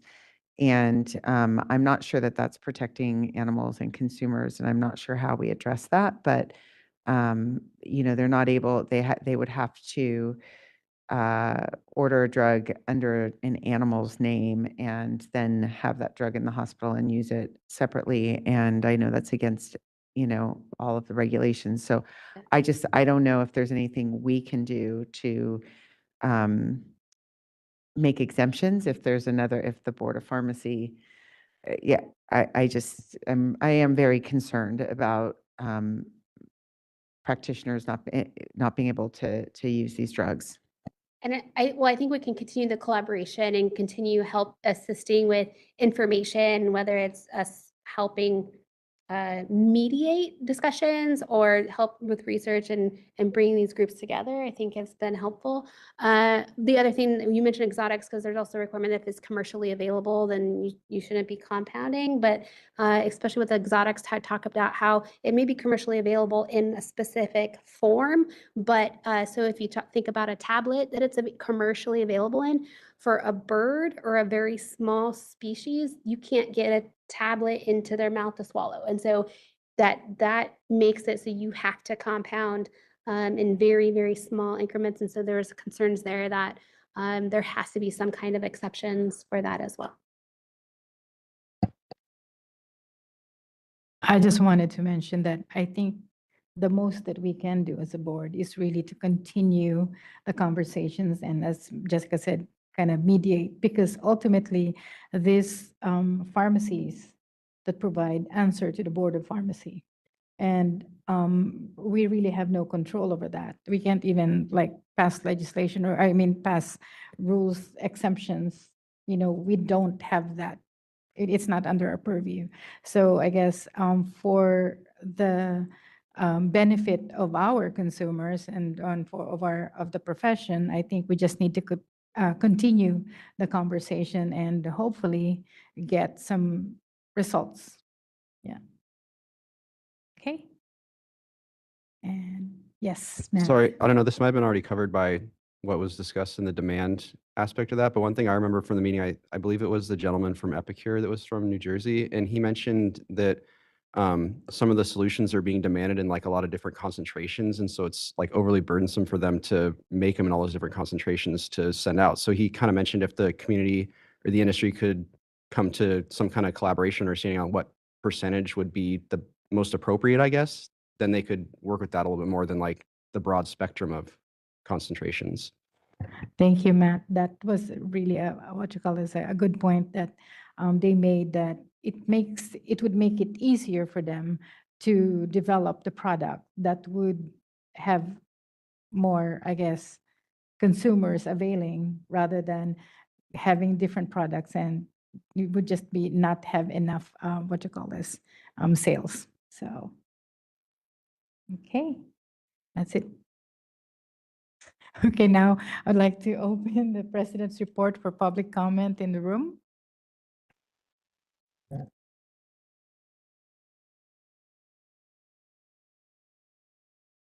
Just very brief public comment. Dr. Grant Miller from the California Veterinary Medical Association. If I were to make extensive comments on the compounding, we would need another 12 hours on the clock and a martini cart in here to figure it all out. But what I'd like to say is I'm very grateful to the Veterinary Medical Board, not only post BOP sunset, but also before it. The Veterinary Medical Board has reached out as far as they can to try to understand what these compounding problems are.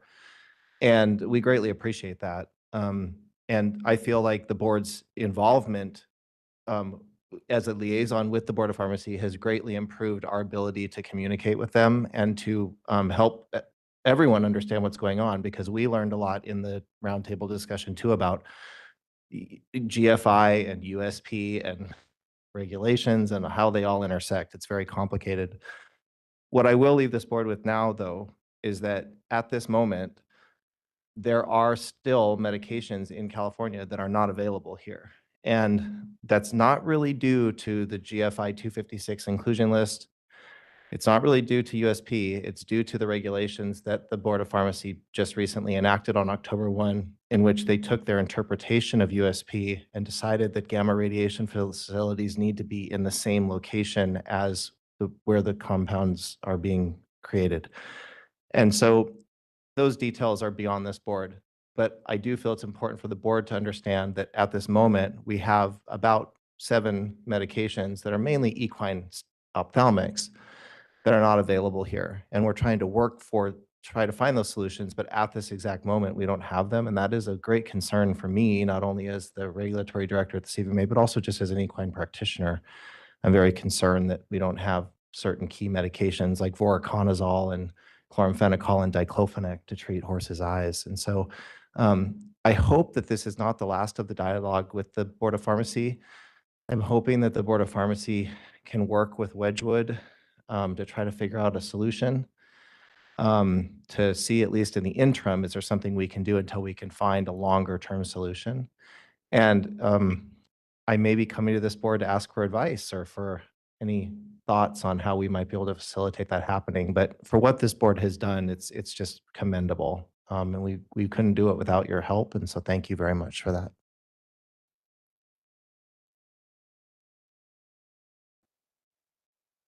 Okay, thank you for that, Dr. Miller. Now, moderator, could you please open up the line for those participating remotely?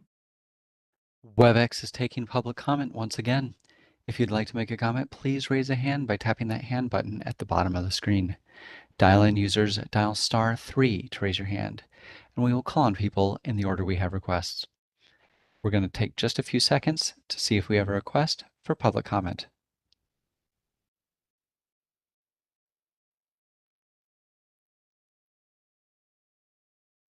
Seeing no request online, do you wish to continue?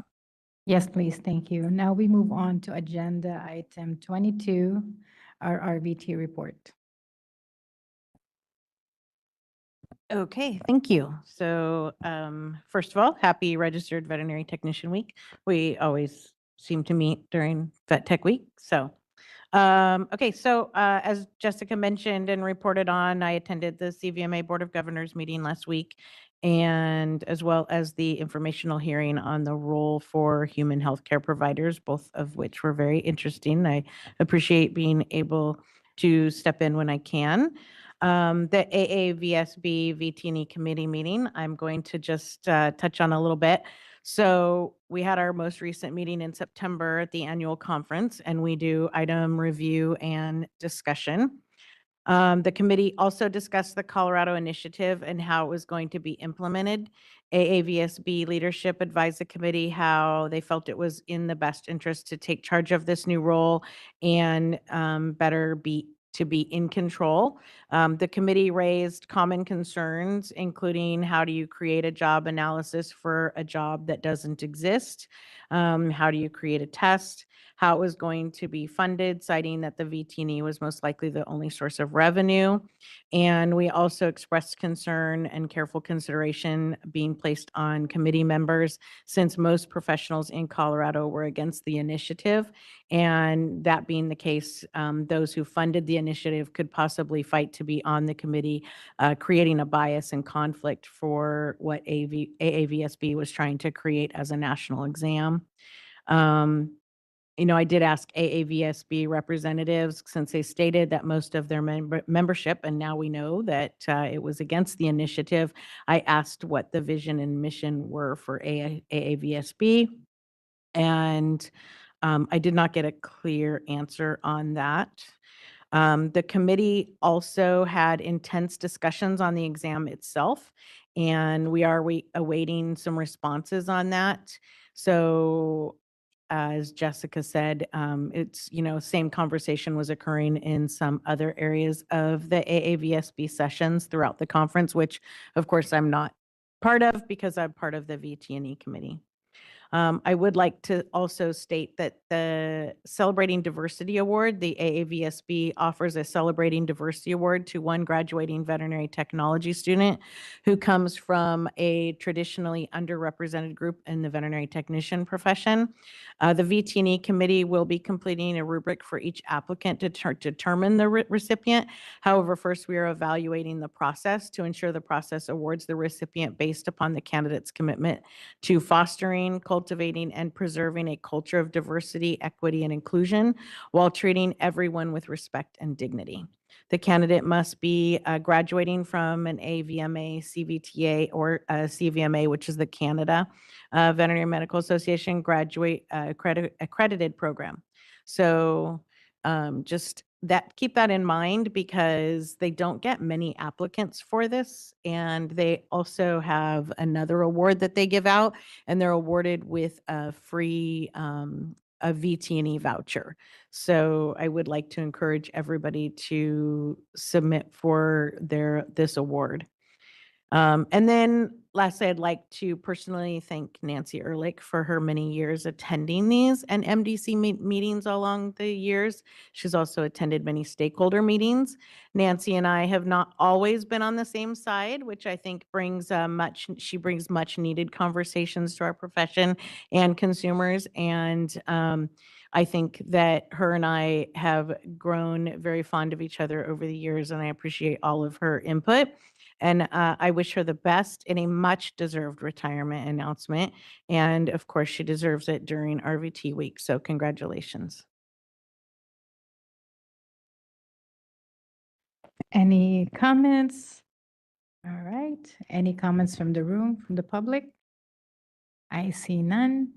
Moderator, can you open up the line for comments on the RVT report? WebEx is open for public comment on agenda item 22. If you'd like to make a comment, please raise a hand by tapping that hand button at the bottom of the screen. Dial-in users dial *3 to raise your hand, and we will call on people in the order we have requests. We're going to take a few seconds now to see if we have a request for public comment.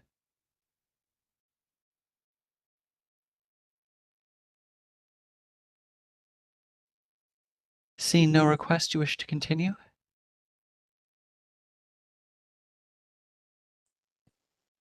Oh, yes, please. Thank you. All right. And I guess that would go. 23. Oh, we're doing 23. All right. I know. I'm like, yay. So, okay, we will move on to executive management reports. And starting with Matt. Thank you. Hello.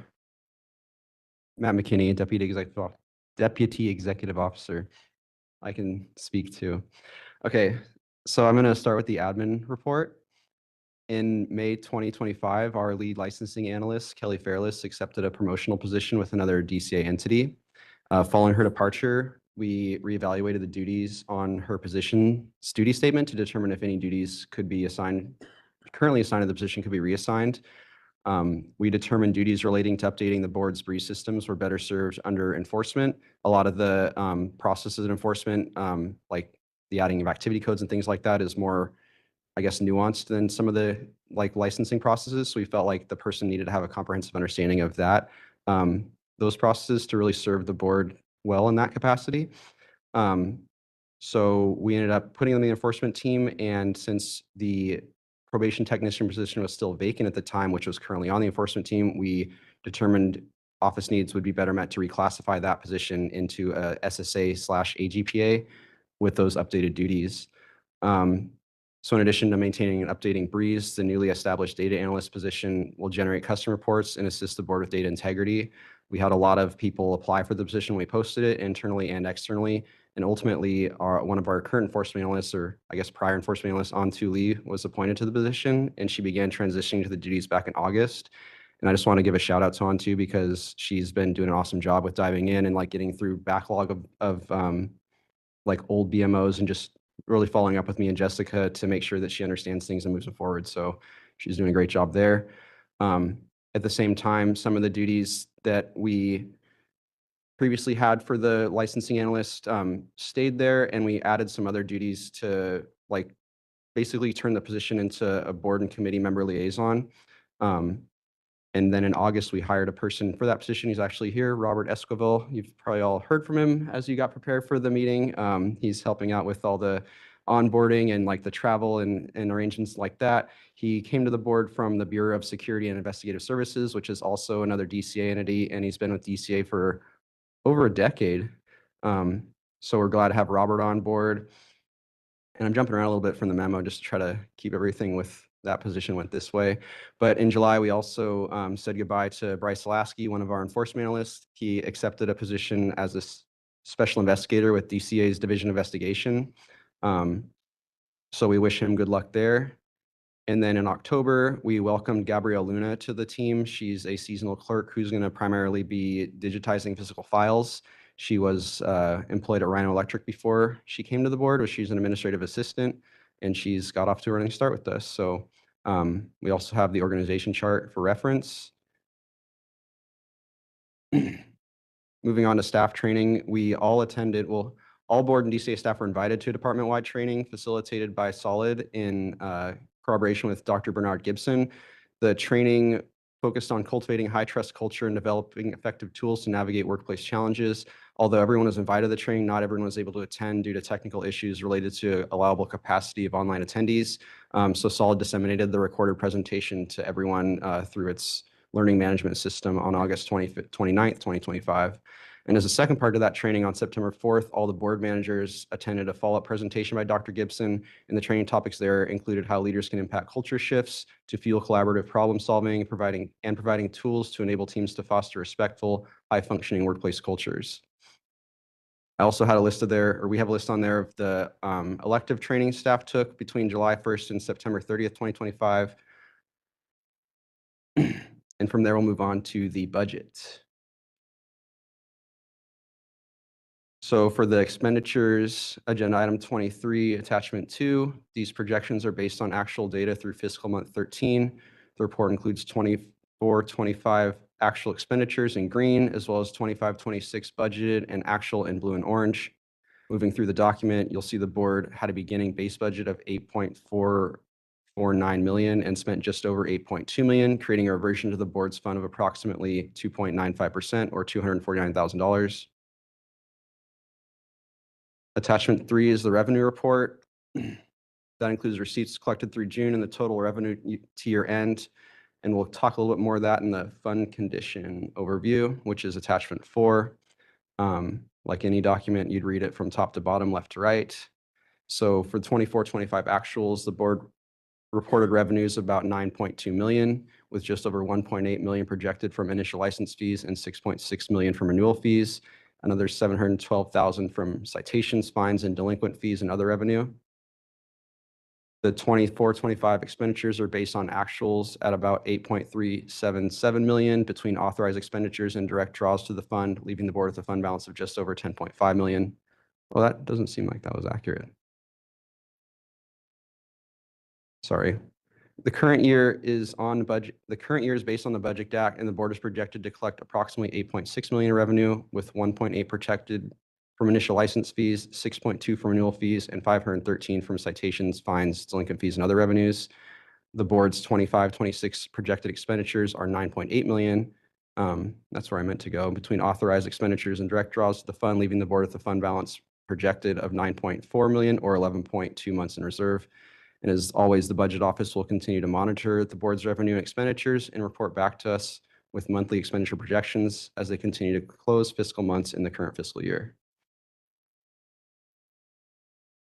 And I think that's it for the admin report. Do we want to do questions there? Just, okay, any questions for the If there's admin? any questions for the admin report?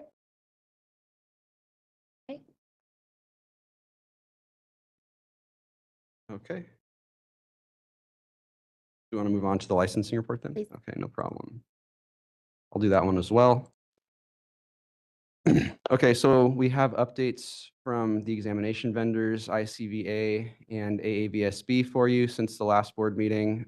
Just the announcement that they've put out there. I won't go through any of those really in detail. For licensing updates for the board, I'm kind of excited to announce that we update our application processing time webpage. So we worked with DCA's OIS team, Information Services, to update that webpage. The new design uses the same format as DCA's licensing performance measures webpage. Justin, do you mind clicking on the link? Yeah, the first one there.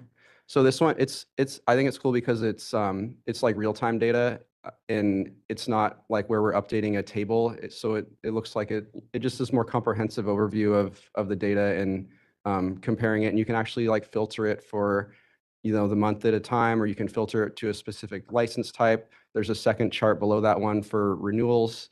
And I like it too because we have it so the license types and the type of applications are only BMB applications. So it's, really focused on what we want to see or our applicants would like to see. So it was nice working with OIS on that, and they had multiple teams actually work on it because they have like a Tableau team, and then the internet team had to post it. So we had to like collaborate there, and it was pretty quick, and they're really responsive. They actually kept following up with me about like, hey, is this what you want it to be like? We got it done. So it's live and I'm excited about it.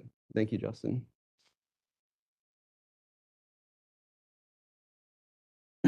So for licensing stats, the board received a total of 887 license applications in Q1 of 25-26. There was a decline of 222 received for VACSPs. The number of applications received decreased by approximately 281 comparing to the first quarter of fiscal year 24-25. And the board issued 924 licenses, registrations, and permits in the first quarter of 25-26, which is also a slight decrease compared to 1,024 in Q1 of 24-25. Despite a decline of licenses, registrations, and permits issued overall, the board issued more veterinarian licenses in quarter one of FY 25-26 at 225 than it has in quarter one of the past 3 fiscal years. Similar to applications received, most significant decline in licenses, permits, and registrations issued was in VACSPs with approximately 101 less issued.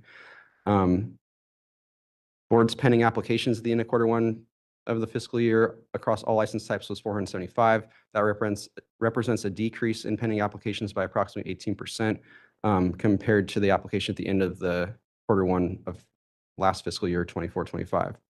Overall, the licensed population increased, and I think that's the trend that we just see continuously, that it goes up.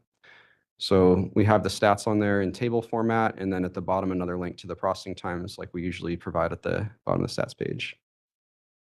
Any questions? I just have to say, I love the website. I went in and I was like, you can filter everything and you can do it. It really does show the progress and the whole process itself. If I can be honest for a second, I was so excited when I got home. I want to show my wife. So I pull up my cell phone and I'm trying to show her the web page, but on your cell phone, if anyone's open on your cell phone, I think it's a different formatting for that Tableau application. So it looks really weird. And I'm like, oh my God, what happened? Like, no, this isn't right. But then I pull it up on my laptop. I'm like, oh, that's how it's supposed to look there. So, but I appreciate that. Thank you. It is really cool, but our name is wrong on it. It's no, it just says Veterinary Medical Board. Oh, good catch. Okay, thank you. All right, I'll have to reach out to my guy then. Thanks, Dr. Bradbury. I appreciate that. I do want to add to the examination portion of the report, and this is more on me that it's not in here because Channing from AAVSB did provide me the graph. It was mentioned during the AAVSB Board of Directors meeting during the annual conference. There was information being provided regarding the pass rates of the VT&E, and they broke it up by those who were still in school and took the VT&E, those who had already graduated as well. And then you had differentiation between first-time test takers and repeat test takers.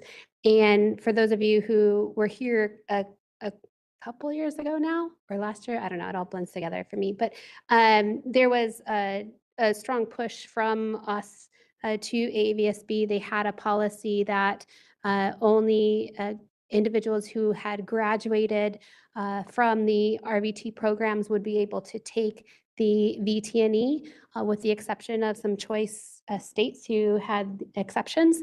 But we had urged with some other states for AAVSB to change their policy. And it took about a year and a lot of meetings, a lot of discussion, but AAVSB did agree to change their policy to allow the students to take the exam while they were still in school. One of the biggest concerns that we heard from a lot of, I think, educators and from the VT&E committee prior to having Christy join, was that if they allowed the students to take the exam while they were still in school, there was a huge concern that the students would not be prepared to pass the exam, and that would result in the schools losing their accreditation, because part of the accreditation is about keeping their pass rates up. I think it's within 2 years of the national average. And so there was a lot of concerns that everything was going to plummet and that they would impact their accreditation.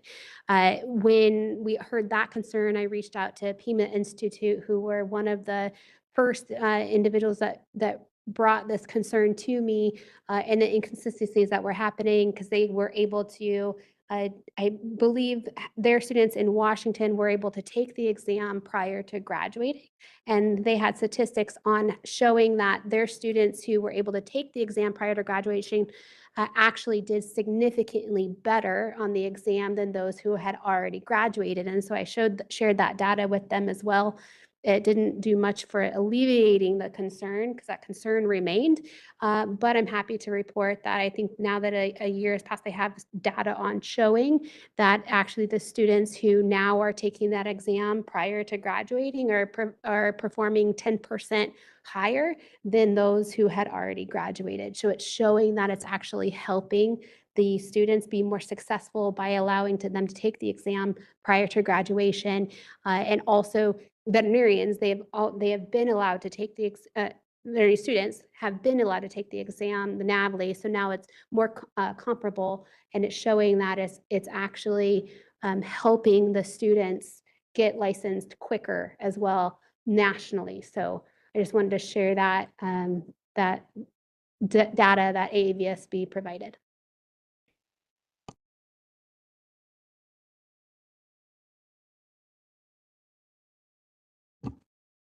Perhaps now we can do, before I jump into the other for enforcement, maybe do public comment on admin licensing examination.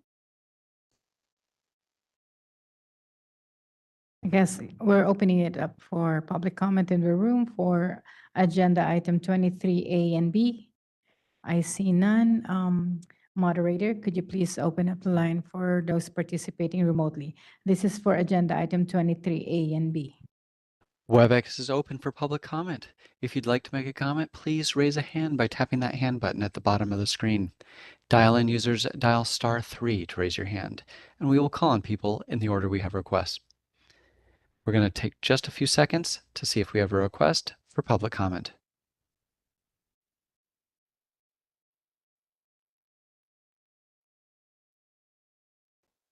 Seeing no request, you wish to continue? Yes, please.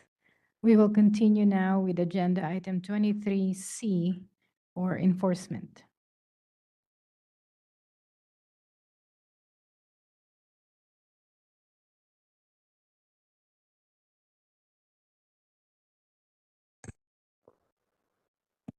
Hello, everyone. I'm Rob Stephanopoulos, Enforcement Manager, and then Patty's with me as well. Ashley Sanchez is not with us today. She's out on maternity leave, but of course, we wish her well. We'll probably I'm going to start with Patty, and then I'll go. You can start.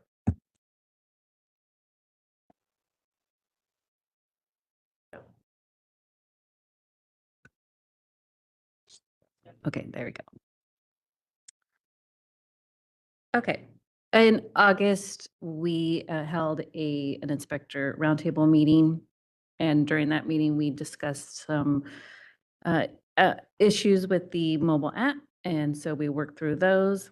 And we also discussed potential future enhancements. There were a couple of new inspectors that joined our meeting, and we encouraged them to ask questions. The next roundtable meeting is scheduled for November 17th, next month. And as part of the board's ongoing outreach efforts, an inspection webinar was held last month, and that webinar featured a presentation by the California Department of Health's Radiological Health Branch. So the section chief of the Radiation Machine Inspection Compliance and Enforcement section gave an overview of their radiation safety program. And RHB, as you probably know, enforces laws and regulations addressing radiation designed to protect the public, workers, and the environment. And they're responsible for all the licensing and registration of X-ray producing machines, as well as inspections of facilities using radiation.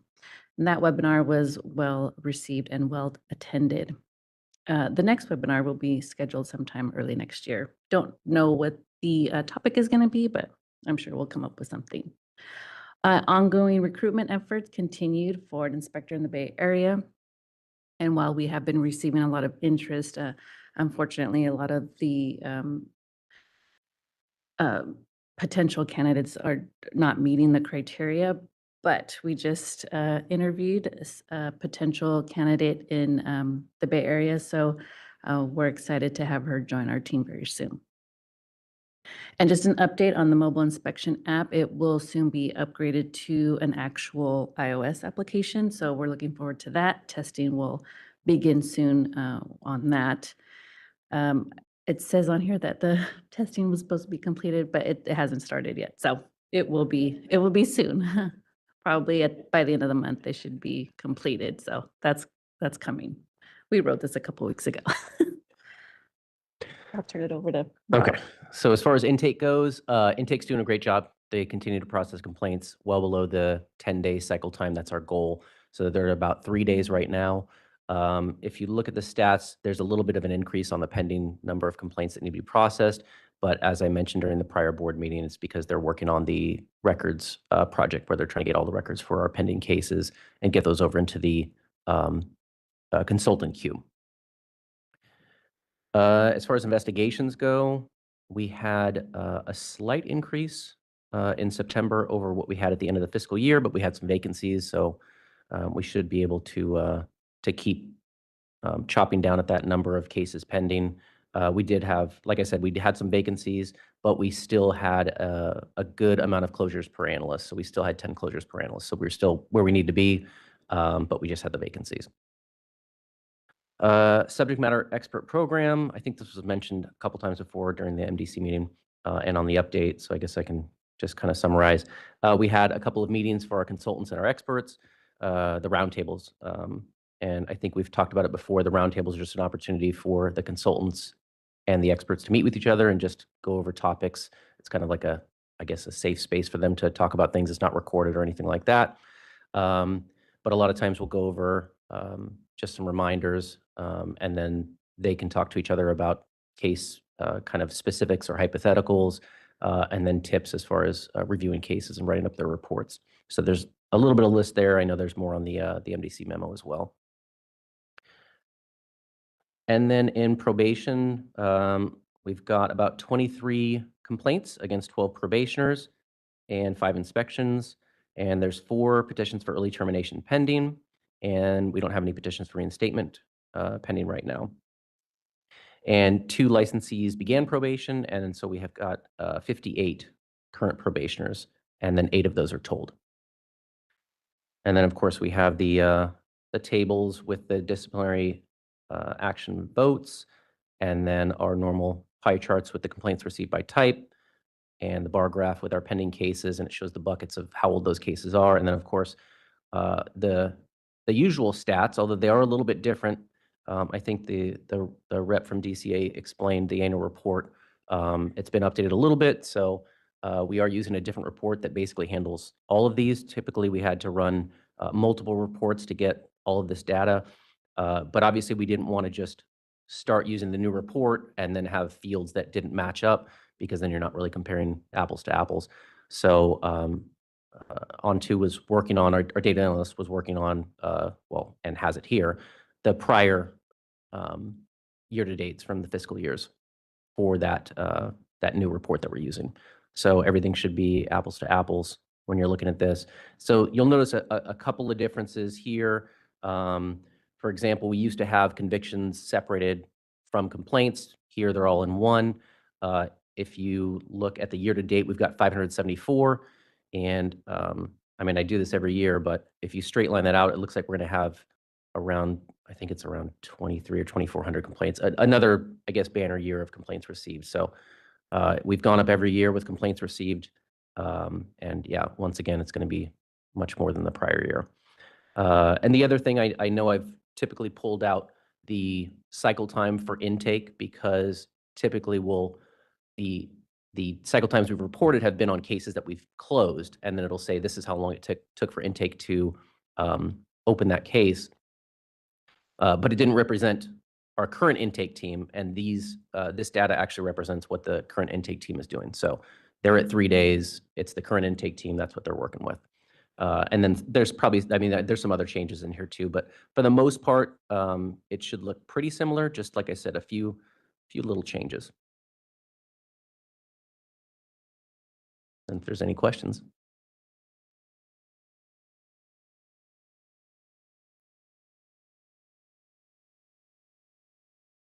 I actually have a question. With regards to the subject matter expert program, you wrote here like avoiding the use of AI. What specifically do you think they use AI for? I can't remember. There was the question about that, and I can't remember if it was in reference to maybe like a definition or something that might seem like it's black and white, not necessarily writing the report, but a piece of it, maybe, like I said, coming up with a definition or whatever it may be. But the concern, of course, is a big concern if it's writing the report. But even the information that's there, if it's not being verified, and I know there's problems with AI, we just want to stay away from it entirely at this point. Yeah, because I So, just wanted to, like AI right now is a tool, like right. a lot of people utilize it, right? Even if it's just for, I guess, composition, right? Like they write a report, they use the AI. So I'm just thinking, what is the restriction of the use of AI per se? Well, and I think there could also be a concern too. I mean, if you use an AI in a report, I would think that if we were trying to take action against the licensee and that came up, that could be a kind of a problem. Yeah, so I'm just going to clarify, our subject matter experts should not be using AI for anything related Right. to enforcement because everything they review is highly confidential. So nothing will be going into AI to write reports. So to be very clear.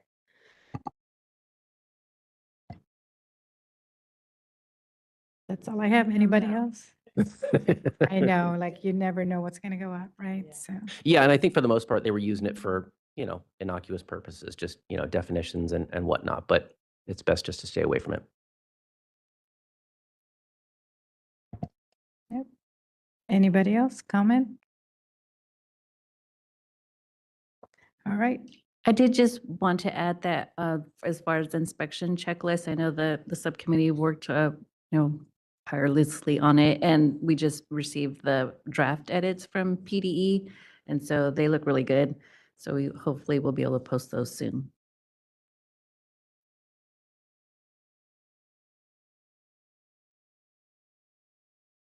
Okay, so we would open this agenda item for public comment. Any public comment in the room? Looks like there's none. So, moderator, could you please open up the line for those participating remotely? WebEx is now taking public comment again. If you'd like to take a comment, please raise a hand by tapping that hand button at the bottom of the screen. Dial-in users dial *3 to raise your hand, and we will call on people in the order we have requests.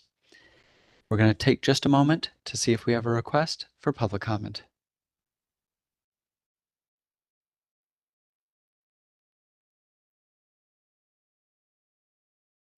Seeing no request, you wish to continue? Yes, please. Thank you. Thank you. You're welcome. We are now moving on to agenda item 23D for outreach.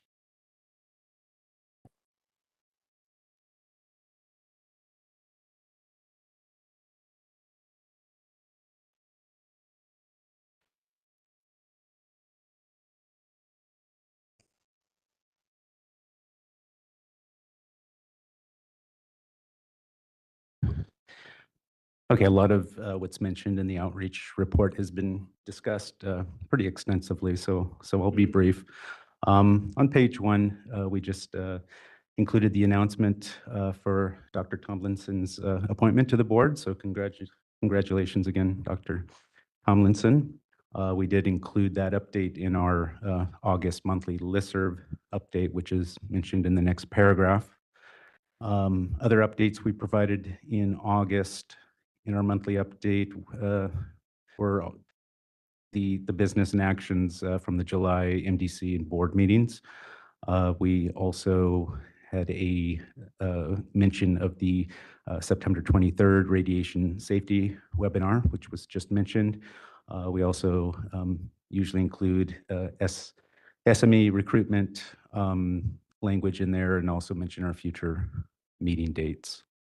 The next item on page 1 is just a mention again of the joint stakeholder meeting that was held on October 1st.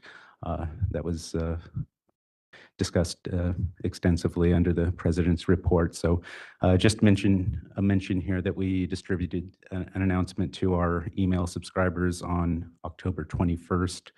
And then a reminder announcement was also distributed at the end of September. On page 2, just a mention of our September monthly update to our email subscribers. Again, there was mention of the radiation safety webinar, another blurb about inspector and SME recruitment and future meeting dates.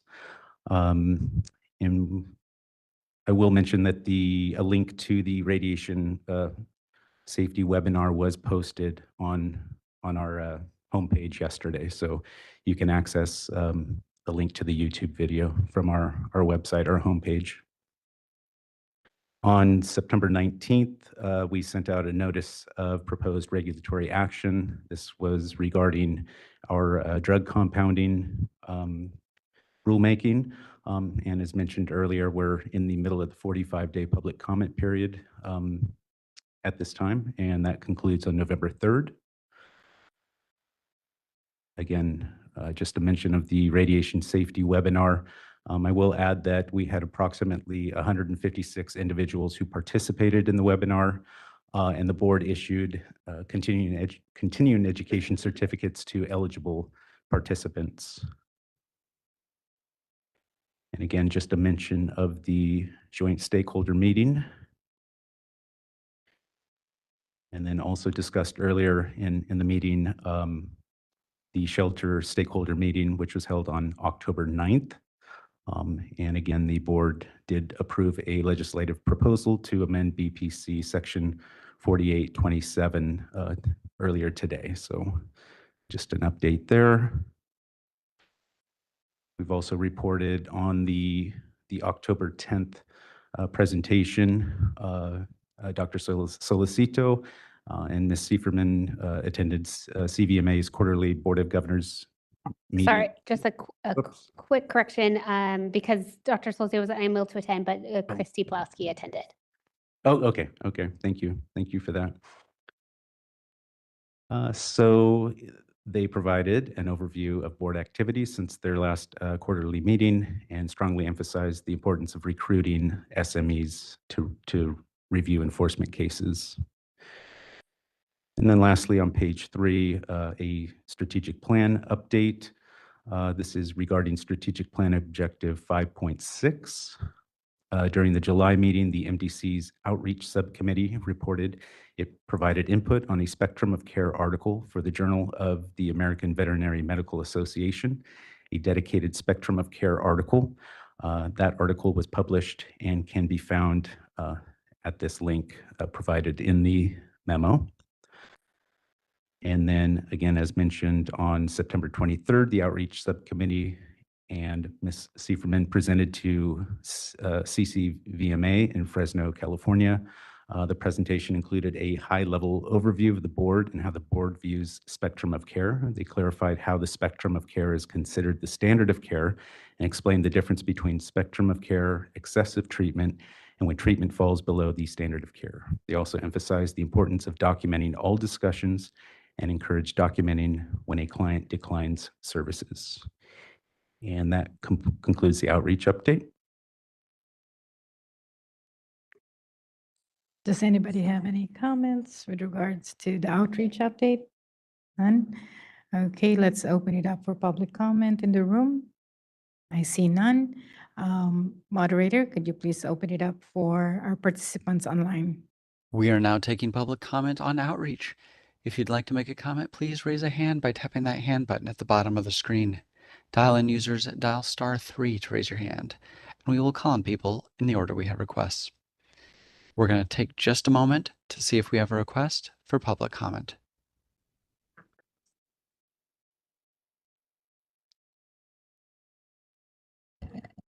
Seeing no request, you wish to continue? Yes, please. Thank you. All right. And then we're going to start discussing agenda item 23E, our strategic plan with our Deputy Executive Officer. Thank you. We'll play musical chairs and musical mics. I'll use this one this time. All right, so not much as far as the update here to provide. We continue to work on the strategic plan, and we try to prioritize tasks based on when the target completion days are so that they can be completed prior to the board identified deadline as much as possible. As of October 1st, 2025, we've completed 59% of the objectives and 79% of the tasks. There's 191 tasks total to be completed and 41 objectives, so we're moving along pretty well. I think the only real issue we've been coming into as far as completing some of the deadlines have been when another agency or department within DCA is not available. Like we mentioned earlier, OPA wasn't going to be available to create the videos until the first quarter of 2026 likely. And so anytime we are getting behind on a deadline, whether it's because of, we just didn't meet the deadline or the other agency or other parties' involvement. We just update the date in red to show that it's passed, or that it's been updated, I guess, in some instances. So if there's any questions on the strategic plan, I'd be happy to answer those, or if there's any questions about the tracker, I'd be happy to answer those. Thank you. Good job. Good job.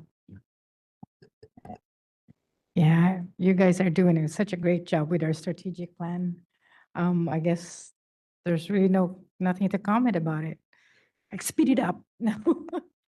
Well, I file comment because I think it's kind of interesting. I was noticing when I updated it where I felt like we were a little stagnant because we're at 59% still, but then I was thinking about we're 59% done, but we're in the first year of, or like make it the second year now of it. So I feel like we're moving along pretty well still. So Yeah. I don't really call that stagnation as much as like just focusing our priorities. Exactly. Yeah, I was just going to say, you might slow it down just a little so that we don't have to have another strategic planning one. No, really, it's great job. Yeah. You keep up the guys good work. really did such a great job right from the start, and that's why kind of slowing it down a little bit is kind of acceptable, I guess. Just to let my team know, we will not be slowing down. So Yeah, I didn't say that. earmuffs when they say that. Guys had a great head start. That's what it was. Thank you. So, Thank you. okay, so let us open up the agenda item for public comment in the room. I see none. Moderator, if you could please open it up for our participants online, agenda item 23E. We are once again open for public comment. If you'd like to make a comment, please raise a hand by tapping that hand button at the bottom of the screen. Dial-in users dial *3 to raise your hand, and we will call on people in the order we have requests. We're going to take just a few seconds to see if we have a request for public comment.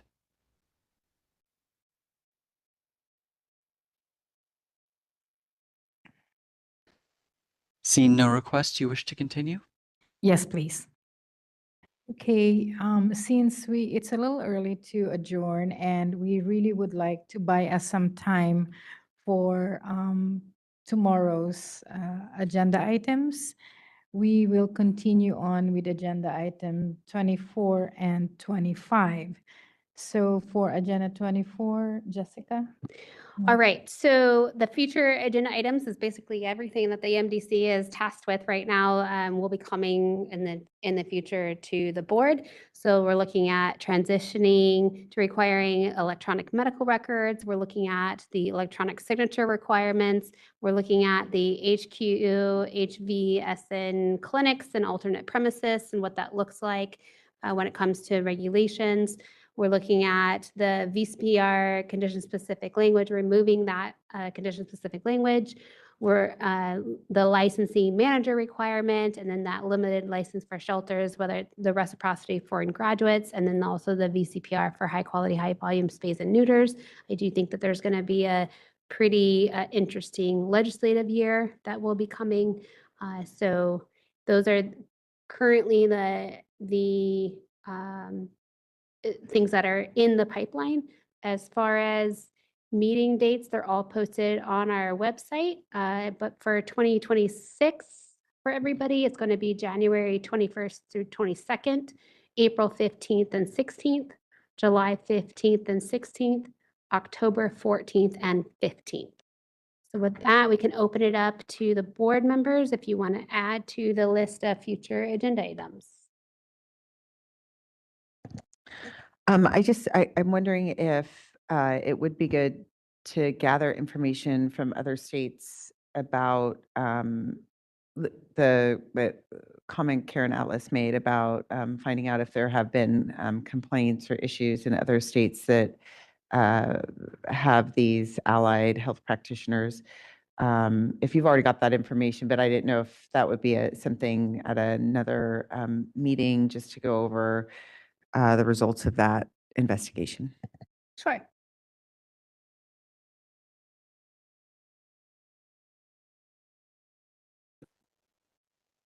Anything else that you would like to add to our future agenda item? I mean, somewhat related to the student loan thing. I mean, one thing that has struck me is there seems to be a shortage of veterinarians in the state, and with only 2 schools that provide education to future vet students.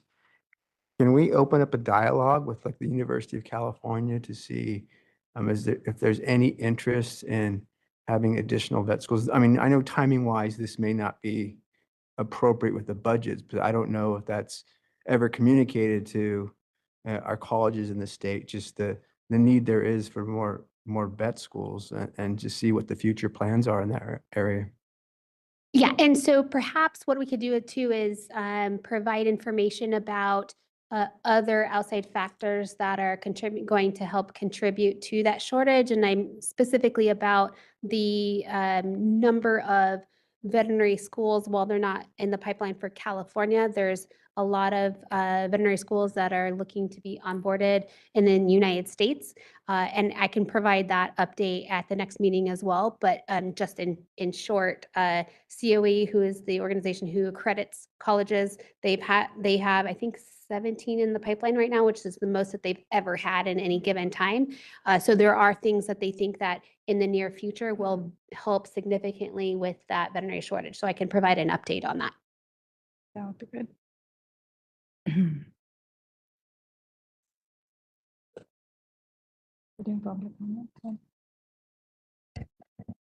Okay, if there are no more comments from the board, we would like to open the future agenda items and meeting dates for public comment in the room. I see none. So moderator, could you please open it up for folks online? If you have a suggestion for the board, please raise your hand by tapping that hand button at the bottom of the screen. Dial-in users dial *3 to raise your hand, and we will call on people in the order we have requests. And our first request is coming from Karen Atlas. Hold on just a moment, please. We're sending you a request to unmute your microphone. Hi there, thank you. This is Karen Atlas. I am the president of the Animal Physical Therapy Coalition, and I'd like to just echo Dr. Christina Bradbury's question on what the results were from the AAVSB meeting. From Ms. Zieferman mentioned in front of Senator Ochoa Boa that she was going to let us all know what the results of the meeting that she led regarding non-veterinary professionals working on animals. I want to see how it compares to Ms. Del Mayo's report when she reported back during the 2016 stakeholders meeting on this. So I'd be very interested in hearing the differences from the last 10 years or 9 years and how they are different from today's results. Thank you so much. Thank you. And that was our only request for public comment. Thank you. And now we move on to the next agenda item 25. Jessica?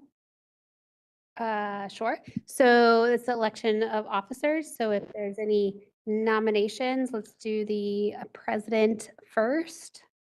I would like to nominate Dr. Solicito for president. Dr. Solicito, do you accept the nomination? Yes. Are there any other nominations? Nope. All right. Public comment. Okay. Oh, I'm sorry. Is there a second? I'll second.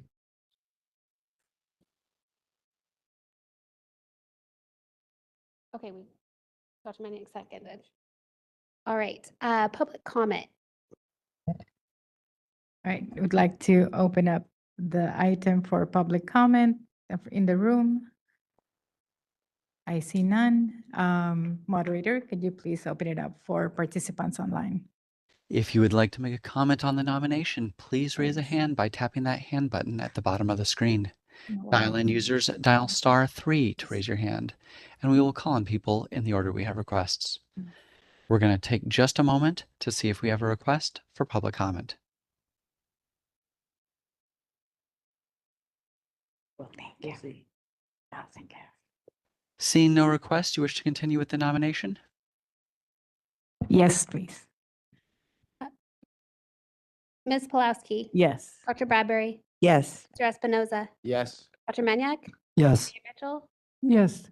Solicido, Yes. motion carries. Congratulations. Did you miss Dr. Tomlinson? Oh, I'm so sorry, Dr. Thomason. I didn't know if I should vote. No, yes, you should. I'm sorry. My bad. Yes. Thank you. Motion carries. All right, so we have a position for vice president. Any nominations? I nominate Christy Pawlowski. I second. All right, Christy, do you accept the nomination? Yes, I do. All right, so we have a nomination, we have a second. Any other nominations? Nope. All right, let's do public comment. No public comments in the room. Moderator, could you please open it up for our line? We are open for public comment on the next nomination. If you'd like to make a comment, please raise a hand by tapping that hand button at the bottom of the screen. Dial-in users, dial *3 to raise your hand, and we will call on people in the order we have requests. Great. We're going to take just a moment to see if we have a request for public comment.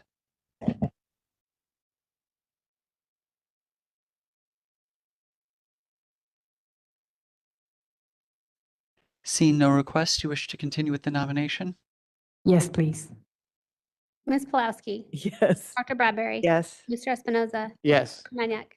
Yes. Mayor Mitchell. Yes. Dr. Tomlinson. Yes. Dr. Solicido. Yes. Motion carries. Congratulations. Thank you. And I guess that concludes our session for today. We will convene tomorrow at 9 o'clock. Hey, nice job on like getting Thank through you. a lot. Yeah. We got through a lot. I